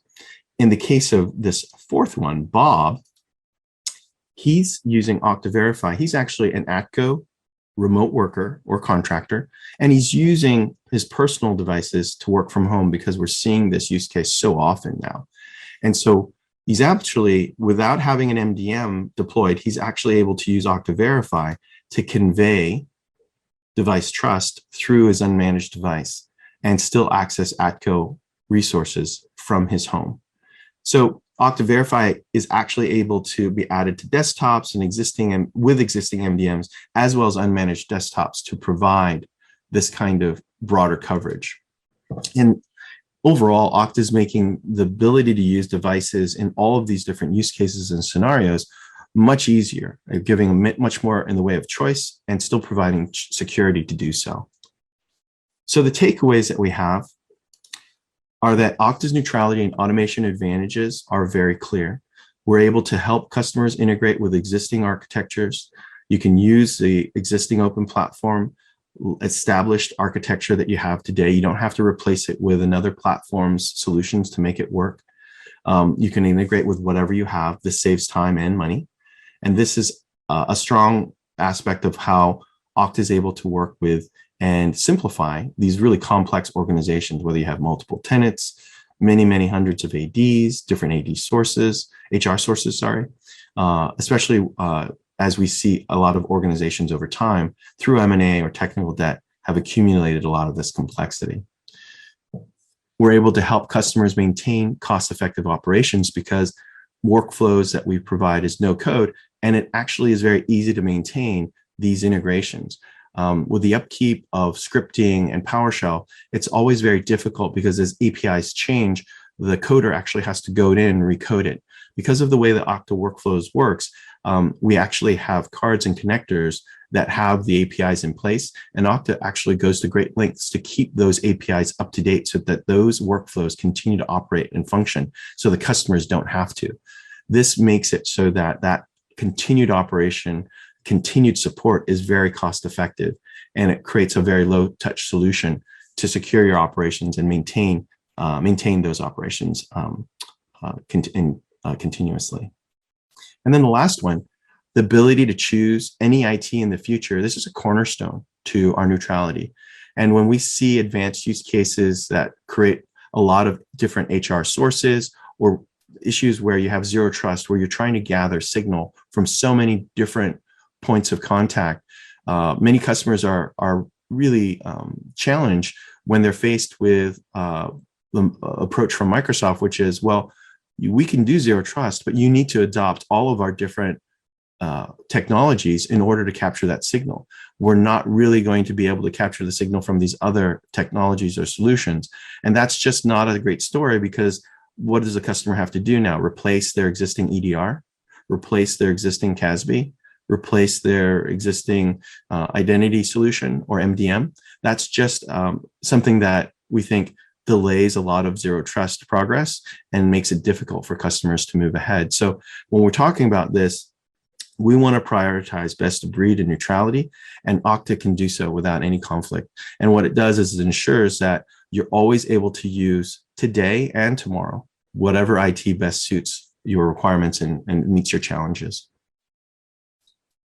Thank you so much for joining us today. I hope that this was helpful for you. Please feel free to reach out and contact our Okta reps if you have any additional questions, and have a great day and the rest of the summit.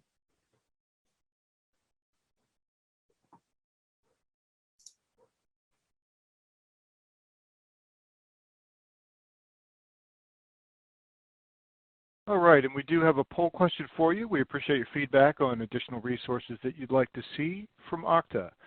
Looks like we had a lot of questions, unfortunately, that we can't get to right here, but Stephen Chan and the Okta team will do their best to respond to all these questions. either here during the live event or they can follow up with you afterward.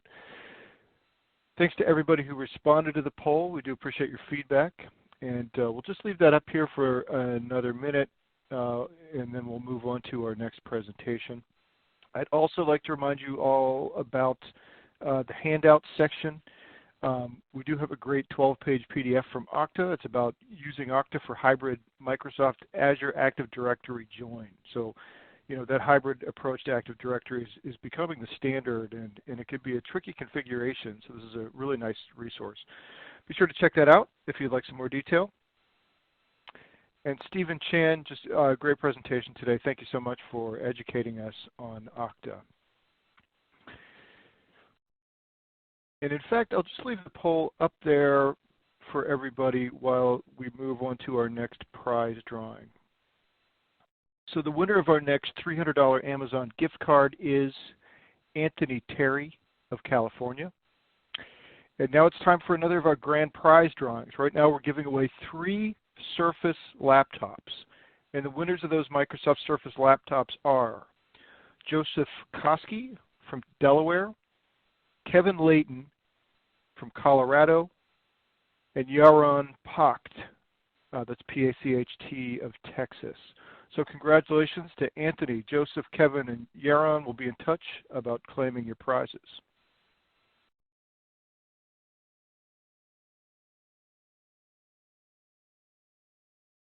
Thanks to everybody who filled out the poll. And we will move along. There's a nice image of this, the Surface laptops. I'm really jealous of our winners today. Okay. Now it's time for our next presentation in the Innovators Day Virtual Summit. And our next session comes from Zerto. And presenting for Zerto is Andy Fernandez, Senior Product Marketing Manager. So now I will turn things over to Andy. Hi, everyone. My name is Andy Fernandez. I'm a Senior Manager of Product Marketing here at Zerto, a Hewlett-Packard enterprise company. The topic that we have today, we only have 20 minutes, so we're going to make sure that we get all the content we need here, is on ransomware recovery. That is not just ransomware recovery for the traditional VM recovery that we see, but also taking a look at Kubernetes, taking a look at SaaS workloads as well. But really what this session is about is how Zerto can provide differentiation and provide value to you, not just along the traditional DR backup use cases, but also around ransomware. So first and foremost, I want to state the obvious that ransomware is a growing problem. 5 years ago, this was a fringe cybersecurity scenario. Your CISO was aware of it, analysts were aware of it, but it wasn't something that the entire IT organization was worried about. Fast forward 5 years, and we are looking at predictions of ransomware attacks every 2 seconds within a decade. They were every 11 seconds last year, according to Cybersecurity Ventures. Last year, the total economic impact of ransomware was anywhere from $20 to $25 billion. In a decade, the projection is $265 billion. So 5 years ago, no one talked about ransomware outside of security, outside of IT. Now it is a mainstream issue, something everyone is aware of, including boards, CEOs. This is something that they think about. This is a known substantial risk. And because of this, we see that ransomware is no longer the file level recovery scenario that you thought of 5 years ago. It is now a disaster scenario, something that has to be accounted for and something that has to be expected. With ransomware, it's not a matter of if, but it is a matter of when. Right? With traditional DR scenarios, you know that organizations maybe expected a hurricane or an outage or a hardware failure or something dramatic. That would happen maybe once every couple of years. With ransomware, it's something that could happen at a very high volume, and you never know when it's going to happen, but you know it will, and the threat landscape is only getting worse. So it's really important to think about, let's make sure that our prevention and our cybersecurity side is safe and that it's well invested, but that we're also taking a look at recovery, because we know there's going to be a time when you're going to need to recover from ransomware. What does that recovery actually look like? What does it happen? What is post-attack? What does that happen to most organizations? Well, it's beyond the cost of the ransom, right? The best practice is that you don't pay the ransom, even though we know some organizations do. But the true cost here is that the average cost of ransomware recovery is $1.85 million. But the most dramatic thing here is that the average disruption period of an attack is around 21 days. Think about it. The most critical applications that your organization have that fuel and power your business regardless of what your industry is, regardless of your vertical, is 21 days. Because of this, over 66% of victims suffer significant revenue loss, and 25% of these businesses suffer a period of closure. This is not even accounting for productivity. This isn't even accounting for additional third-party costs, but also not accounting for brand and PR consequences.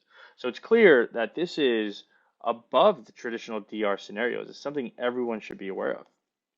But as an end user, it's kind of difficult sometimes to really understand what is the solution that can help me? How are each of these different? They are all speaking the same language. So what we've done at Zerto is really try to position ourselves and show you exactly how Zerto is different. What are the pain points that we can solve for? How can we prove it using our technology in like a lab or demo environment, but also providing customer references. And so with that, there are three core differentiators that address three pain points around ransomware. First pain point is disruption, unplanned downtime, from the moment of encryption to the point of recovery and resuming operations.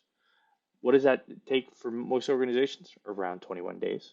That's expensive. Think about that. Your organization not being able to run fully for a couple of weeks. It's unacceptable. What Zerto can do is help you resume operations at scale in minutes. Not spend weeks recovering, but simply resuming operations, regardless of how many VMs or workloads you're protecting. Second pain point, data loss. Most organizations rely on legacy backup, and because of this, at minimum, they're facing hours of data loss. With Zerto, you can recover to a state seconds before an attack. And the third one is testing. It sounds simple as pressing a magic button and then everything all is well in your organization. You need to make sure that when you isolate a specific point in time that you know you can recover from, that you can confidently say, I've tested this, there is no malware here, we can recover and resume operations. Zerto allows you to do that by de-risking your recovery with instant, non-disruptive testing. So making some bold claims here. What is the technology? What are the solutions that power this? Well, the umbrella, the core technology where Zerto has been a leader in the last decade is continuous data protection. And at the heart of continuous data protection is the replication, right? This is not a VM snapshot. This is not a scheduling. There's no an agent-based solution. This is true software-only, near synchronous replication, block level replication that happens at the hypervisor level. Because of this, because it's not relying on snapshots, there's no production impact. There's also, you're not tied to any hardware or specific appliance or infrastructure. Zerto software only, it's built on scale out architecture. So regardless of how many VMs you're protecting or where you're protecting them, whether that's on premise to the public cloud, to the service provider, it doesn't matter. What happens here is Zerto allows you to replicate every 5 seconds. You're creating thousands of recovery points a day to choose from versus stuck to one point in time a day, which is what legacy backup gives you. Now, one thing is being able to catch a write, catch the IO, but the other thing is to be able to actually replicate this data consistently, but not only that, but also be able to find a mechanism that allows you to recover simply and quickly. That's where the Zerto journal comes in. This is a dynamic journal. This goes hand in hand with replication. Because I mentioned, right, there's thousands of recovery points. Like how do you choose from this? How do you make this a simple, intuitive approach? The Zerto journal, which is within the Zerto UI, allows you to simply roll back. And regardless if you're failing over an entire site, recovering, or a specific application, a single VM, or even a file level restore, you're able to use the journal the same way. And what this means is, let's say this afternoon, there's a ransomware attack, and you know for a fact when it happened. And so you want to recover to a previous point. If you only have legacy backup, you have to go to last night's backup. But with Zerto, you can go 5 seconds before that or 5 seconds before that. It doesn't matter. You have the flexibility of choosing your checkpoint versus being stuck to an arbitrary once a day. So we know that Zerto is able to bypass your need for VM snapshots when protecting mission critical applications, right? We're not saying, throw away your backup. We're saying add DR to the mix for your most critical applications. So now you're introducing replication. You're introducing a journal that is able to accelerate RTOs. But one of the most critical things here is you're introducing application-centric recovery. Think about the applications that power your business today, those tier 1, tier 2 critical applications. They consist of dozens of VMs that make things happen within that application, whether it's the application server, web servers, database, you name it. If you're just using backup, these backup jobs are incremental. So you are copying data at different points in time. These VMs are now being copied at different points in time overnight. When a ransomware attack happens, or really anything else, you need to recover that application. But guess what? You can't recover it consistently because they are at different points in time. This becomes a problem. This takes a lot of time. Organizations have to rebuild file directories. It can get very complex. With Zerto, it's very simple. We have something we call a virtual protection group. When you install Zerto, you designate all of the VMs that power these applications that you hold as critical. Once you do that, it starts replicating them all at a single point in time with write order fidelity at a crash consistent unit. So what this means is that if something happens where you do have to recover, let's say this afternoon, instead of having to find common denominators of all these VMs and then put them together after hours or days, you simply select the application and then you recover all of those VMs at a single consistent point in time. This saves hours and weeks from a recovery time objective perspective. But now we've talked about application-centric recovery, we've talked about the journal and the replication. But you still need to orchestrate these workloads and the movement of them in a simple way. Most DR solutions require you to purchase additional orchestration automation. With Zerto, it's built in, and it's built for scale. So Zerto is a scale-out architecture. So it doesn't matter if you're protecting 10 VMs, 1,000, or 10,000. Zerto is going to help you do that. There's not going to be a difference in performance. But most importantly, whether you are failing over an entire site, or recovering an application or a single VM, it's a couple of clicks. It all happens automatically, and you're able to avoid a lot of the lengthy manual per VM processes that you get with traditional legacy backup. Because with ransomware, it's all about time. But let's talk about a concrete example here.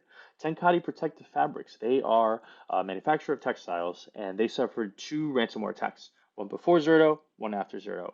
Before Zerto, it was a CryptoLocker attack to a set of applications. It took them 2 weeks, 2 weeks of having to recover. They realized that 1, they're going to get another ransomware attack. It's inevitable. 2, they cannot have the same data protection strategy. So they went ahead and added Zerto. Shortly after, they suffered another ransomware attack, the same type of CryptoLocker attack to the same set of applications. Because of 1, the journal, 2, application-centric recovery, and 3, our built-in orchestration automation, they recovered in under 10 minutes. Think of all the effort, the pain, the headaches of 2 weeks of recovery down to 10 minutes.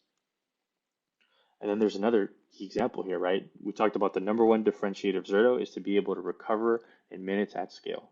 The second one is to recover to a state seconds before an attack. And that's where Tenkati in their first attack had to use their previous backup job. So inherently, 10 hours of data loss. With Zerto, they had thousands of recovery points to select from. So they rolled back 10 seconds before. So they truly recovered to a state 10 seconds before the attack to a consistent point in time with all of the VMs that belong to that application.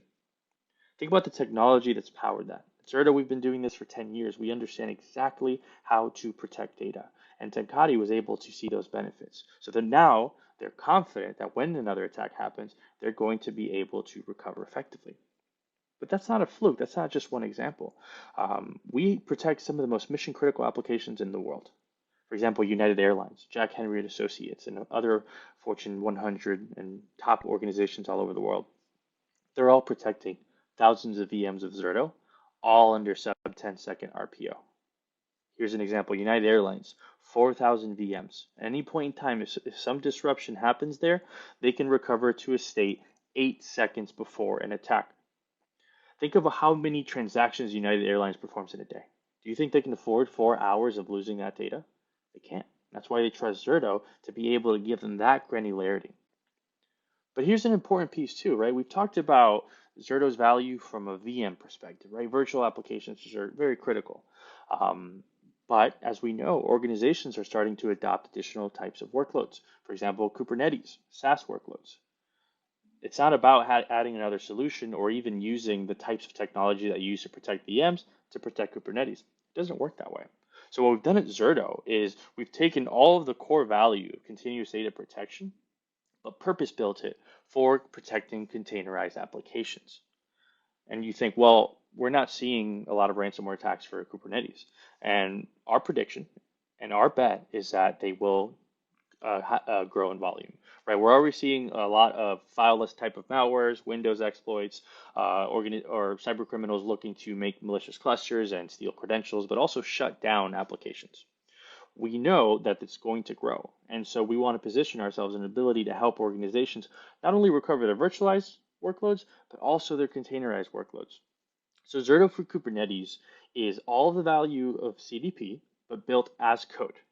With CDP, that same application-centric approach, protecting all components of your Kubernetes applications and really making it easy. So all those principles that I talked about, how we move data, how you can have a granular recovery, they all apply to your containerized applications as well. All software only, not tied to any hardware, giving you full flexibility. But then there's also SaaS workloads. A lot of organizations at first made the mistake of saying, well, I think these organizations that I'm consuming their SaaS application services are going to protect my data. If you read end license user agreements, they are not responsible for it. And the tools they give you are not enterprise quality. So it's important to note that you're also needing to be able to protect these SaaS workloads with the same rigor that you protect your virtualized applications. That's why Zerto has Zerto Backup for SaaS, powered by Keepit. It's simple, it's easy, hassle-free. You get granular recovery with unlimited storage. But most importantly, with the context of ransomware, it's secure with immutability and compliance using the blockchain. This works for Microsoft 365, Azure Active Directory, Google Workspace, Salesforce, and Microsoft Dynamics. So regardless of not just ransomware, but human error, outages, Zerto is able to help you meet those needs. From a ransomware perspective, you have immutable copies of the SaaS data to choose from, an independent, secure backup. So when something happens, you're able to make this a simple recovery. So with that, I think our time is up, and I'm going to address all of your questions within the chat as well. But I want to give you an offering. What we're delivering here is Zerto Free Edition. This is something that we released a couple months ago, and it is a free version of Zerto for 10 VMs of our most premium license. We're giving you the ability to use it up to a year for free, whether it's a vSphere to vSphere replication, Hyper-V, or you're looking to replicate to Azure or AWS. You're able to use this for free, no strings attached. This version is community supported, so you can post in a forum and get access to all of our technical documentation, but not our paid support.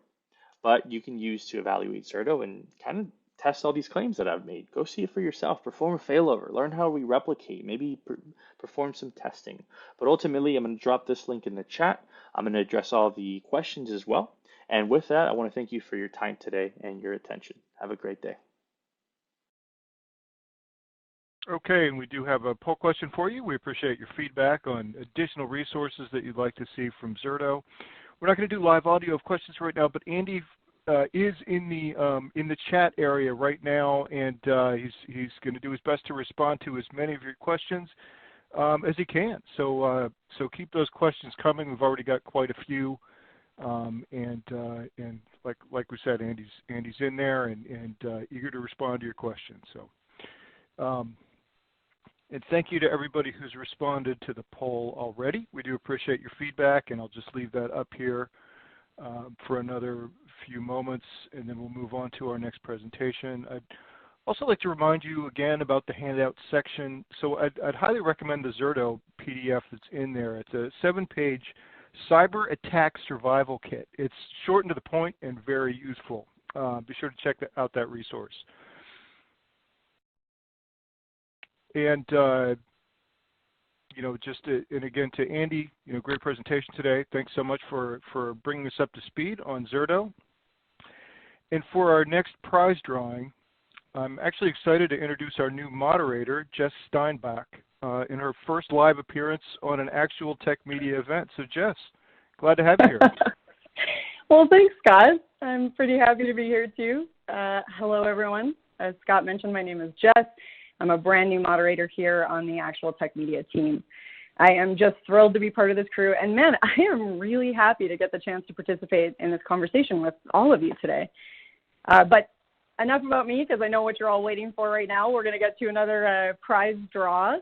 So we've got another lucky winner of a $300 Amazon gift card. And the winner is Sanjay Jaiswal from Kansas. I'm going to spell that last name, Jaiswal. So congratulations to Sanjay. We will be in touch about claiming your prize after the event. But for now, let's dive back into more of this fascinating content we've got going on here today. We're going to move right along here. In our next session, we are going to hear about some of the awesome innovations coming out of Red Hat. Here to chat with us today is Brian Gracely. He is the Senior Director of Product Strategy at Red Hat. Brian, I will turn things over to you. My name is Brian Gracely. I'm Senior Director of Product Strategy in the Red Hat Cloud Group. I've been with Red Hat for about 6 years, so I've had the opportunity to work with a number of our customers in the Northeast as well as around the world, and excited to be with you today. You know, as we talk about this idea of reducing friction of technology, you know, we've gone through a lot of evolution over the last number of years, right? And we all know kind of the things that we've tried to do. You know, a lot of times what we run into is we see technologies in front of us, we see the potential of that technology, and then oftentimes we find that, you know, the goal that we're trying to achieve sometimes gets interrupted or, you know, blocked, if you will, because we're not organized well enough. We're not, you know, and we've gone through the stages of trying to reorganize ourselves, trying to make sure that the groups that are going to be working with these new technologies, trying to solve business problems, have the right motivations, have the right barriers taken down, right? So we've been through the DevOps stage, we've been through DevSecOps, you know, we've been through, you know, kind of evolutions of that, things like FinOps and other things like that. I'm not going to spend a lot of time talking about that. I think we're going to get into some of that later in the day. What I'd really like to talk today about, though, is, you know, what we're seeing and what we've seen over the last couple of years is, you know, what are some of the technology barriers that have slowed us down? How can we kind of overcome those? And really, again, ultimately the goal of this is how do we enable our application teams to have as much flexibility and agility as possible, allow them to deliver things that respond to the business, that drive innovation for your business, differentiation for your business, and then really talk about what are some of those ways that we can knock down those barriers to technology to, again, help make you more successful. I'm going to begin by, you know, modifying a pretty famous quote by Mike Tyson. You know, everybody talks about the cloud. We talk about cloud first. We talk about moving to the cloud. And I like to say that everybody has a cloud plan until they go to the cloud.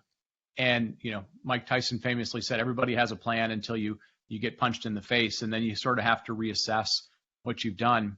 You know, we've seen over and over again, and I can't tell you how many meetings, if I had a nickel for every one, I'd be a fairly wealthy man, of, you know, how many meetings I've sat in which executive level, C-level people say, look, we're going to the cloud. We're all in on the cloud. We're going to move, you know, some very, very large percentage of all of our applications to the cloud.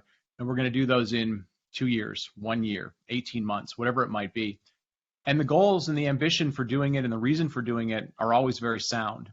And then the challenge becomes, how do we get from what we do today, the norms, the practices, the technologies, the organizational structure that we have today, and get into leveraging the cloud where it makes sense, leveraging it so that you can go faster. And I often find that the realities and sort of, you know, what happens looks a little bit like this. This is oftentimes, you know, sort of an analogy of the picture that we see, right? We think about being able to move to the cloud, what that's going to do. That's going to let us do things on demand. It's going to allow us to experiment in ways that we couldn't before.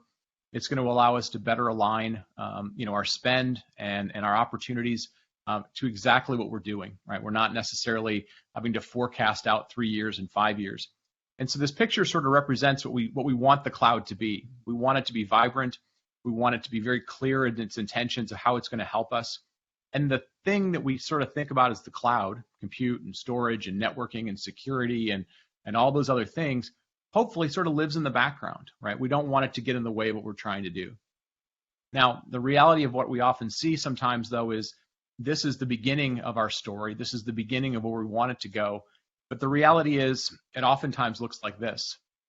And I use this picture again, is sort of a contrast to say, look, oftentimes, we go in with expectations, and oftentimes the cloud gets in the way of what we're trying to do, right? The goal is, to be that sort of shining city on the hill, to be the application that everybody in your industry is talking about, to be the thing that your CFO highlights in a company meeting as really driving, business profitability, business growth, the thing that, is top of the app store charts, or, kind of the model of what you see in your industry. But far too often, we allow the cloud to get in our way. And by the cloud, what I mean is those technology barriers, the choices we make in technology, the restrictions we put on ourselves for technology, oftentimes get in the way. And so what I'd like to do as part of this talk is really kind of hit on 4 areas that we often find consistently from company to company, from industry to industry, that oftentimes create that second picture where the cloud's in the way, you're spending too much time thinking about the nuances, the underlying things that get in the way, that stop allowing you, to see that vivid, colorful picture that we saw before.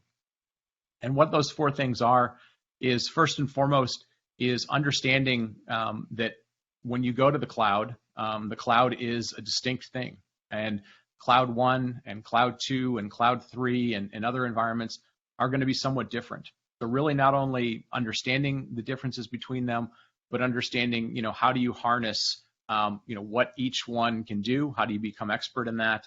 And then, is there ways, if, as many companies do, you need to work in multiple clouds, whether that's per line of business, whether that's demands of your application, whether that's because you are like most companies, and at some point you will acquire another company, you will merge with somebody, you will partner with somebody, and you need to work across clouds. So it's important to understand the differences and the nuances between them.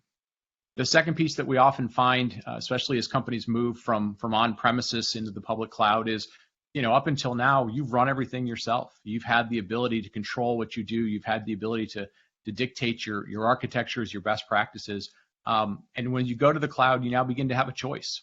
How much of that do I want to offload to the cloud, right? Sometimes we hear that mentioned as undifferentiated heavy lifting, right? So we have to start to think about, what do we want to allow the cloud to manage? And then how much do we want to continue to manage, or you continue to manage yourself? So sort of cloud manage versus customer manage. Third piece I want to kind of dive into is, how do we manage security, right? Far too often, and anybody who works in the security section of their business, probably is a little frustrated with often being told that they're the department of no. They're the department that, oftentimes is having to, restrict some creativity, restrict something being allowed to be included in an application. Could it be a runtime, a version of some, piece of code or a framework? And so how do we start to think about managing security, which is all important? We're all sort of getting tired of seeing software supply chain hacks and companies on the front page of the Wall Street Journal because they lost 40 million records or something along those lines. How do we do that without impacting agility, right? How do we begin to sort of get those two worlds to coexist so we don't create so much friction? And then finally, how do we allow, the ultimate thing that we're trying to do? Because nobody builds infrastructure for infrastructure. Nobody's using the cloud just to use the cloud. How do we enable our application teams to drive a greater impact on the business? And how do we use the cloud to go about doing that? So I'm going to try and talk about those 4 things in this section. And then obviously, if you have questions, please feel free to put them in the chat. We'll get them included either in this section or later in the day. Let's start with the first thing. And this is always something that I like to highlight to people is that, while we often talk about the clouds, whether it's, the big 3 or 4 public clouds, Amazon, Azure, Google, IBM Cloud, Alibaba, we often talk about them as somewhat similar, right? They all offer many similar capabilities: compute, storage, networking, database, whatever else those things might be. They are very different. And I think oftentimes going into that without really having a clear view of what that looks like can be detrimental. And detrimental may just simply be, delayed time in terms of understanding it. But let me kind of give you a little bit of a picture of what that looks like. While they all sort of offer a similar menu, if you will, just like I could go to a restaurant and we have, hamburgers and salads and entrees and desserts and so forth, the public clouds aren't all the same. And I use Amazon and Azure in this example. We could use any cloud for that. The pricing is going to be different. It's important to understand, like, what do things cost? How do we pay for them? What options do we have? The features that they have are going to be different, right? So a compute service or a database service or a virtual machine or something, which seems pretty low level, even object storage, if you will, have very different features. And understanding that could have impacts on your application, your dependencies of your application, your dependencies of the tools that teams like to use. That's really important to understand. The architectures are different. And this is just a couple of examples of, a common everyday SQL database, right? How the database is provisioned, how it delivers performance for you, how it delivers resiliency. Those things are somewhat different. While the API may be the same, how they work under the covers is somewhat different. It's important to understand, do we understand those nuances? Do those nuances matter to us? And then finally, as we mentioned before, security is somewhat different. And again, each of the clouds, deliver security, but they take a different perspective on that. And I don't highlight this to sort of put a tone or a bias on one cloud or the other. It's just really important because what we find is in many cases, probably 75, 85% of the companies we talk to, number may be larger than that, they oftentimes come back to us and say, look, we're somewhere on our cloud journey, and the realities of our cloud journey is we're going to be multi-cloud, right? We're going to involve multiple clouds, and whether that's a conscious decision because of resiliency or multi-vendor sort of structure and approach to how you take the architecture, whether that's for compliance reasons, as we see in many industries in which looking at an individual cloud as a potential single point of failure and having to have the ability to do resiliency is a compliance or a regulatory requirement, or whether that's just the way that many businesses these days allow lines of businesses to have their own flexibility. It could be on a use case basis. It could be just building relationship basis. So as you think about whether multi-cloud or sometimes called hybrid cloud is part of your story, it's incredibly important to realize that what you're going to be interacting with is going to have some differences. Now, the other piece that we often get into as we talk to customers is, how much will the cloud help you, right? And by that, what I mean is not just do they have a set of technology that you want, but what are the additional things that they can do to augment your staff, to help accelerate what you do. And this is an area that often comes up, especially as we're dealing with newer technologies, right? Cloud native technologies, because it is so difficult to find staffing of people that have expertise in those areas. Some cases, this is regional based, right? It's hard to find people, maybe if you're not in Seattle or Silicon Valley, but it also can be just the sheer volume of new technologies you might be trying to take advantage of. And so it's important to sort of ask the question, right? What can the cloud do for you? And one of the things that's often a differentiation or a kind of a make or break thing is, can you deliver what we call SRE or site reliability engineering capabilities? And again, that's can you augment my staff? Can you help automate and improve our ability to consume these technologies? And it's important to understand whether those are there or not, because you start to get into situations in which you ask yourself, what happens if things break? Not what happens when things are great, because everything's great when things are running, but what happens when things break? And this is one of those areas where, sort of asking, can the cloud augment what we do, or how it help us? SREs being a great example of that really, really comes into play. Now, the second area I want to talk about is, how much is cloud managed, i.e., you simply consume it. It takes care of things for you. It takes care of kind of everything for you: provisioning, operations, day one, day two, backups, recoveries, all those sort of things. How much of that's taken care of for you versus how much do you still want to continue to have control? And a lot of this comes into play in terms of, how customized your applications need to be. And this is always one of these things that comes up whenever we see companies who migrate into the cloud, and they take a mindset which has been embedded in the organization for many years, been optimized for many years, and is built for purpose. And they begin to take that to the cloud, and they have to ask themselves, do we want to still do the same things we've done for years in the cloud? Does that make sense? Are there things that we can offload? Are there things that sort of fall below the value line, if you will? and we may want to let the cloud do. Other times, people will come back and go, look, I understand they have a native DNS service. I understand they have a native whatever service, but we do this one thing really specifically because it drives value for our business. And so we want to continue to do that in the cloud. So it's a question that often gets asked. There's no right answer. It's what makes sense for your business, but it's important to understand where that line is for driving value for you, where's differentiation for you, where you want to spend your time and money. Now, one of the diagrams that I use a lot, and this is a common diagram, is sort of the shared responsibility model. And this is something that the people don't always understand as they're getting into the cloud is, what is the responsibility model? What does the cloud provide for me? What are they sort of ultimately responsible for you if there's problems? And what do you continue to own? And so, this diagram, I happen to borrow it from AWS, but there's a common version for all the cloud providers.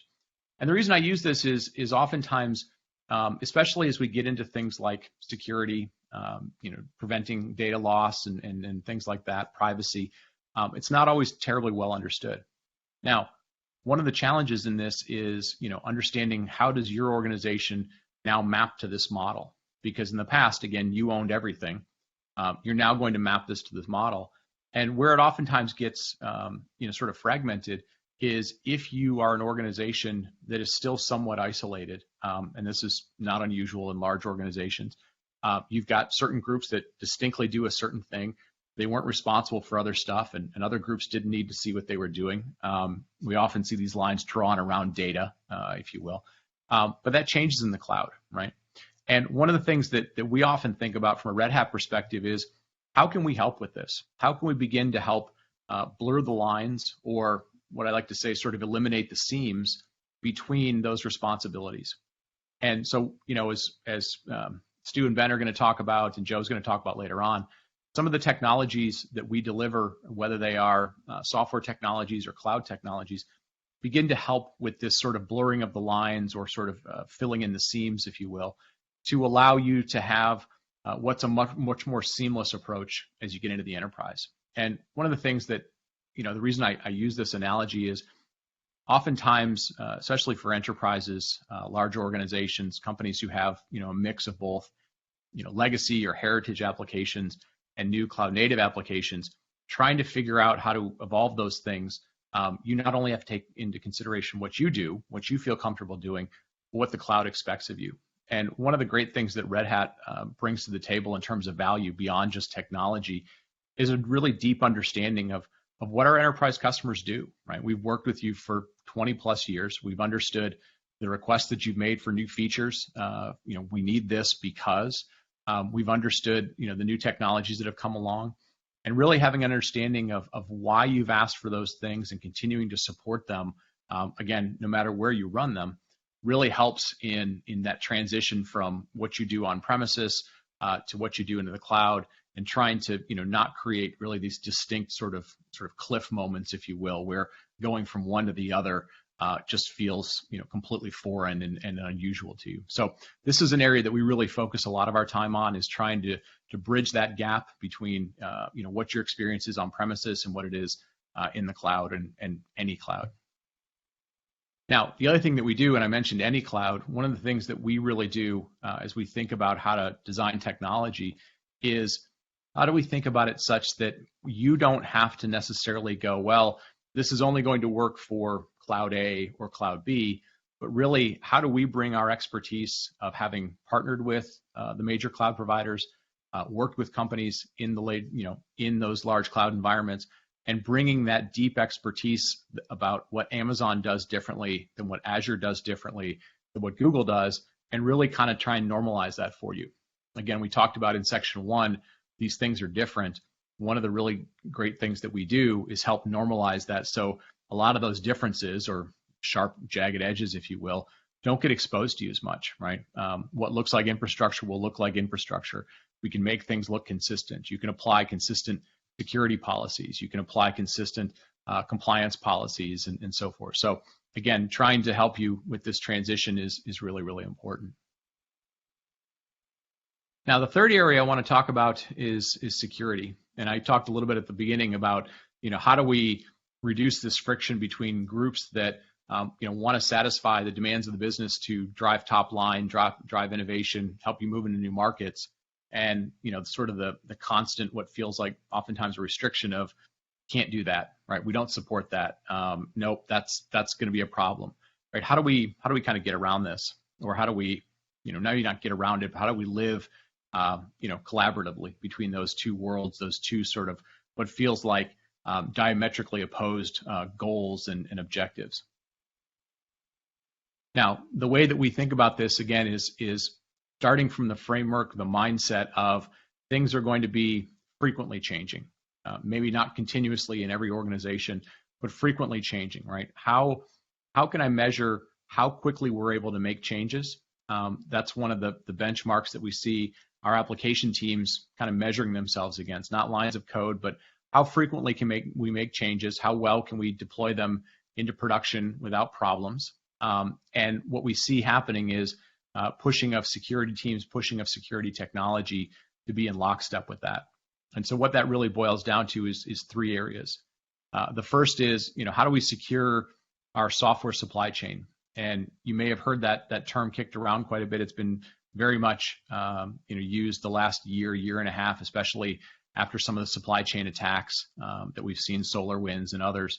How do we make sure that the content that's going to be used as part of our applications, that being frameworks, languages, runtimes, where bits come from, especially now that we live in a world in which open source is the norm, interacting with things on GitHub and other things is the norm, right? How do we make sure that content, that source of content, and how the sausage is made, if you will, of building applications is done, has audit trails, has the ability to sign things, has the ability to scan things. We can, validate where things are coming from. We can restrict where things go to. That's one third of this sort of triumvirate. The second piece is, how do we make sure that we're securing infrastructure? And what we really think about from a Red Hat perspective, what we've done for many, many years is we believe this is a multi-layered cake, if you will, multi-layered sort of architecture. There is no silver bullet. There is no single feature that's going to keep you secure. You have to be thinking about being secure at the infrastructure and operating system level, leveraging this built-in security of what's in technologies like Kubernetes and RBAC, but also doing things in which you think of security first, right? So the ability to turn on and enable by default those things that don't allow you to run applications as root just because that was the easiest way to pull something off of Docker Hub and get a demo running, right? Block those things from happening. And we've seen that sort of mindset of being security first really permeate for our customers, and that they're missing and not having to deal with a lot of these fairly significant CVEs that have been coming along because the system just blocked them by default, right? They used good hygiene, good best practices. And then finally, really looking at, how do we secure workloads? And this is a whole domain that we can get into in terms of zero trust execution. We've got people working all over the world now in much different places than we were a year ago, 2 years ago, really thinking about, boundaryless, zero touch types of environments, being able to provision things remotely and being very confident in what they are, knowing, again, where the source of that content comes from. So we try and think very holistically about security. And again, the way that this doesn't just become another piece of security is starting from the mindset of, what are we trying to do from an application perspective? We want to be able to deploy quickly, deploy frequently, make changes frequently, and building security around that new mindset of, what's needed for the business. The nice thing is all of the security technologies these days are being built around that mindset. They're not getting bolted on anymore. And so there's been quite a bit of evolution in that space. And with that, I'm going to kind of wrap up. If there were any questions that came in through the chat or I know we had some early questions that people sent us in as they registered as well. We can try and take a few minutes and answer some of those as well if you want to.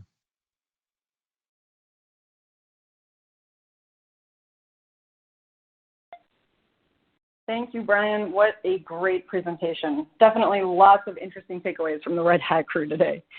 Now you can see that I've put up the next poll question for you. Again, we would love to get your feedback on any additional resources that you would like to explore with Red Hat. And I can see that we have lots more questions coming in. I don't think we're going to have time to get it to them today, but Brian and the Red Hat team will do their best to respond, so do keep those coming in.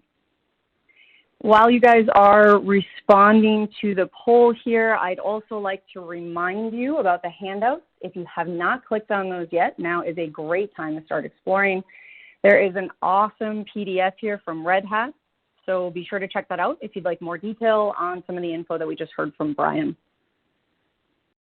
And just like that, it is already time for our next prize drawing. Time flies, eh?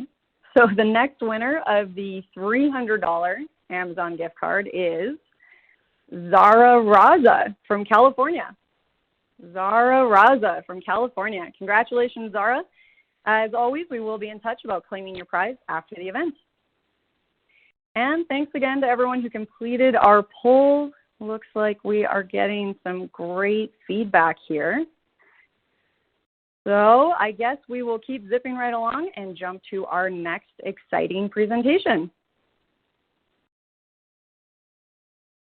All right. Next up here, we are going to hear about Duo Security from Product Marketing Manager, Ted Kietzman. Ted, thanks for joining us today. I will hand things over to you.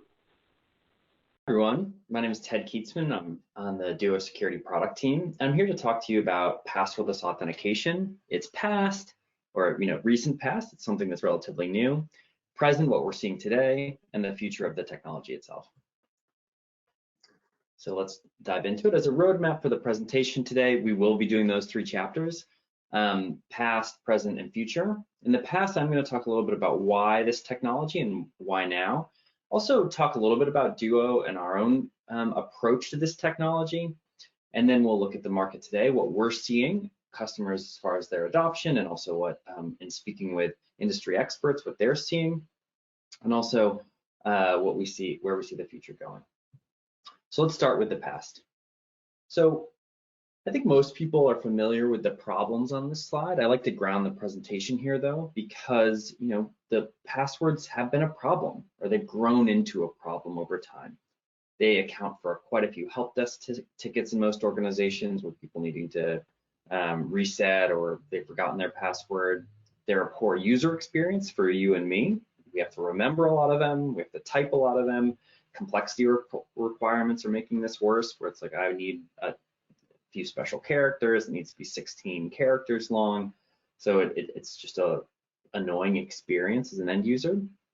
And last, but maybe most importantly, they're one of the weakest links in the security chain. They're the target of a lot of bad actors. So many breaches and compromises involve the stealing of credentials from somebody. And so these 3 things together all sum up to, passwords kind of aren't the greatest. So let's move on to the promise of passwordless as a technology. Well, it's really going to do 2 things, which I think are nice, and they often aren't put together, or they often aren't delivered at the same time. One is reducing user friction, and the second is increasing security. And I think this is really interesting, because usually when you do one of those 2 things, the other one goes down. If you're reducing user friction, it means less security. If you're increasing friction, it means more security. But in the case of passwordless as a technology, we really have this nice double benefit. And as far as reducing user friction, passwordless is typically done with a simple gesture, where it's, you can touch a biometric or look at a Face ID, and then there's no password to remember or type in. So it's much simpler as far as an authentication mechanism. But secondly, it is more secure than traditional 2FA, in the sense that there is no password involved, and asymmetric keys or cryptographic keys replace that password. So I think this is a really interesting and nice benefit of passwordless as a technology overall. Some people ask, why is this happening now? If we've known passwords are sort of a problem for a while, why is passwordless technology cropping up in these last couple of years, which is really when it starts to come to the forefront of the discussion in authentication? Well, one, the ubiquity of a smartphone, which most of us have this in our pocket. It's a supercomputer in our pocket effectively, and this makes it easier to perform certain passwordless functions. The improvement and prevalence of biometrics. So this is really key, and I'm going to touch on this in a little bit in the presentation too. But biometrics are the other factor. So when we think about authentication, we think about something which is a password, something you have, which is possession, something you are, which is a biometric. And for a long time, biometrics were not a viable option. But these days, they're getting more and more accurate. We're sort of betting on them getting even better over time, sort of like Moore's law of computation, Moore's law of biometrics. They'll improve and only get better as a factor. And so this is a really core part of why passwordless is now prevalent today. And secondarily, and this is a little bit technical and under the hood, but the inclusion of a secure enclave on devices, or that TPM, what's called on I believe Windows devices, enables the storage, secure storage of these asymmetric keys which underlie passwordless. So FIDO2 is a protocol that enables passwordless authentication, and it's creating cryptographic keys which are stored in very secure areas of a device. And so these three things together also add up to we're technologically able to do passwordless in a really viable way today, and that will only improve over time. So just to illustrate passwordless authentication really quickly, I think it's important to do this just to give everyone a feel for what's actually going on when you perform a passwordless authentication. One, it's something you are, so you typically perform a biometric. This can be a Touch ID, it can be a Windows Hello biometric, and then performing that biometric unlocks the cryptographic key that's tied to your device. So you've registered a device, or you have a device which will have a key that a biometric unlocks. So it's this two steps where you're performing a biometric, and that's unlocking the door to the secure module, and that those are the two components, and that gets you your access.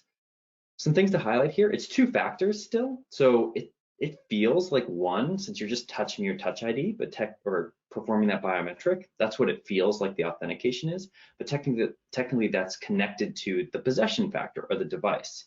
So now it's something you are, and it's also something you have. What this is doing is removing that shared secret. So it's based on these public and private keys, and done in one step. That one step is tricky, and I think I've talked to a lot of customers about this. They're like, hey, where's the second factor? Because people are used to typing in their password and then maybe picking up their phone or doing a second thing, and they're like, this is one factor, second factor. What's really interesting about passwordless auth is you're doing two factors. They're conjoined though in one simple gesture. So that's where that ease of use really comes in with this new form of authentication. So I know this part is a little bit Duo-centric, but I want to talk about this because I want to talk about Duo's strategy and how we think about passwordless authentication. So I won't belabor this slide, but I do want to talk about this because in the next section, when we talk about the market today, I think this will become relevant again. So one, at Duo, we wanted to make it simple to try passwordless because it's something new. We want to make it easy. It's in our our first edition. You don't have to pay a ton of extra money for it, and make it easy for people to start their passwordless journey. We want to make it easy for them to deploy and use in the first case. It's not a huge lift to start using passwordless because we believe in the efficacy of the technology. We want to make it easy for end users and administrators to use it. And we want to make it seamless and secure. And this is something I'm going to touch on a little bit later too, where seamless and secure from what? Well, a seamless transition from traditional MFA, which we've done for a long time, to the world of passwordless authentication. And to illustrate this a little more, I'm going to talk a little bit about what we see in the market today, and also how we see most customers or organizations moving from a world of passwords, traditional MFA, to a passwordless future. So that's where we're going to head next, is looking at the market today, or into the present. So what I like to do to illustrate the market today, or sort of the present, is think about an authentication method portfolio in most organizations, represented by this pie chart here. It's really sort of saying, what are, of all the authentications in your enterprise environment, what's happened, which authentication methods are being used. This is an average example of, say, a Duo customer, but any, we have a lot of different customers from SMB to enterprise, and just trying to throw out a average example here, where let's say a lot of the authentications are being covered by push as an authentication method or a 2FA method. Some folks are using SMS instead. Other folks are getting a phone call back for a second method. And then there's still a variety of authentications happening in the environment that are password only. They don't have 2FA on them at all. So the green shades here represent, hey, these are all the authentications that have some form of 2FA. And then the gray one is just a password only form of authentication in the environment. So generally, or traditionally, our goal has been increase MFA coverage. We want to decrease the number of password only logins. We want to increase the amount of usage of more secure authentication methods. I don't think it's any secret now that SMS is subject or is a little less secure than, say, a push notification might be as when it comes to MFA, because of threats like SIM swapping or things like that. It's still 2FA, so it's better than nothing, but in the tiers of MFA, SMS is a little bit lower. So increasing adoption of push has been a traditional goal as well. So now in a passwordless feature, the way we see it, passwordless is another authentication method, and that's even more secure than MFA. So it's one. If you look at this authentication portfolio, we're going to want to incorporate passwordless authentication into it. So some people worried maybe a year ago, or there seemed to be this rush that this would happen overnight. Basically, there would be this instant transition. You would rip and replace things, and there would be passwords would die, and we would be doing passwordless authentication in all of the authentication and all of the authentications in an organization. From what we've seen in the market today, this is just patently not true, and it's not even happening. It's not happening at that sort of speed or rate. So this is the future potentially, but this is not going to happen in like 2 weeks, 6 months. There's going to be a long journey. Just to give a reminder as to where the market is today, Microsoft put out a report in December of 2021, which it's 2022 now, which is wild to think about, but so just last December, saying that within their customer base, which is obviously huge, only 22% of their Azure Active Directory customers implement MFA or passwordless authentication. So this is still a really small. I showed that portfolio of authentication methods. There are a lot of customers that don't have any push, any 2FA in their environment still. So that's something to remember too, is sometimes it can be easy to say, oh, MFA is a legacy tech. But the truth of the matter is, we're still looking to get MFA adoption, still trying to get people to put a second factor on their authentications.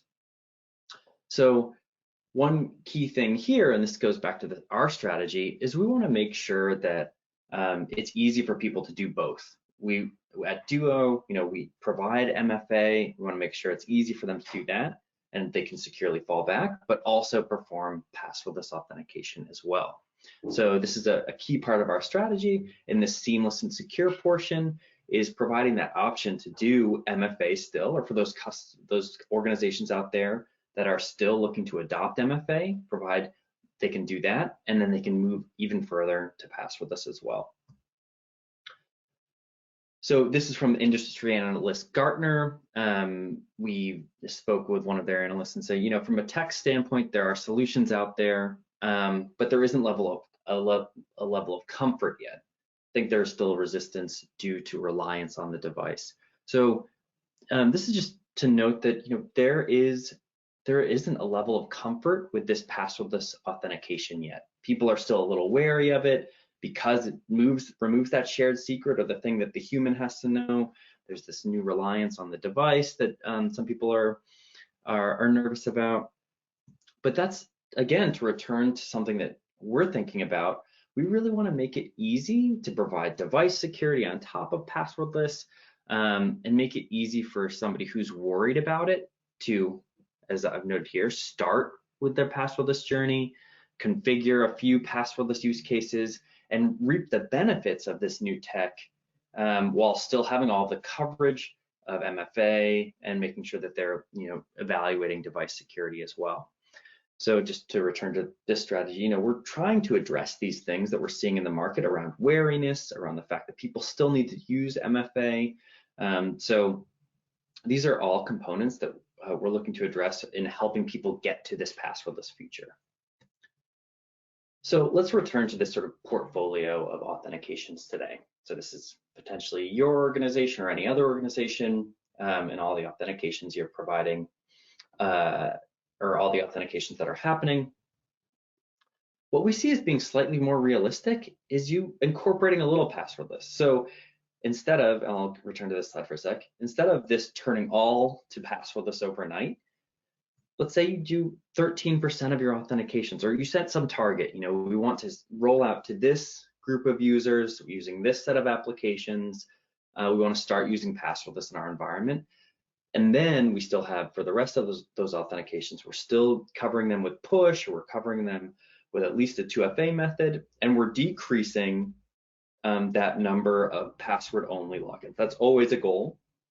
Get more coverage of secure logins. So I promise I won't flip back and forth too many times, but password-only in this case, that sort of 28% of logins, and these are numbers I'm making up here, but I am using them to illustrate the point. Moving into a passwordless future, reducing that down to 16% and increasing the amount of passwordless authentication in your environment. So that's how we see this moving. Is you're not gonna, it's very hard to go full passwordless overnight or in a single project, but you're gonna incorporate as a part of the portfolio more and more passwordless technology over time. So basically what we're saying is take a first step with this new technology, protect a first application, target a rollout to specific users who are more amenable to using new tech, and gather feedback about it. The customers that we've seen use passwordless so far have been really excited about the fact that it's smooth. It's a smooth authentication experience. They are really excited about the fact that they're seeing less help desk requests from trying to reset a password, because folks are able to get in smoothly, seamlessly, and without that password. So this is how we see things going, is basically doing a first use case with passwordless and then potentially expanding. So what's the passwordless future looking like? Where are we going from here? Well, to return to this, first a diagram, potentially, in the next few months, you might implement some passwordless in your environment, cultivate a sense of comfort amongst that sense of users who are already enjoying the benefits of having this simple login experience, and then move to your next passwordless use case. And we see this developing over time, that passwordless adoption within environments, moving from sort of maybe 13% to 40% of authentications in the next 1 to 2 to 3 years. More and more of those authentications in any given environment are going to remove that password from the flow and rely solely on a passwordless cryptographic sign that's much easier to perform and much more secure. So I think from there, I just wanted to finish out by saying we're really excited about this technology. It's a really simple and secure way to log on. It's great for the end user in the sense that it's just a simple gesture where they get to perform a biometric, and it's still that 2FA, but it's great for the security practitioner in the sense that it's removing this weakest link of a shared secret. And it's great for an IT administrator in the sense that it's reducing that frustration that folks feel at the point of login. So with that, I'll finish this out, and thank you so much for joining this talk today. Thank you, Tad. And we did have some questions come in here. First one that we got is, A lot of the passwordless methods that are available seem to rely on biometrics. How is Duo handling or securely storing that sensitive data? That's a really great question. And because it's a question that's based in something that's not necessarily true, the great thing about the way passwordless technology has been set up via the 502 protocols and things like that is the biometric is never stored by a central party. That would lead to the same problems that passwords have had. All the passwords are stored in a central repository, and that's what hackers tend to target, is that repository of shared secrets that they want to compromise. In the case of the biometric, it's stored on your local device, and it's used to unlock the cryptographic key. And that cryptographic key is asymmetric, so you use the private key stays on your device, and the public key is used to sign something that Duo sees. But it's basically like you have a little safe in your own apartment. You use your biometric in your apartment to open it up and bring your credit card out and use that out in the world, and then you put so the biometric isn't used out in the world. It's used locally on your device and never seen by, say, Duo, or stored by Duo, or potentially somebody could take it from Duo, since we never see it. But that's a great question, because these technologies are using biometrics all the time, but they're stored locally. And what would you say is the most common misconception about passwordless technology? I think the name was kind of a mistake, to be totally honest, and I'll go back in the presentation a little bit. Sorry for the flipping through slides. But I think a lot of people think that it's, in this flow, it's just removing the password. So, it's just this, something you have component, but no, they don't think about the fact that it's also the biometric. So when you hear passwordless, you go, okay, so right now the MFA experience is put in your password and then respond to, say, a push notification on your phone. I guess passwordless must mean they remove the password and it's just push only on your phone, which is not true. It actually is still two factors. It's not a single factor authentication. You're performing, a biometric or entering another factor, and then you have the possession factor. And so it's still two factors, but now but with that shared secret being removed. So I think that's the main sometimes misconception around the technology. And when do you see passwords actually being obsolete and done with? This is also a great question. I left this slide up. I think passwords are going to be they're going to be hard to kill. They're still really required for a lot of legacy use cases that don't speak certain modern protocols. So I think that this diagram is really important when thinking about passwordless. We are just going to try to reduce our reliance on them over the next 3 to 5 years. I do think in, say, like 5 years from now, it might be true that there are a bunch of organizations that are fully passwordless. They've never had their users have a password. This is much easier in organizations that are 100% cloud first and using a lot of SaaS resources. But if you still have, a pretty heavy on-prem footprint and have some legacy authentication protocols in your environment, it's going to be very difficult to totally remove the password from the equation. But I do think that incorporating more and more passwordless over time just is the same. It's like in the revolution from password only to MFA. We're now adding on another layer of MFA to passwordless, and both are going to be happening at the same time. There are probably still some password only auths in your environment, and then maybe some 2FA ones, and you just want to increase the passwordless logins, which are now the most secure, over time. So your portfolio of authentications includes passwordless, includes some 2FA, and hopefully very little password only or single factor authentication. Excellent. Thank you, Ted. Thank you to our attendees for joining us. If you have more questions on Duo, please feel free to reach out and check out the resources that we've included. With that, thank you to all and have a great day.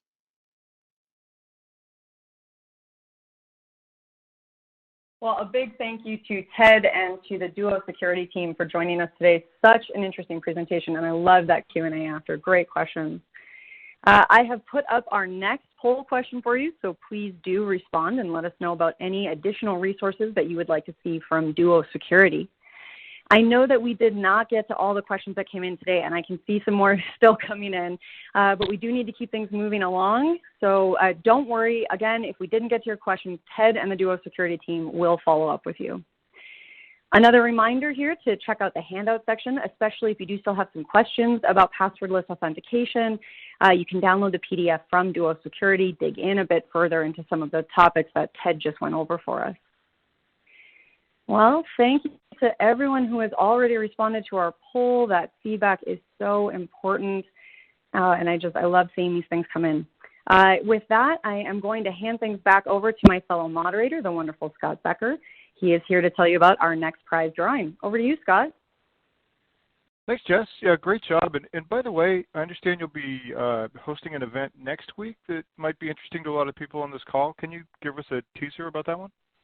Absolutely. Yeah, Scott, thank you. I'm so glad you asked about that. I am so pumped about this event next week. You know, a lot of us, myself included, obviously, have ended up making some big career changes in the last year. Everything kind of turned upside down for a lot of us, or at least went a little wonky. And maybe the plus side to all of that is that we've gotten a chance to think about what we want, you know, in our lives and in our career paths. So we have this incredible event coming up next week. That's Wednesday, April 6th. It's Unlocking Your IT Career Potential in 2022. So again, Wednesday, April 6th. It's 3 p.m. Eastern. I think that's 1 p.m. Mountain and 12 p.m. Pacific.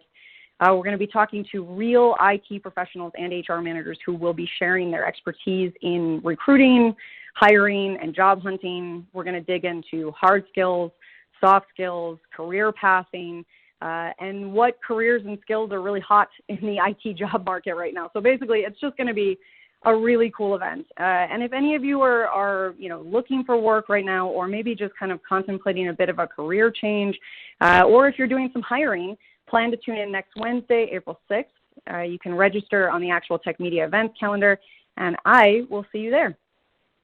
All right. That sounds like an awesome event. Thank you. Thanks for giving us that teaser. Really appreciate it. Thanks, Scott. All right. Well, and again, thanks to everybody who has filled out the poll. Let's go ahead to the next prize drawing.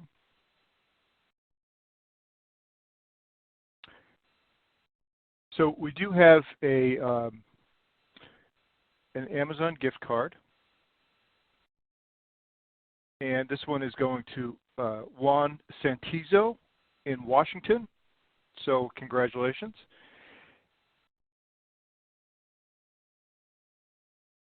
And it is also time for our next grand prize drawing. So now I'm a PC person, so the Surface drawing was the one that, you know, that I would have been excited about had I been eligible, which I am not. This next one is the exciting one for all the Mac fans out there. So this grand prize is the Apple M1 MacBook Air, and in fact, not one, not two, but three.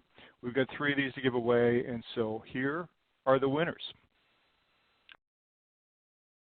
The first is Crystal Hughes from Texas.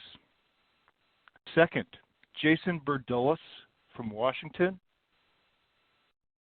And third, Brian Favreau from Maine. So congratulations to Crystal and Jason and Brian on the grand prizes. That's those are great prizes, and we're happy for you. And let me take just this minute here to go through, you know, some of our prize winners all day, just because there are so many prizes. I know with an event of this length, sometimes you got to pop in and out at times.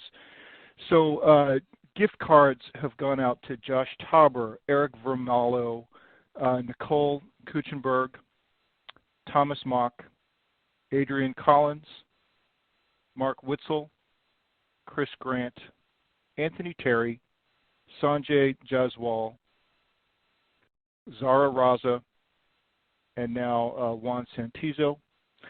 And then as far as the grand prizes, we had the DJI Mavic Air 2 drones. Those went to Adam Orbell, Samir Mohsen, and Alberto Mercado.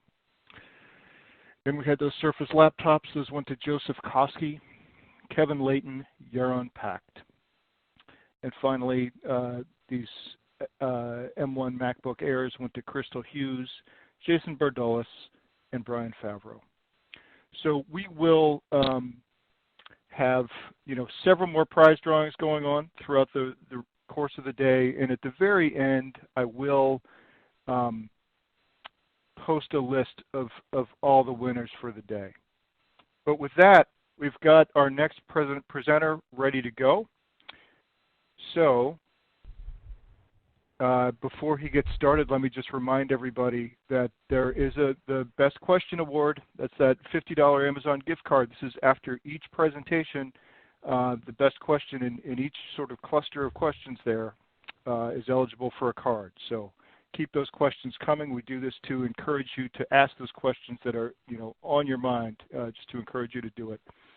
And with that, our next presentation in the IT Innovators Day Virtual Summit comes from NetApp, and I'm delighted to have Jeff Dickey, Chief Technologist for Cloud and Data Services from NetApp. Jeff, welcome. Hey, thank you. It's great to be here. Thanks for coming on. Yeah, take it away. All right. So hi, everyone. I'm Jeff Dickey. I've been at NetApp for just about 3 years. I'm part of the Office of the CTO in our Public Cloud Services division. And I'll be speaking about analyzing the next wave and how the future is really about continuous optimization. So let's start with a quote here. So IDC says, we're now entering the next phase of cloud adoption, where enterprise applications are moving to cloud and IT organizations need to handle multi-layer applications in complex multi-cloud operations, as well as dynamic cloud native applications on the same platform. And I'm going to talk about how we address this and how we succeed at enabling this. So to start here, let's talk about NetApp and what the big folks, the analysts think of us. We're a leader in block and file storage. Per Gartner and IDC, NetApp's focus on the cloud began early last decade when we partnered with AWS to help drive hybrid cloud services. And NetApp is here to take the enterprise grade to enterprise great by helping you meet more cloud mandates for hybrid and cloud native workloads with a fully managed file service or self-directed storage service, delivering the freedom to run all the operating systems that you need, like Linux and Windows, and run these applications natively across the hybrid AWS cloud without redesigning your code, your processes, or your teams.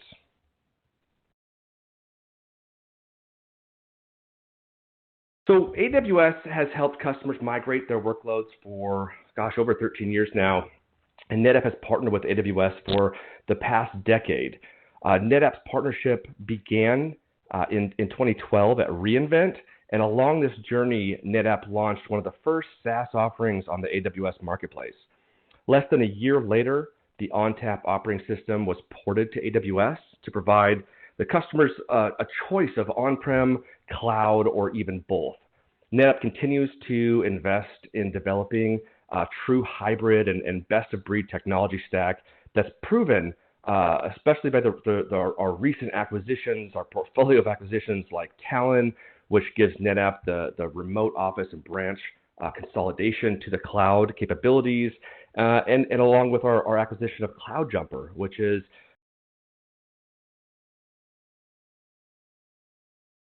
the flexible hybrid cloud storage solutions that help meet our customers' business objectives in this ever-changing technology world we live in.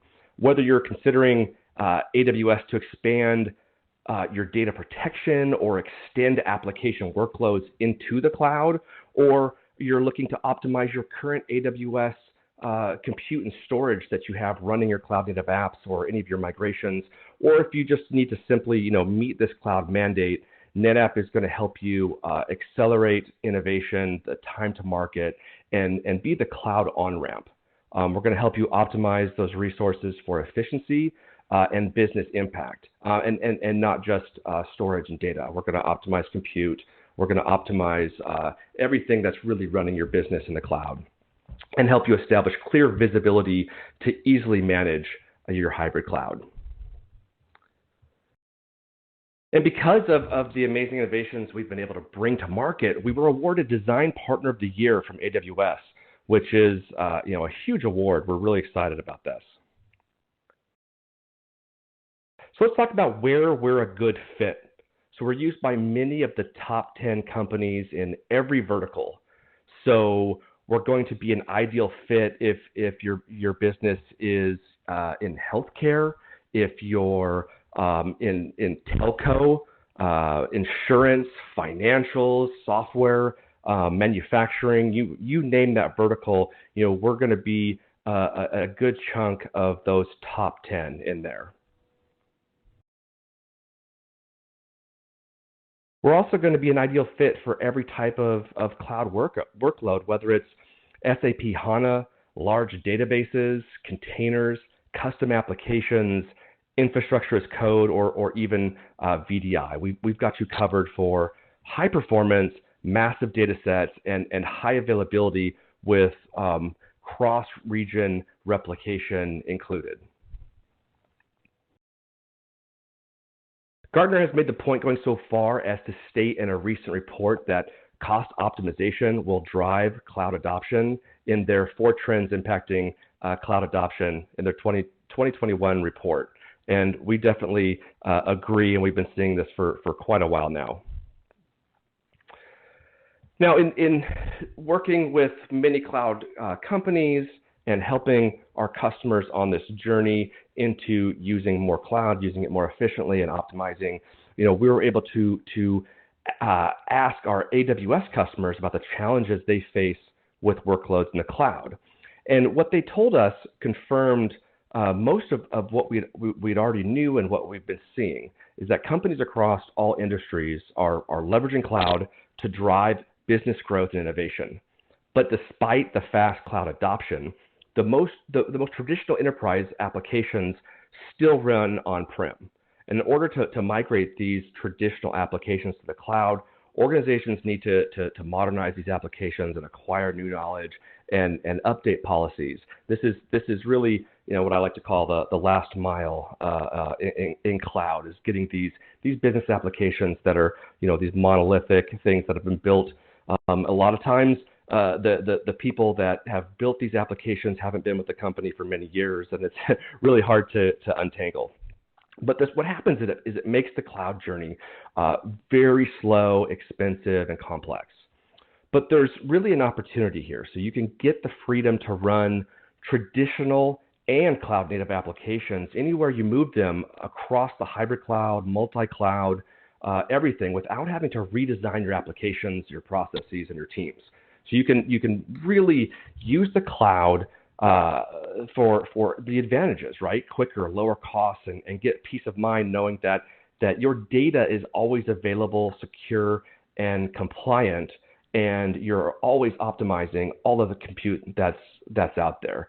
So many projects that I've been on in the past in consulting, you spend way too much time upfront refactoring applications just to move them to a place that they haven't been yet, right? You can't really optimize for cloud if you're not in cloud. So I always looked at refactoring before a move as a long, costly procedure that can be avoided with a lift and shift and optimize.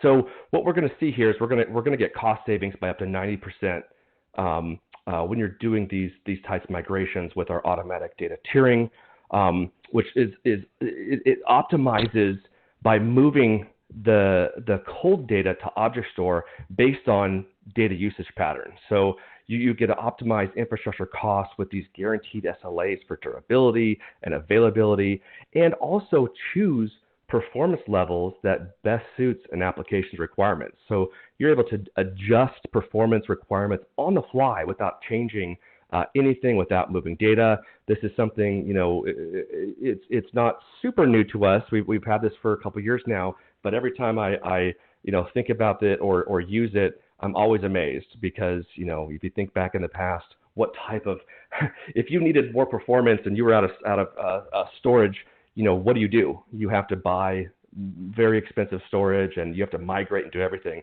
Imagine just sending an API call and getting hundreds of thousands of IOPS in that data you need, or going to a GUI and clicking on, what, I don't need performance anymore. I'm going to click on just a standard performance.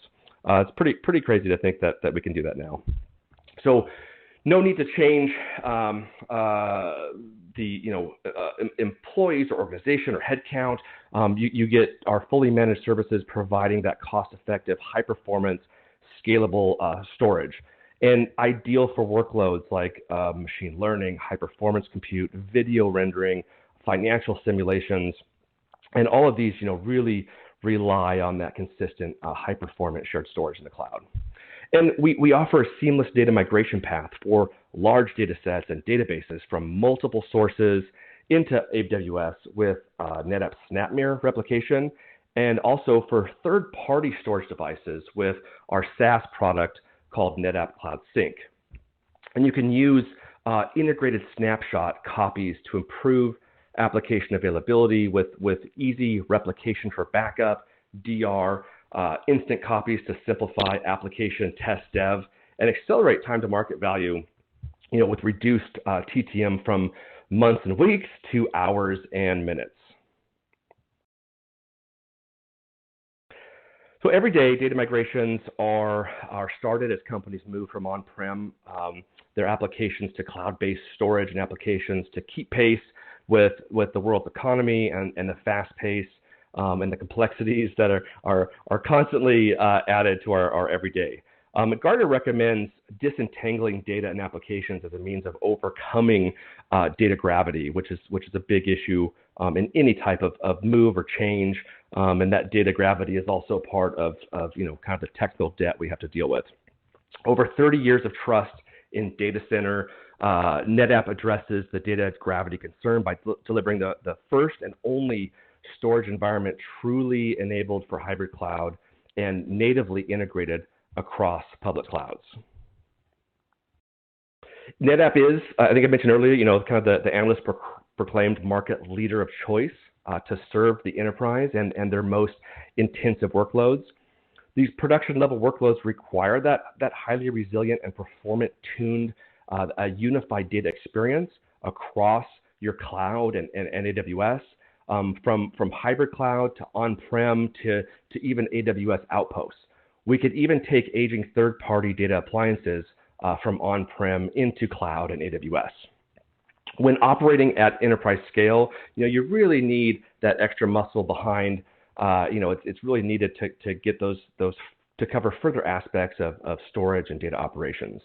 And we help optimize data services for the things that are that last mile of cloud, the applications that are running the business, like SAP, the massive large databases, anything that is file sharing services for the organization, and even cloud native data volumes for containers, and that the persistent storage needs for containers, along with data protection and the ability to protect and recover.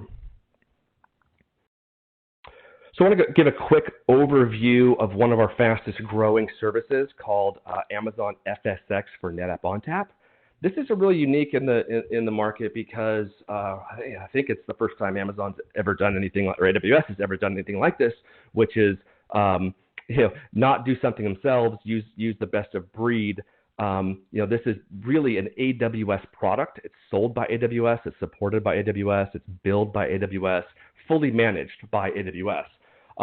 It provides the first complete, fully managed file system delivering block and file storage, and so you don't require any refactoring at all for your applications that you're moving into AWS if you're using FSx for NetApp ONTAP. This is the first time that AWS customers have access to multi-protocol support for Linux, Windows, and iSCSI instances. So everything that ONTAP has to offer is baked right in, along with our portfolio of enterprise-grade data services, all bundled together and offered as a service, delivered by AWS, and extremely easy to consume, which is why it's a fast-growing and very popular product for us. So from the public cloud to the data center, full stack visibility of infrastructure and applications can end up being disjointed and really unmanageable, especially at scale and especially during migrations. And I usually talk to people when doing migrations is you have to think about, a lot of organizations will think, well, we're moving to cloud, so now we may have to, manage two things now. We have our on-prem, fleet of data centers, we have the cloud, and I have to explain, no, you have three. Because now you have your on-prem to manage. Now you have your cloud to manage. And then now you have to manage both those together, which is that third piece to manage. And it becomes really hard to kind of grasp everything. There's a need to identify performance issues, faster, optimize usage so you can defer spend and do more with your limited budgets. And more than ever, you need to detect ransomware attacks before it's too late. The average cost of downtime is $5,600 per minute, which is really interesting. And cloud waste is the #1 IT concern for the 4th year in a row. Cloud insights from NetApp is what the modern enterprises use to optimize not just storage in the cloud, but also optimize compute workloads and even complicated Kubernetes deployments in the cloud. So these modern enterprises depend on hybrid shared infrastructures that span both on-prem and cloud. This hybrid is really the new normal for most enterprises, unless you're web tech and you start born in the cloud.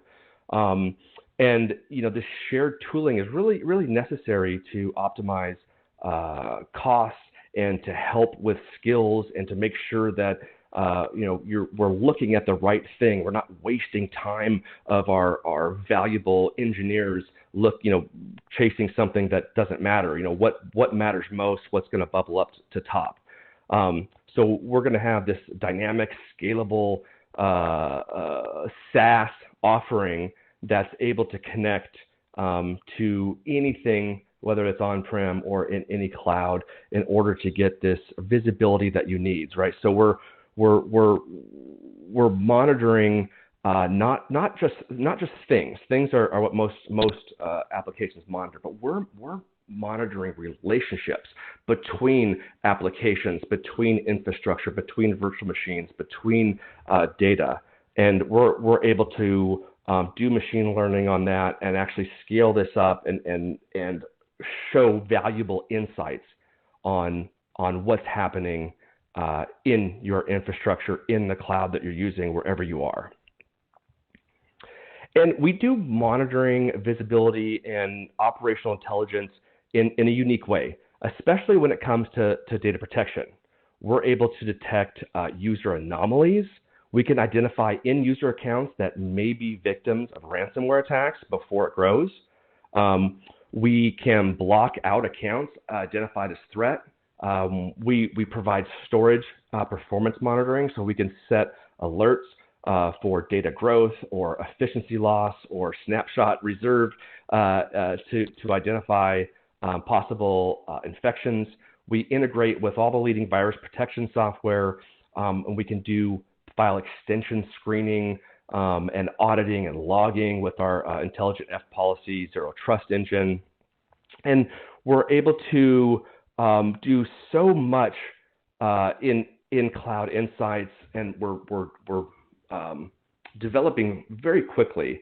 I think we have well over 200 just native collectors out there, and we do an incredible job at giving deep visibility into your Kubernetes pods. So we're going to give you insights into, if you typically, a lot of the bigger customers I work with will have maybe 300 or so, 400 deployments of Kubernetes, which is tens of thousands of containers. And how do you get visibility when this environment is so fluid and everything's constantly changing? We're able to drill down and show what those relationships are between pods and between containers, and really show what's going on and give you a good picture about what's happening before an issue happens. So the three major differentiators for Cloud Insights. First, SIDS Cloud Insights is a SaaS service. You can seamlessly and automatically scale as your on-premises and cloud resources grow. Secondly, we provide a normalized data model to visualize your end-to-end infrastructure, and this makes finding complex problems simpler and much faster. And finally, because Cloud Insights knows the relationship of your resources, it knows how they are interconnected and used. So this means that Cloud Insights can always find unused or wasted resources for performance and cost optimization. And we go even further than monitoring and visibility with deep security insights and automated actions. With Cloud Secure, we take a trust no one approach. We inspect and analyze all data access activity in real time to detect malicious behaviors and identify potential risks, detect ransomware attacks before it's too late, minimize the impact of an attack with automatic data backup.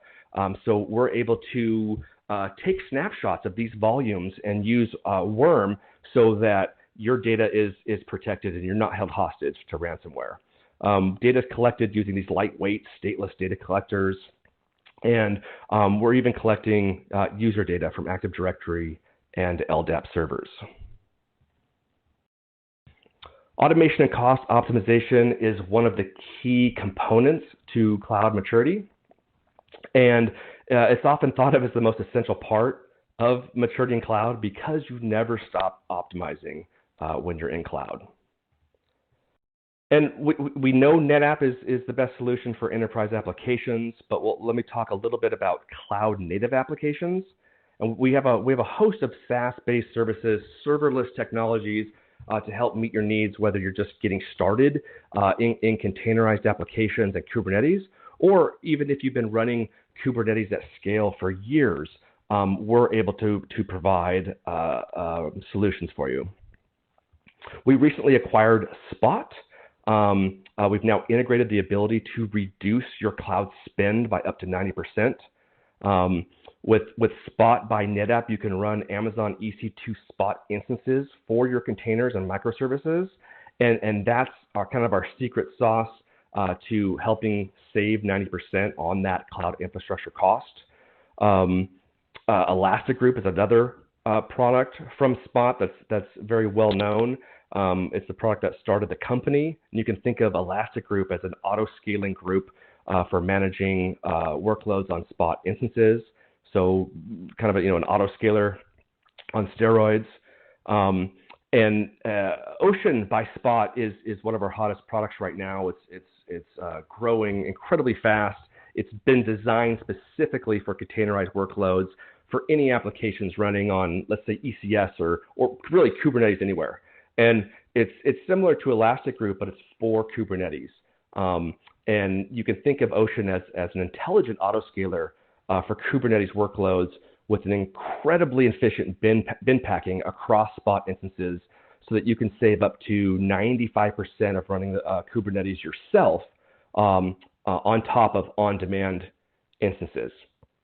Customers that are leveraging Ocean right now, what happens is when they have this fleet of thousands of containers or tens of thousands of containers, and they see the savings, they quickly try to push everything into containers faster and faster so that they can move into Ocean and get these savings so that they can take that and do more cloud projects with that.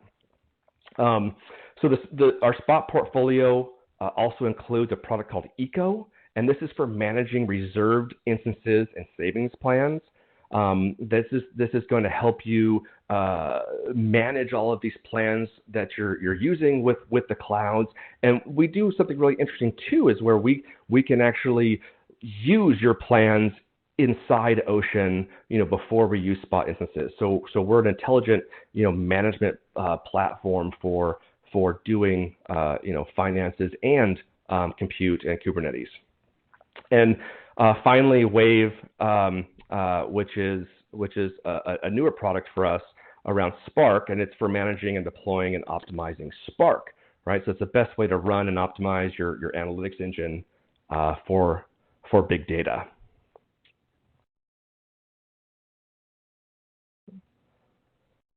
Since Kubernetes is really the operating system of the cloud, and if you run Kubernetes, you really want to run Spot Ocean, right? It's going to simplify the infrastructure management for containers. Again,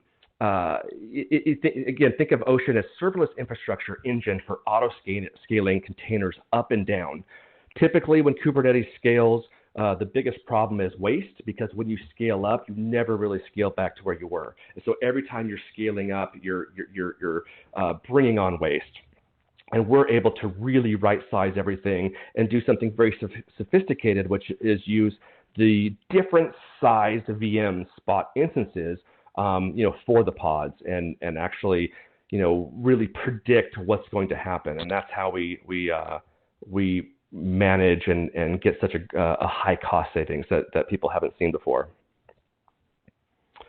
So the beauty of cloud is that we can do much more than we've been able to do in the past. But again, with this flexibility brings incredible amount of cost or complexity and cost. So we need to push off as much as we can to SaaS services.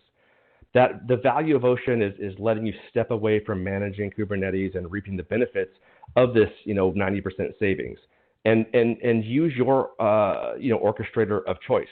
If you're going to be using EKS or GKE or AKS, it's going to be up to you, right? So you're going to get this cloud native showback. You're going to get a granular view of clusters and the cost breakdown, and you're going to simplify cluster management with this optimized pricing and utilization. You can get started today by using Ocean Insights from Spot to see what your savings will be immediately. So you basically are just going to connect your Kubernetes cluster to perform this analysis on your cloud costs and your resource utilization. And before spinning up a single instance, you'll see the full impact of Ocean for managing, scaling, and provisioning your container infrastructure.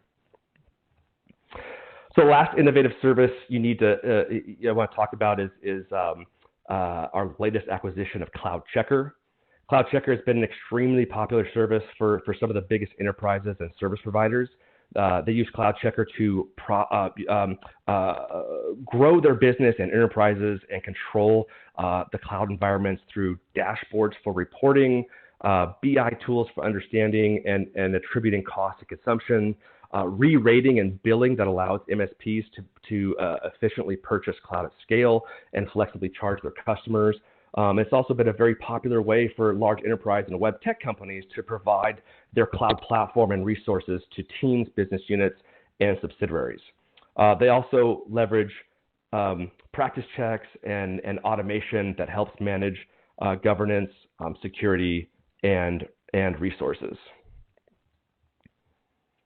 So GigaOM just released a new radar for cloud management platforms, where they named Spot and Cloud Checker by NetApp a leader and the only company as an outperformer, scoring the highest in key criteria as evaluation, both the key criteria and evaluation metrics, which is a huge win for us and really validates our aggressive and innovative cloud strategy. So I've talked about just a few ways NetApp's cloud platform helps you innovate faster and provides incredibly valuable insights across the hybrid cloud to prepare you for your continued journey into this next wave. And remember, the future is always optimizing, right? That's the migration doesn't end. We just keep optimizing. Here's a link below. This is a great way to get started with a free trial of Cloud Insights on AWS.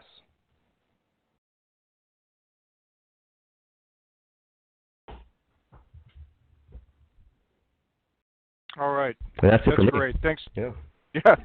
Thanks, Jeff. That was fantastic. Let's leave that slide up for a second while we answer a couple of questions before we get to the poll about additional resources. But Jeff, the first one I've got for you here is they're asking, can I use NetApp to get my data to the cloud even if I don't have NetApp hardware on-prem? Absolutely, yes. So we make this really easy. So we have a service called Cloud Sync, and this is a SaaS service. So nothing to really install and configure and maintain. You simply use this to configure where you want to go. It's actually kind of a point and click GUI. So here's the data I want to move. Here's where I want to move it. Do you want to go straight to S3? Do you want to go to FSX for NetApp ONTAP?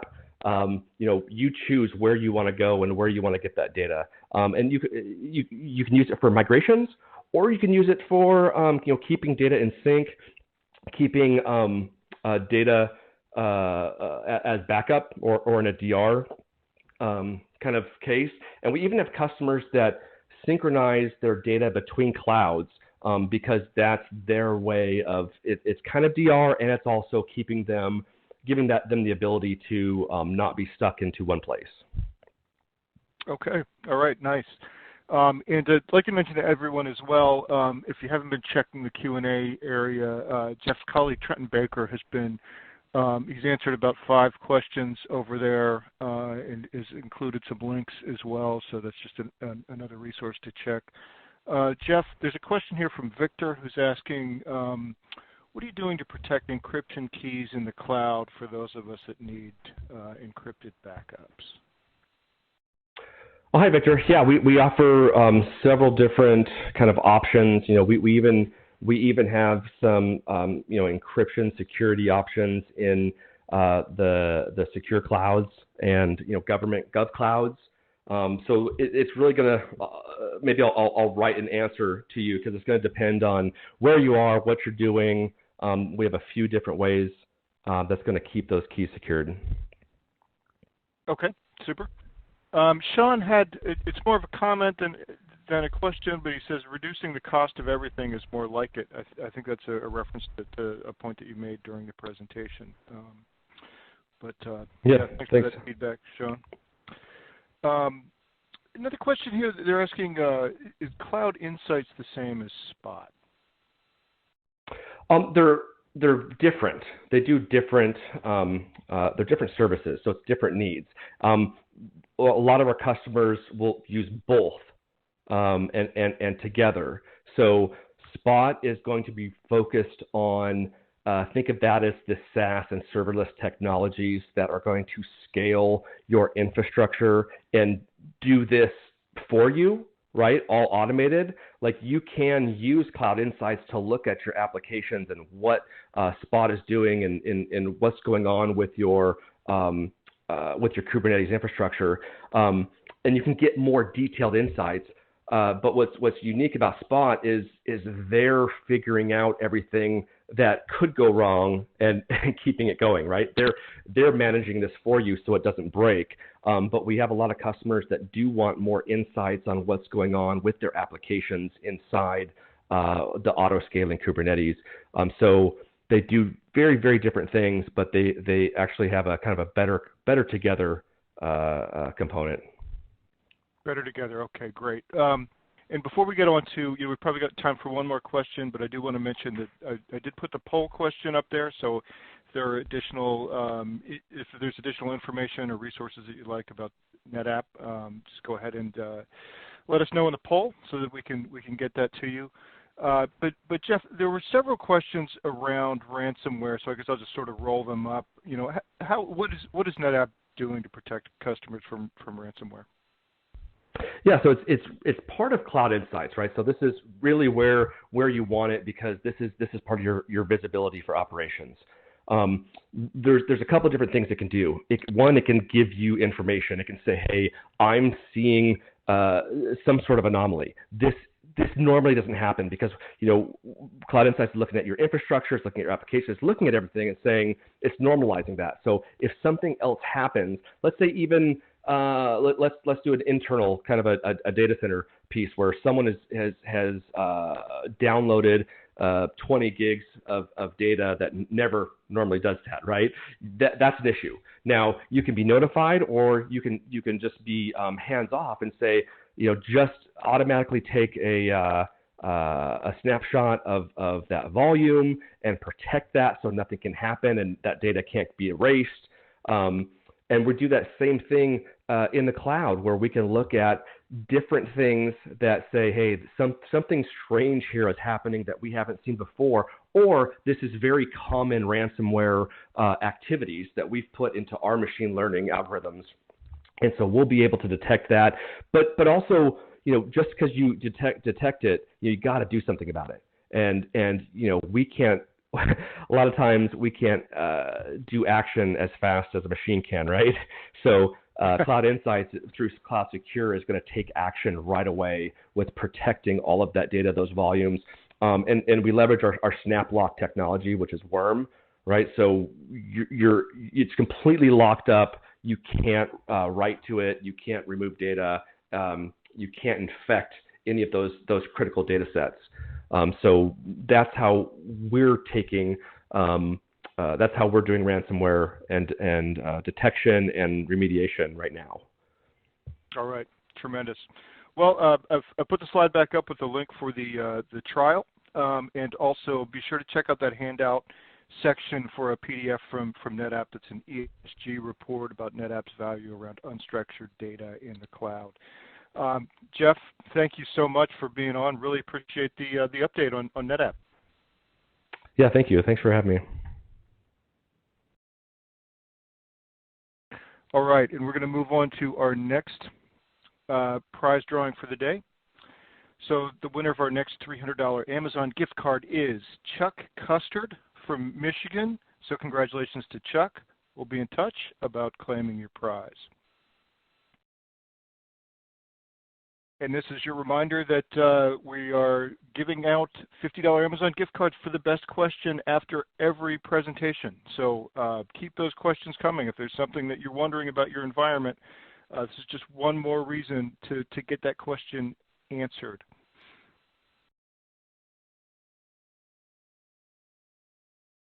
And now it's time for our next presentation in the virtual summit. And our next session comes from Sequence Security. And presenting for Sequence is Jason Kent. And Jason has an intriguing title. He is Hacker in Residence for Sequence Security. Jason, welcome to the virtual summit. Yeah, I appreciate that. And I'm pretty sure everyone that announces me into everywhere says that I have a unique title. A great gift from my boss and an amazing company. So I appreciate that. Awesome. Yeah, we'll take it away. All right. So what we're going to be talking about today is APIs. Sequence Security, we're an organization that does, we help you find your APIs, we help you monitor your APIs, we help you defeat the bad guys that are attacking you on your APIs. So we're all about API security. And one of the things that I've learned over the time that I've been looking at APIs, which is since about 2013 when I started first looking at garage door openers and how their APIs worked. When you look over that span of time, I've had a lot of people ask me, well, what's going on with APIs and what are the things that I should look at? And this puts together quite a few of those things, and it also gets some lessons learned from our customers that are out there. So my name is Jason. I'm a hacker in residence here at Sequence Security. I've got about 20 years looking at applications and trying to get information out of them that I shouldn't be able to get. I've done API security testing for at least the last decade. I've had multiple responsible disclosures and those kinds of things. If you attended the OWASP training that was in July, you may have saw a class where I taught how to take apart mobile applications so that you could find the APIs underneath them. So working here at Sequence Security is we're kind of a new company. We've been doing quite a bit with the enterprises that we support. We've partnered up with a bunch of organizations that are helping us keep the lights on. And realistically, what we've been doing mostly is looking at all these organizations' APIs and stopping the bad guys. So what we're going to talk about today is how APIs have really become something that everyone has. I used to go around telling everybody that every company is now a software company, but really now every company has APIs, right? And so whether or not you're a software company, integration points occur people using your APIs in your application, et cetera. So if you look at APIs for your organization, you're probably going to ask a couple of questions, right? Are my APIs jeopardizing one of my security compliance goals or any kind of governance that may be out there? And then the other side of it is, can I be attacked in my APIs? And this is stuff that when our customers come to us, these are really the two burning questions that they have. Am I going to go out of compliance or governance? And am I going to be attacked? Not necessarily asking that order every time, but definitely those two questions come up. So if we think about APIs, we're looking at all of these things that are happening as part of the digital transformation, as well as all of the things that are happening in order for us to become, digital organizations. So it could be from your HR services. You've got employee applications. It could be microservices that you're developing. Realistically, it could be anything, right? There's about 142 billion app downloads that have occurred, and that's a billion with a B. And obviously that number's gone up because we made the slide before today. And so if you think about it, that's a lot of API utilization. And in fact, your average person that has an advanced cell phone utilizes probably 10 to 100 APIs every day just to do regular things. Then add in banking and, all of that. My brother-in-law just got a Tesla. That's a mobile API platform. He can pull his phone out at any point. It talks to the Tesla cloud. The Tesla cloud talks to his car. He can adjust the temperature, see how much battery life, all those kinds of things are happening because we want to have interconnectivity with our vehicles, obviously, but also because we're delighted by those things. So APIs are really, really existing at the core of everything these days, and they've really become a developer tool of choice. I can just have you integrate with me, and that makes things a lot easier. So if we start to look at things like logins and SAML and that kind of stuff, you're starting to see organizations say, well, I'm going to lean on another organization to allow for authentication. The government's got, login.gov and ID.me, and all of those things are going to be exchanging API tokens, et cetera, in order to make all of that work. But think about your own organizations. You probably have something that you can sign up for, whether or not you're using your own authentication services inside of that, or if you're using multiple hybrid third parties where you can use Facebook to log in or LinkedIn or whatever, you're using APIs in order to make all that work. Health monitoring API utilization has really gone up because organizations want to know, is the app online? Is it functioning correctly? Is it responding correctly? There's all these things that go right along with that. And a lot of these health monitoring APIs come with things that you're implementing.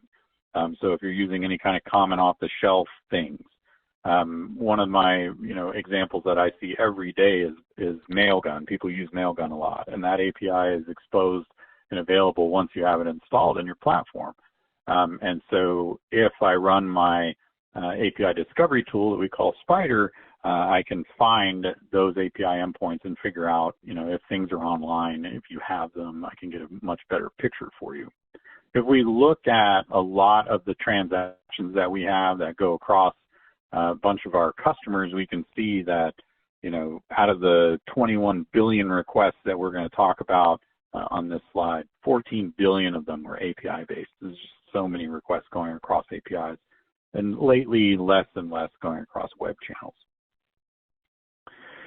I dug into these specifics a little bit, but if you look at the very bottom of this, I've got some logos down there that are applications that were owned through their APIs. John Deere, you might argue that came from a developer site. That was a developer site, but it was an open API on their developer site. If you look at some of the breaches that are out there and some of the information, like Peloton or Clubhouse, that was total pull. They got everything out of it. Not pictured here is Brewdog, one of my favorite API attacks, simply because I work in this space a lot and I enjoy talking about application security. And there's a little bit of schadenfreude when you say, the beer company has open API. Let's see what we can do. And somebody went in there and figured out that they could go, just generate as many coupons as they'd like for free beer. Free beer through your APIs. Come on, that's genius stuff. Brilliant.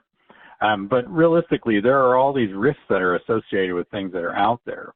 We see a lot more organizations publishing open API specs, but doing things like having them be public means that you're asking attackers to come read your API specs, and that may be something that you really need to concern yourself with.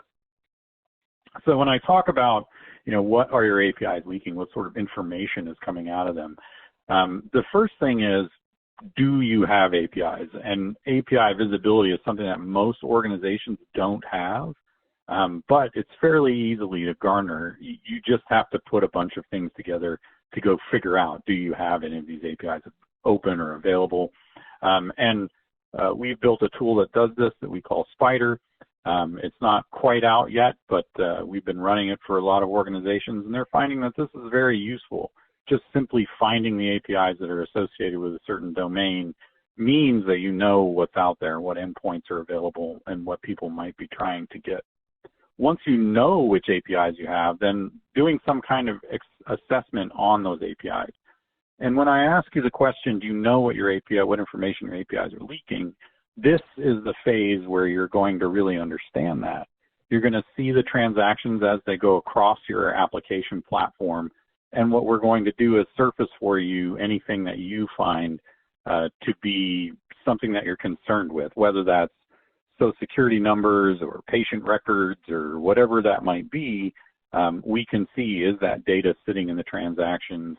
And if it is, we can tell you about it. We can also do things like take that open API spec that you've generated that you're not giving out to everyone, and we can stick it into our systems and use that as a compliance check. Hey, your spec says that you're supposed to be authenticated on this particular data element, but I can see traffic that isn't authenticated touching that data element. So understanding the compliance of not only what's being built, but what have been built is pretty important. And then the last phase of this is being able to remediate things quickly. If you use Log4j as an example, and that vulnerability that was released for Log4Shell, you're going to realize that understanding your visibility, how many APIs you have, where your endpoints are, is important because you want to go patch it. You're going to understand that anybody sending traffic across that's trying to do some kind of DNS lookup against an LDAP server is traffic that you're going to be interested in. And then that last step is, let's throw that traffic away. Or let's deal with it in some way that makes sense. Maybe you honeypot it or something like that. But understanding what's happening in your APIs means that you can build an operational infrastructure to allow you to do these kinds of things. You're introducing compliance risks when you add APIs. The more complicated, the more data, the more things that you have out there, the more risks are obviously going to be out there. Usage drivers in APIs, that's data and payloads, commands. There's lots of stuff that goes inside of that, and that's going to increase your security risk, as well as internal APIs that people shouldn't be able to see. That east-west traffic that's just going between applications somehow can be exposed oftentimes through APIs because I can command the APIs to go look things up and give me data back. Some best practices around minimizing this are doing things like looking at how your data is used, header, body, what kind of responses are you having? Are you actually putting the data in posts? Is it being encrypted? Those kinds of things. And a lot of that, anything that's using sensitive data, looking for the data inside of the API transactions is something that you're obviously going to have maybe like a pen testing team or somebody like that look at, but we can do this on the fly. Having consistent policies around your APIs and doing things like having API specs allows for you to start to build a compliance posture. And having those policies and having that compliance posture means that you can say things like, hey, let's make sure our logins use these kinds of flows, or, if we're going to be using an API, there has to be a published spec for it so we know where security should be applied. Understanding that, if you have problems here and people can get data out, it can get extremely expensive to have those kinds of breaches. In addition to data breaches, just malicious use of APIs, we're seeing more and more and more organizations move to APIs, and that means we're seeing more and more of the attackers move to the API platform as well. Account takeovers is one of those things that we've seen blow up in the last 2 years. As the pandemic roared up and started to really become a problem, we all got sent into lockdown in some way or another, and we all started transacting online a lot more. That meant that our rewards points went up, our credit card numbers are out there. We saw a lot more account takeovers happening, and we're seeing it increase at about a 60% rate year on year. Content scraping or competitive scraping, however you want to say that, it's also gone through the roof. And oftentimes this stuff happens over APIs. In fact, the attackers rarely go to websites anymore because they can be so easily monitored, they can be so easily seen on those websites that they don't want to do that.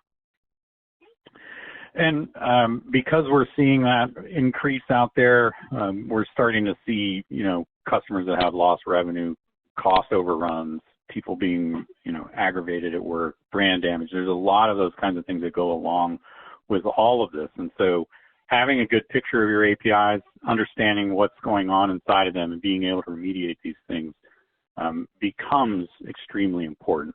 We break that down into discover, detect, and defend. Find out what you have out there.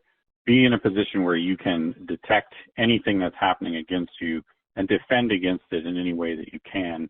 Once you have these 3 things in place, it makes it a lot easier for your applications to be considered secure. And when the next thing comes down the line, when the next log4j comes down the line, when the next problem that you need to address comes down the line, you're in a much better place to either put some defenses in place immediately and then go do the patching, or at least understand where it is that the patching needs to occur. There's 10 things that your API security solution should probably do, and not necessarily in this order, but they're definitely in here. And this comes down to what it is that you would like to achieve as far as API security goals. And so understanding that you should probably cover the API top 10 from OWASP, and you should understand what you have out there. These are all very important things. But this number 1 thing, though I said these aren't in any order, is actually the first thing that you should do. Know what you have, right? Inventory everything that you have out there, and we can help you with that. If you'd like to come to our website and sign up for a free API assessment, we can sign you up and run an assessment against your organization and let you know various different things that are out there. And with that, I think I'm on time, so we'll bring these guys back in. Okay, super. Yeah, great presentation, Jason. I love those 3 framing questions that you asked about APIs, about introducing, new unseen security risks, jeopardizing compliance and governance, and exposing you to automated attacks. Those are really important questions, and they're getting more critical every day, as you described the explosion of APIs. Plus, I personally enjoyed your references to Tesla being a rolling API and the genius of hacking free beer through the coupons there. But let's put the poll question up while we see what questions are coming in here from the audience. And we've got quite a few. Yeah, I see a couple in here that are asking, how do you become a hacker in residence? And yeah, you my answer is first? 20 years of reading app security books, right? and being an app pen tester and that kind of thing. There are no certifications for this. So go look for things like AppSec, right?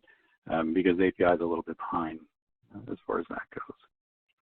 Okay, super. Hey, there's a question here from Bradford who's asking, does engagement with Sequence remove the need to utilize our own tools? And he gives the example of Postman, Swagger, Fiddler, etc. does sequence include a development platform? Is it strictly a hardening securing API platform? And I think Bradley's question came in maybe just slightly before you mentioned Spider, and I'm not sure if that's relevant to it, but yeah, I'll leave it with you. Yeah, Spider is one of our products that we have that'll help you find things. So I'm never going to tell anybody to get rid of Postman because that tool is just amazing. Swagger is going to help you, and we call it Open API now, but that's going to help you tell us what is important to you in your app. Fiddler, yeah, maybe you can get rid of that. We're really a runtime environment, right? So we're sitting there watching the transaction go across. We see the request, we see the response, and we can tell you based on what you've told us whether or not that transaction conformed to your API specs. In addition to that, we can tell you, did it come from a malicious place? Was it malicious in nature? And we can actually set policy to stop that transaction from happening. So I'm not going to say you need to get rid of your QA or your pen testing tools. This is just probably the bigger arrow in the quiver as far as catching those kinds of transactions. Okay. All right. Super. You know, there's another question in here from, the name is spelled LMTIAZ. I'm not going to try to pronounce it, but they're asking sort of a security by obscurity question. Is it safer to not use common APIs, you know, for example, APIs that are public? So in the commonality, you know, I always look for /login, right? I always look for /metrics.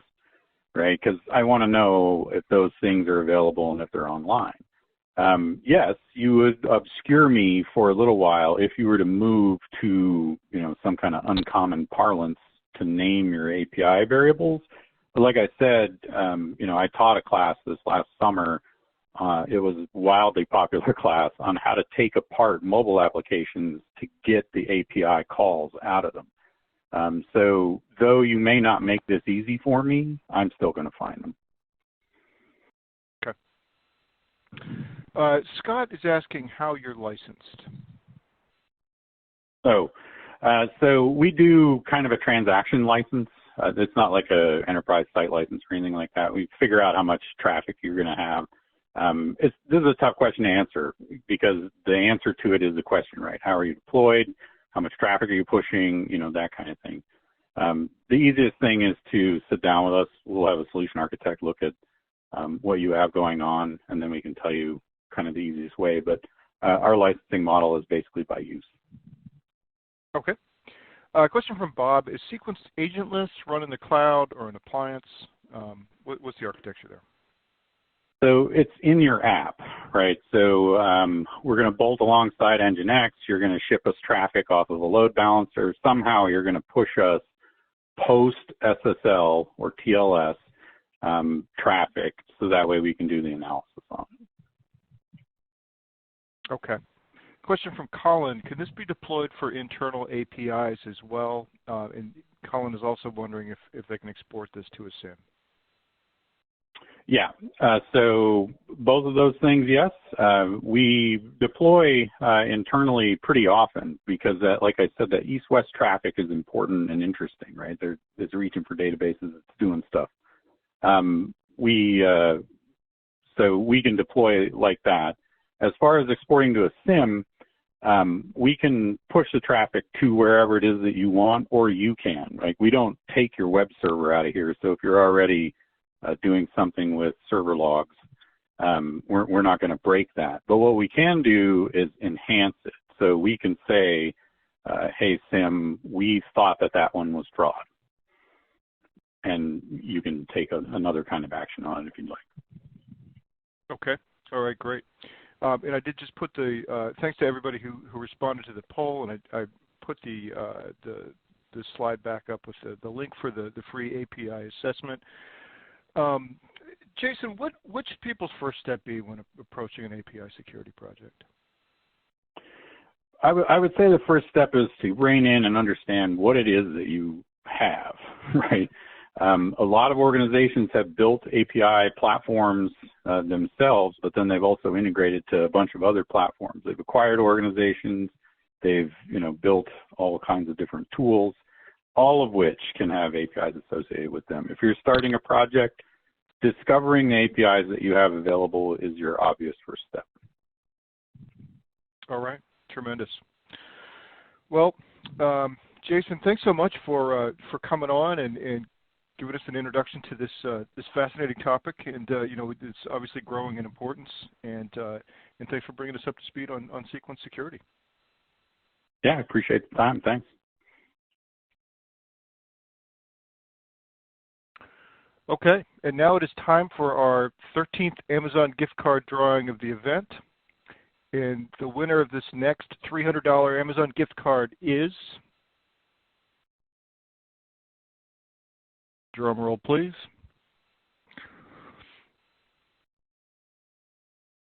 Klaus Trilk from California.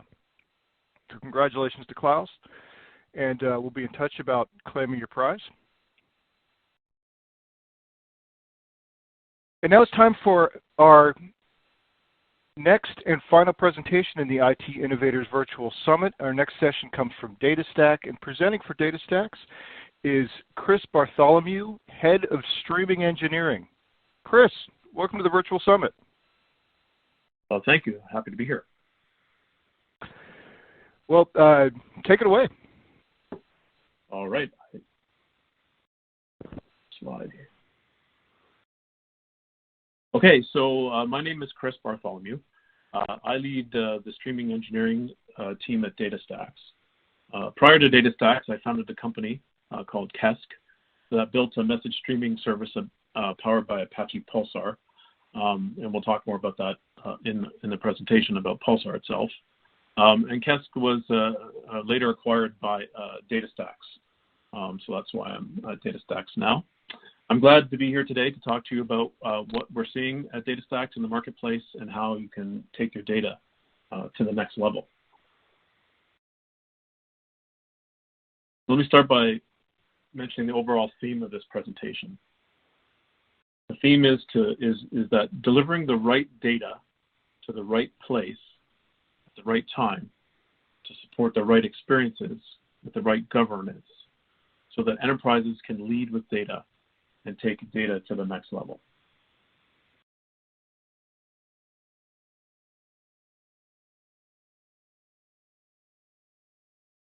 Based on our research about what's happening in the data race and the experiences we've had working with many enterprises over the last 10 years, what we found is that winning companies use all of their data. Across all verticals and industries, leaders win by taking advantage of all their data. And you know, this kind of makes sense. In a world where everything is connected and driven by data, data dexterity means market leadership. Enterprises who activate their real-time data drive experiences that customers love. This is the real-time data that's important to run their businesses. They augment their historical analytics data and AI ML models with real-time data. This combines the data that runs their business with the data that informs the business to create new capabilities, recommendation-based experiences, autonomous processes that can then make decisions on their own. When you leverage this data, it creates a virtual cycle where more data leads to better algorithms, which leads to more innovation, which leads to better services for customers, which leads to more usage and more data, and so on. You can see how that cycle is built. I'll give you an example. A fintech company in the crypto space provides secure, instant, and nearly free global financial transactions with no chargebacks. They have to manage a variety of data, including user experience data, but also their transaction ledger metadata. Being able to deal with the volume, velocity, and variety of that data in real time with agility is crucial for their success. They're using the real-time data they collect to power not only their user experiences, but they combine it with analytical data to define and deliver innovative solutions. And by doing this, they're not only leading their market, they're increasing their competitive advantage. They're able to unlock new products and access new markets.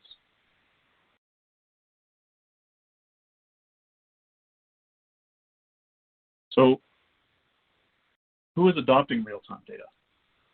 A recent report from 451 Research illustrates that leaders in the use of data and analytics are moving quickly to adopt event streaming, which unlocks the real-time data. This gives them a competitive advantage by enabling the processing and analysis of data in motion and accelerating data-driven decision-making. Almost 2/3 of all respondents to the survey indicated that their companies are already using event stream processing technology or plan to adopt it in the next 12 months. And that rises to 68% among early adopters, 78% among the most data-driven companies, and almost 80% among those that have been most successful with data. So we can see how event and streaming technology are important for success with data.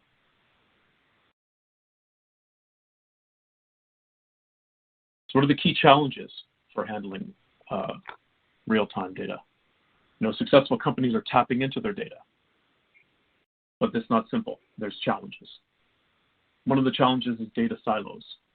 You have data, but it's in various places, databases, clouds, maybe different regions. But there's no way to connect this data together. It's all isolated, individual data. Data replication. You need to make sure the data is always available. So it needs to be replicated. Sometimes it needs to be replicated across geographical regions for access. Sometimes you need to replicate it just to make sure that it's available in a disaster scenario. Another challenge is interoperability. How do you make sure that the data in one application or one location can be connected to the data in other locations or in other applications? And how do you make sure when you do that you're not paying large penalties and latency between these interactions? And finally, skills, right? The team's skills. Do they have the skills necessary to manage the technology, to understand how to keep this real-time data flowing?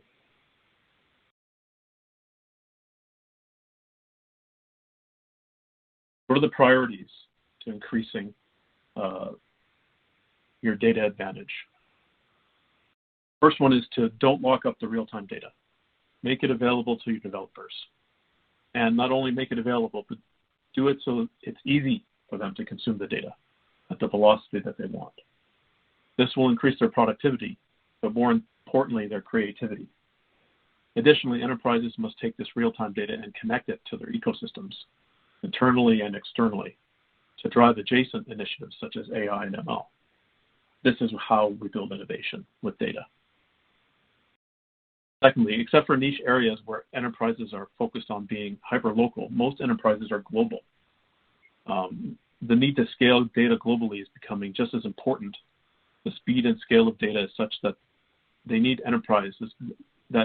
enterprises have to scale data seamlessly with their applications for global success while maintaining data security and adhering to data compliance regulations.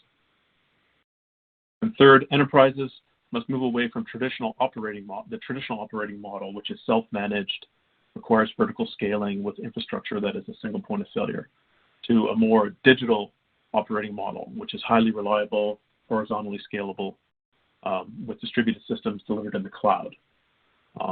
This aligns total cost of ownership with the value created by the real-time data. Switching gears now, we have framed sort of the challenges and the priorities of harnessing real-time data. Now let's talk a little bit about the solutions that DataStax offers to enterprises to take their data to the next level. DataStax provides an open data stack, which is Kubernetes-based, developer-ready, and cloud-delivered to drive the agility, scalability, and cost efficiencies that enterprises need. Here are their architectural qualities and benefits that you get with an open data stack. Sort of working from the top down, you can see on the slide. Stargate APIs. So developers get modern APIs like REST, GraphQL, schemaless document APIs, or drivers for native Cassandra query, CQL language access. Stargate is open and extensible and you can add future APIs or data sources. If we look sort of underneath the Stargate layer, the API layer, we have the dynamic data at rest. This is AstraDB, which is a Cassandra-based database which supports wide column, graph, document, and key value data structures. Adjacent to that, we have dynamic data in motion. We use Apache Pulsar streaming to provide pub/sub and queuing, use cases with low latencies at massive scale. We can do infinite retention of data, of event data for AI and ML models, playback into AI and ML models. We can do change data capture and much more. And we have this stack is multi-cloud and cloud native. You can deploy on any major public cloud. You can deploy to multiple regions per cloud or across multiple clouds. Or, of course, you can deploy on-premise and to your private clouds. Using an open data stack like this, you can achieve outcomes like more developers will be productive quickly, operators will be able to deploy and manage critical apps more easily, and thirdly, because of our cloud native and serverless architectures, where we've separated compute and storage, enterprises pay just for the read-write operations and storage that they use. This drives a huge savings, resulting in business and technical leaders getting 3 to 5 times better TCO and reduced complexity. As I mentioned earlier, this open data stack helps enterprises lead with data by increasing agility, scalability, and cost efficiencies.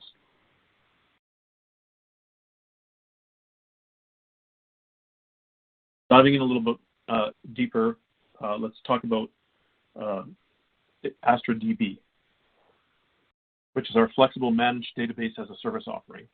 Astra DB improves agility by making it easy to use for developers, provides an elastic cloud native architecture where enterprises don't need to plan and deploy infrastructure for peak.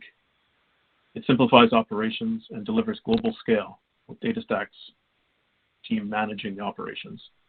It can support replication across multiple regions and availability zones, and scalability to petabytes of data without impacting performance. And finally, doing in such a manner that helps enterprises avoid cloud vendor lock-in and lower TCO with consumption-based billing for the writes, reads, and storage, so they essentially scale to zero. So that's Astra DB, Apache Cassandra. I mentioned in the previous slide that for the streaming solution that's part of the open data stack provided by DataStax, we use something called Apache Pulsar. Apache Pulsar is kind of newer a newer technology, so I thought I'd just take a couple slides here to talk about what that is or what Apache Pulsar is. Pulsar is a unified messaging and streaming platform. Think of RabbitMQ plus Apache Kafka in a single platform. It was originally developed by Yahoo after it evaluated many existing options that it had at the time, and it couldn't find a suitable solution, so they decided to build their own. In 2016, they donated it to the Apache Software Foundation, which is where the Apache comes from, and it's become increasingly popular. Recently, GigaOM conducted a study, comparing sort of the Pulsar to Kafka, and one of the key findings you can see right here in the slide in the large print is that because of Pulsar's architecture and its capabilities, its features like multi-tenancy, geo-replication, and its separation of cloud separation of compute and storage, Pulsar has up to 81% lower total cost of ownership compared to Kafka. Another way to compare Pulsar and Kafka, you can look at the total number of developers, contributors who are working on the project. And that's an area where Pulsar has been doing well, actually just recently passing Kafka for the number of active monthly contributors to the open source project.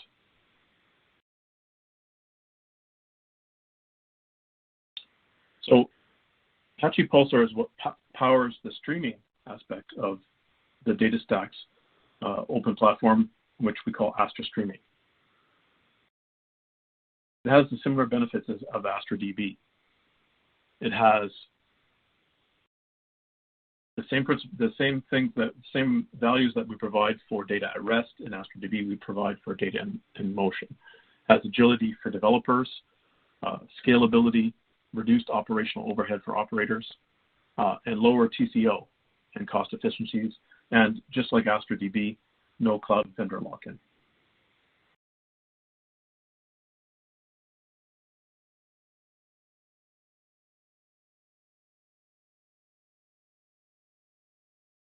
So what if we were to take the power of AstraDB and Astra Streaming and combine them? What would you get? Well, we just announced this last week. It's called CDC for AstraDB. CDC stands for Change Data Capture. As you make changes to your AstraDB, your data at rest, those are converted into an event stream into Astra Streaming. Using this event stream, developers are able to create smarter applications where real-time data is connected to the whole data ecosystem.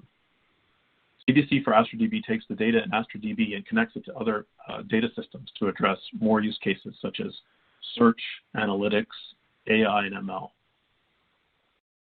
CDC for AstraDB gives enterprise the ability to build real-time data pipelines through simple configuration-driven interfaces to connect multiple destinations using the built-in connector library.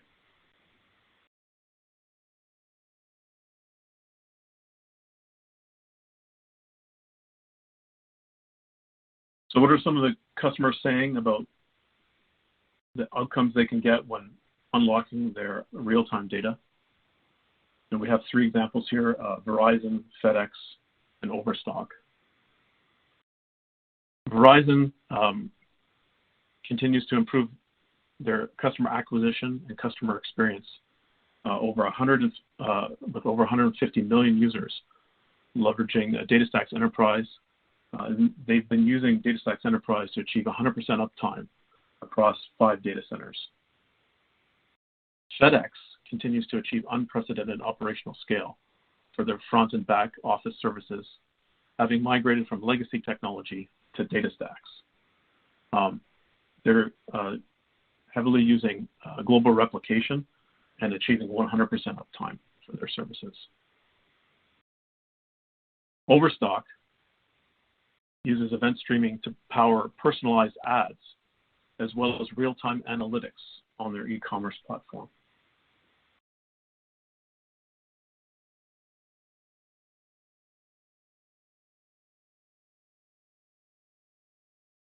So what are the key takeaways?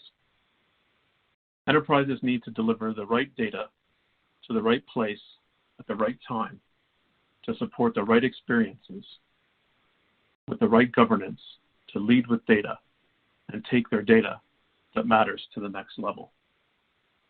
To do that, enterprises need solutions that provide agility, scalability, and cost efficiencies.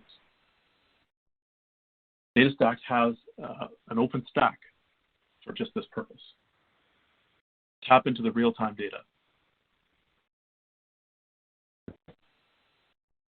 And build applications that rely on data at rest and data in motion.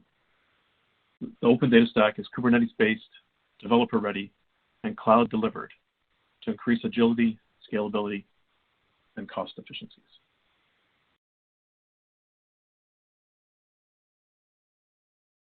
Thanks. All right, great. Questions? Yeah, Chris. Yeah, really nice presentation. We do have a few questions here. And yeah, thanks for putting the poll up. Yeah. You know, if you'd like additional information about the DataStax solution, just go ahead and let us know what you'd like there. But we do have a couple of questions from the audience. The first one here comes from Linda, who is asking, how's the performance of real-time data across multiple data centers and clouds that requires fast processing, such as for check processing? I mean, I'm sure it varies, you know, but you know, is there anything that you can say about that? Well, the main when you're going across you know, regions within a global distributed system, of course, the latency between the data centers is going to be the biggest contributor to the performance. However, you know, we have a lot of experience dealing with that and sort of overcoming the latency. But at the end, you know, you can't cheat physics. So there will be some delays, but it's going to be matters of, you know, hundreds of milliseconds. And you really should be able to get the data processed in across global regions, in under a second in most cases. Okay, great. And Linda was also wondering about how the billing works. What the licensing model is for data stacks. Yeah, for the Astra platform, there's kind of two models. You can pay as you go, so you can log into the console and you can enter a credit card, and you can pay as you go, and you pay on a consumption model. So you only pay for the data that you insert into your database, or you read from your database, or store in your database, or data that you move around using this Astra streaming platform. So it's totally based on your usage, and if you don't use anything, you don't pay anything. And the other way and it's the same kind of charging, but you can also buy credits for Astra that you can use to pay down your usage on the Astra platform.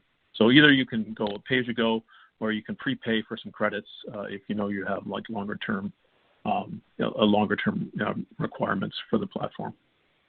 Okay, great. And Bradford actually has a sort of a follow-up question to that.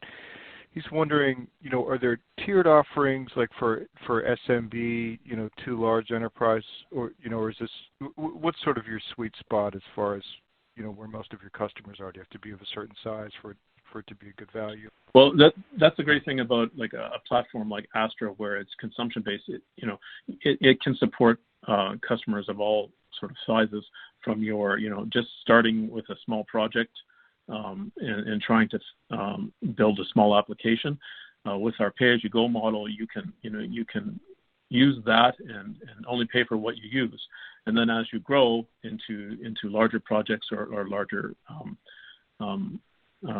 deployments in production environments, Astra supports that. So, I think that you can grow with the platform. The platform will support you as you go, whether you're small or you're a large platform. We have all kinds of businesses using the Astra platform today, from large to small, from small to large.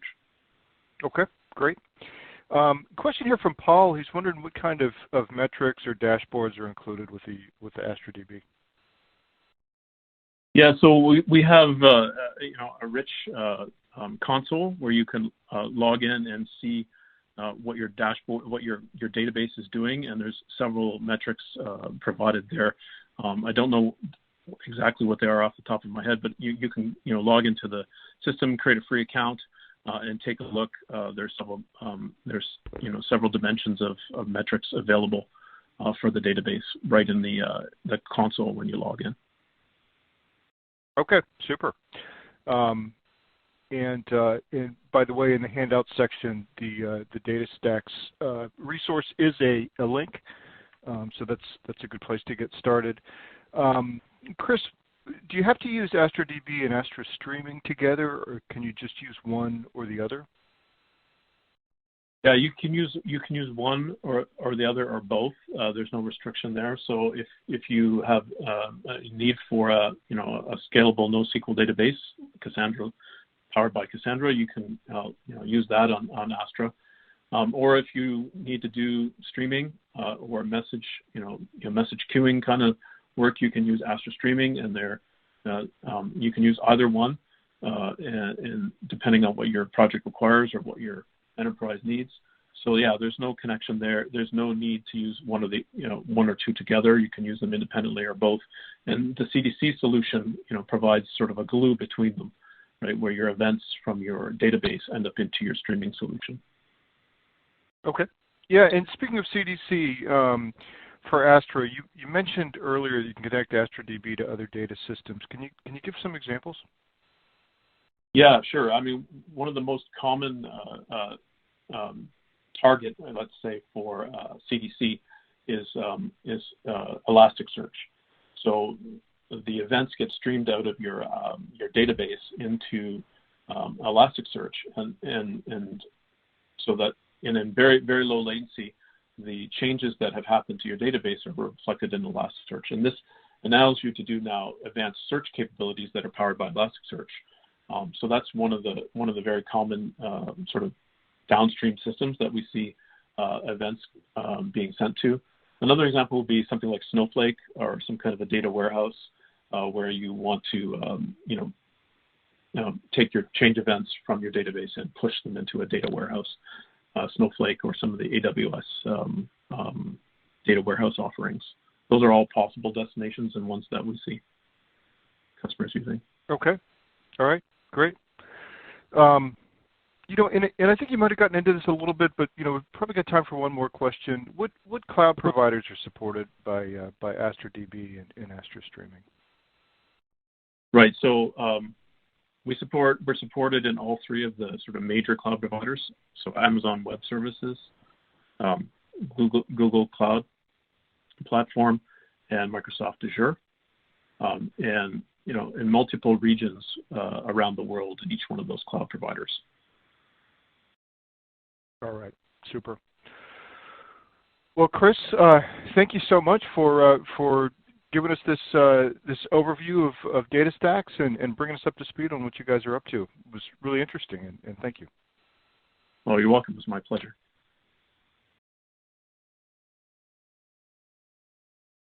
All right, and now it is time for our final prize drawing of the virtual summit. And the winner of the last $300 Amazon gift card is Rochelle Barmash from Ohio.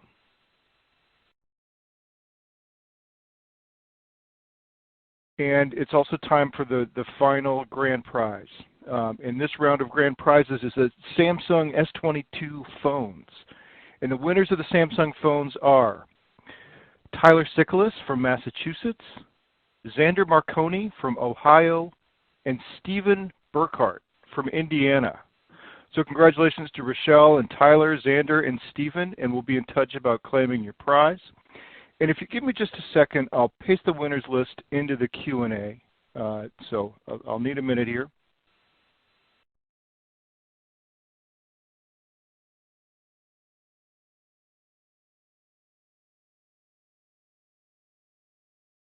Just grabbing it out of another file.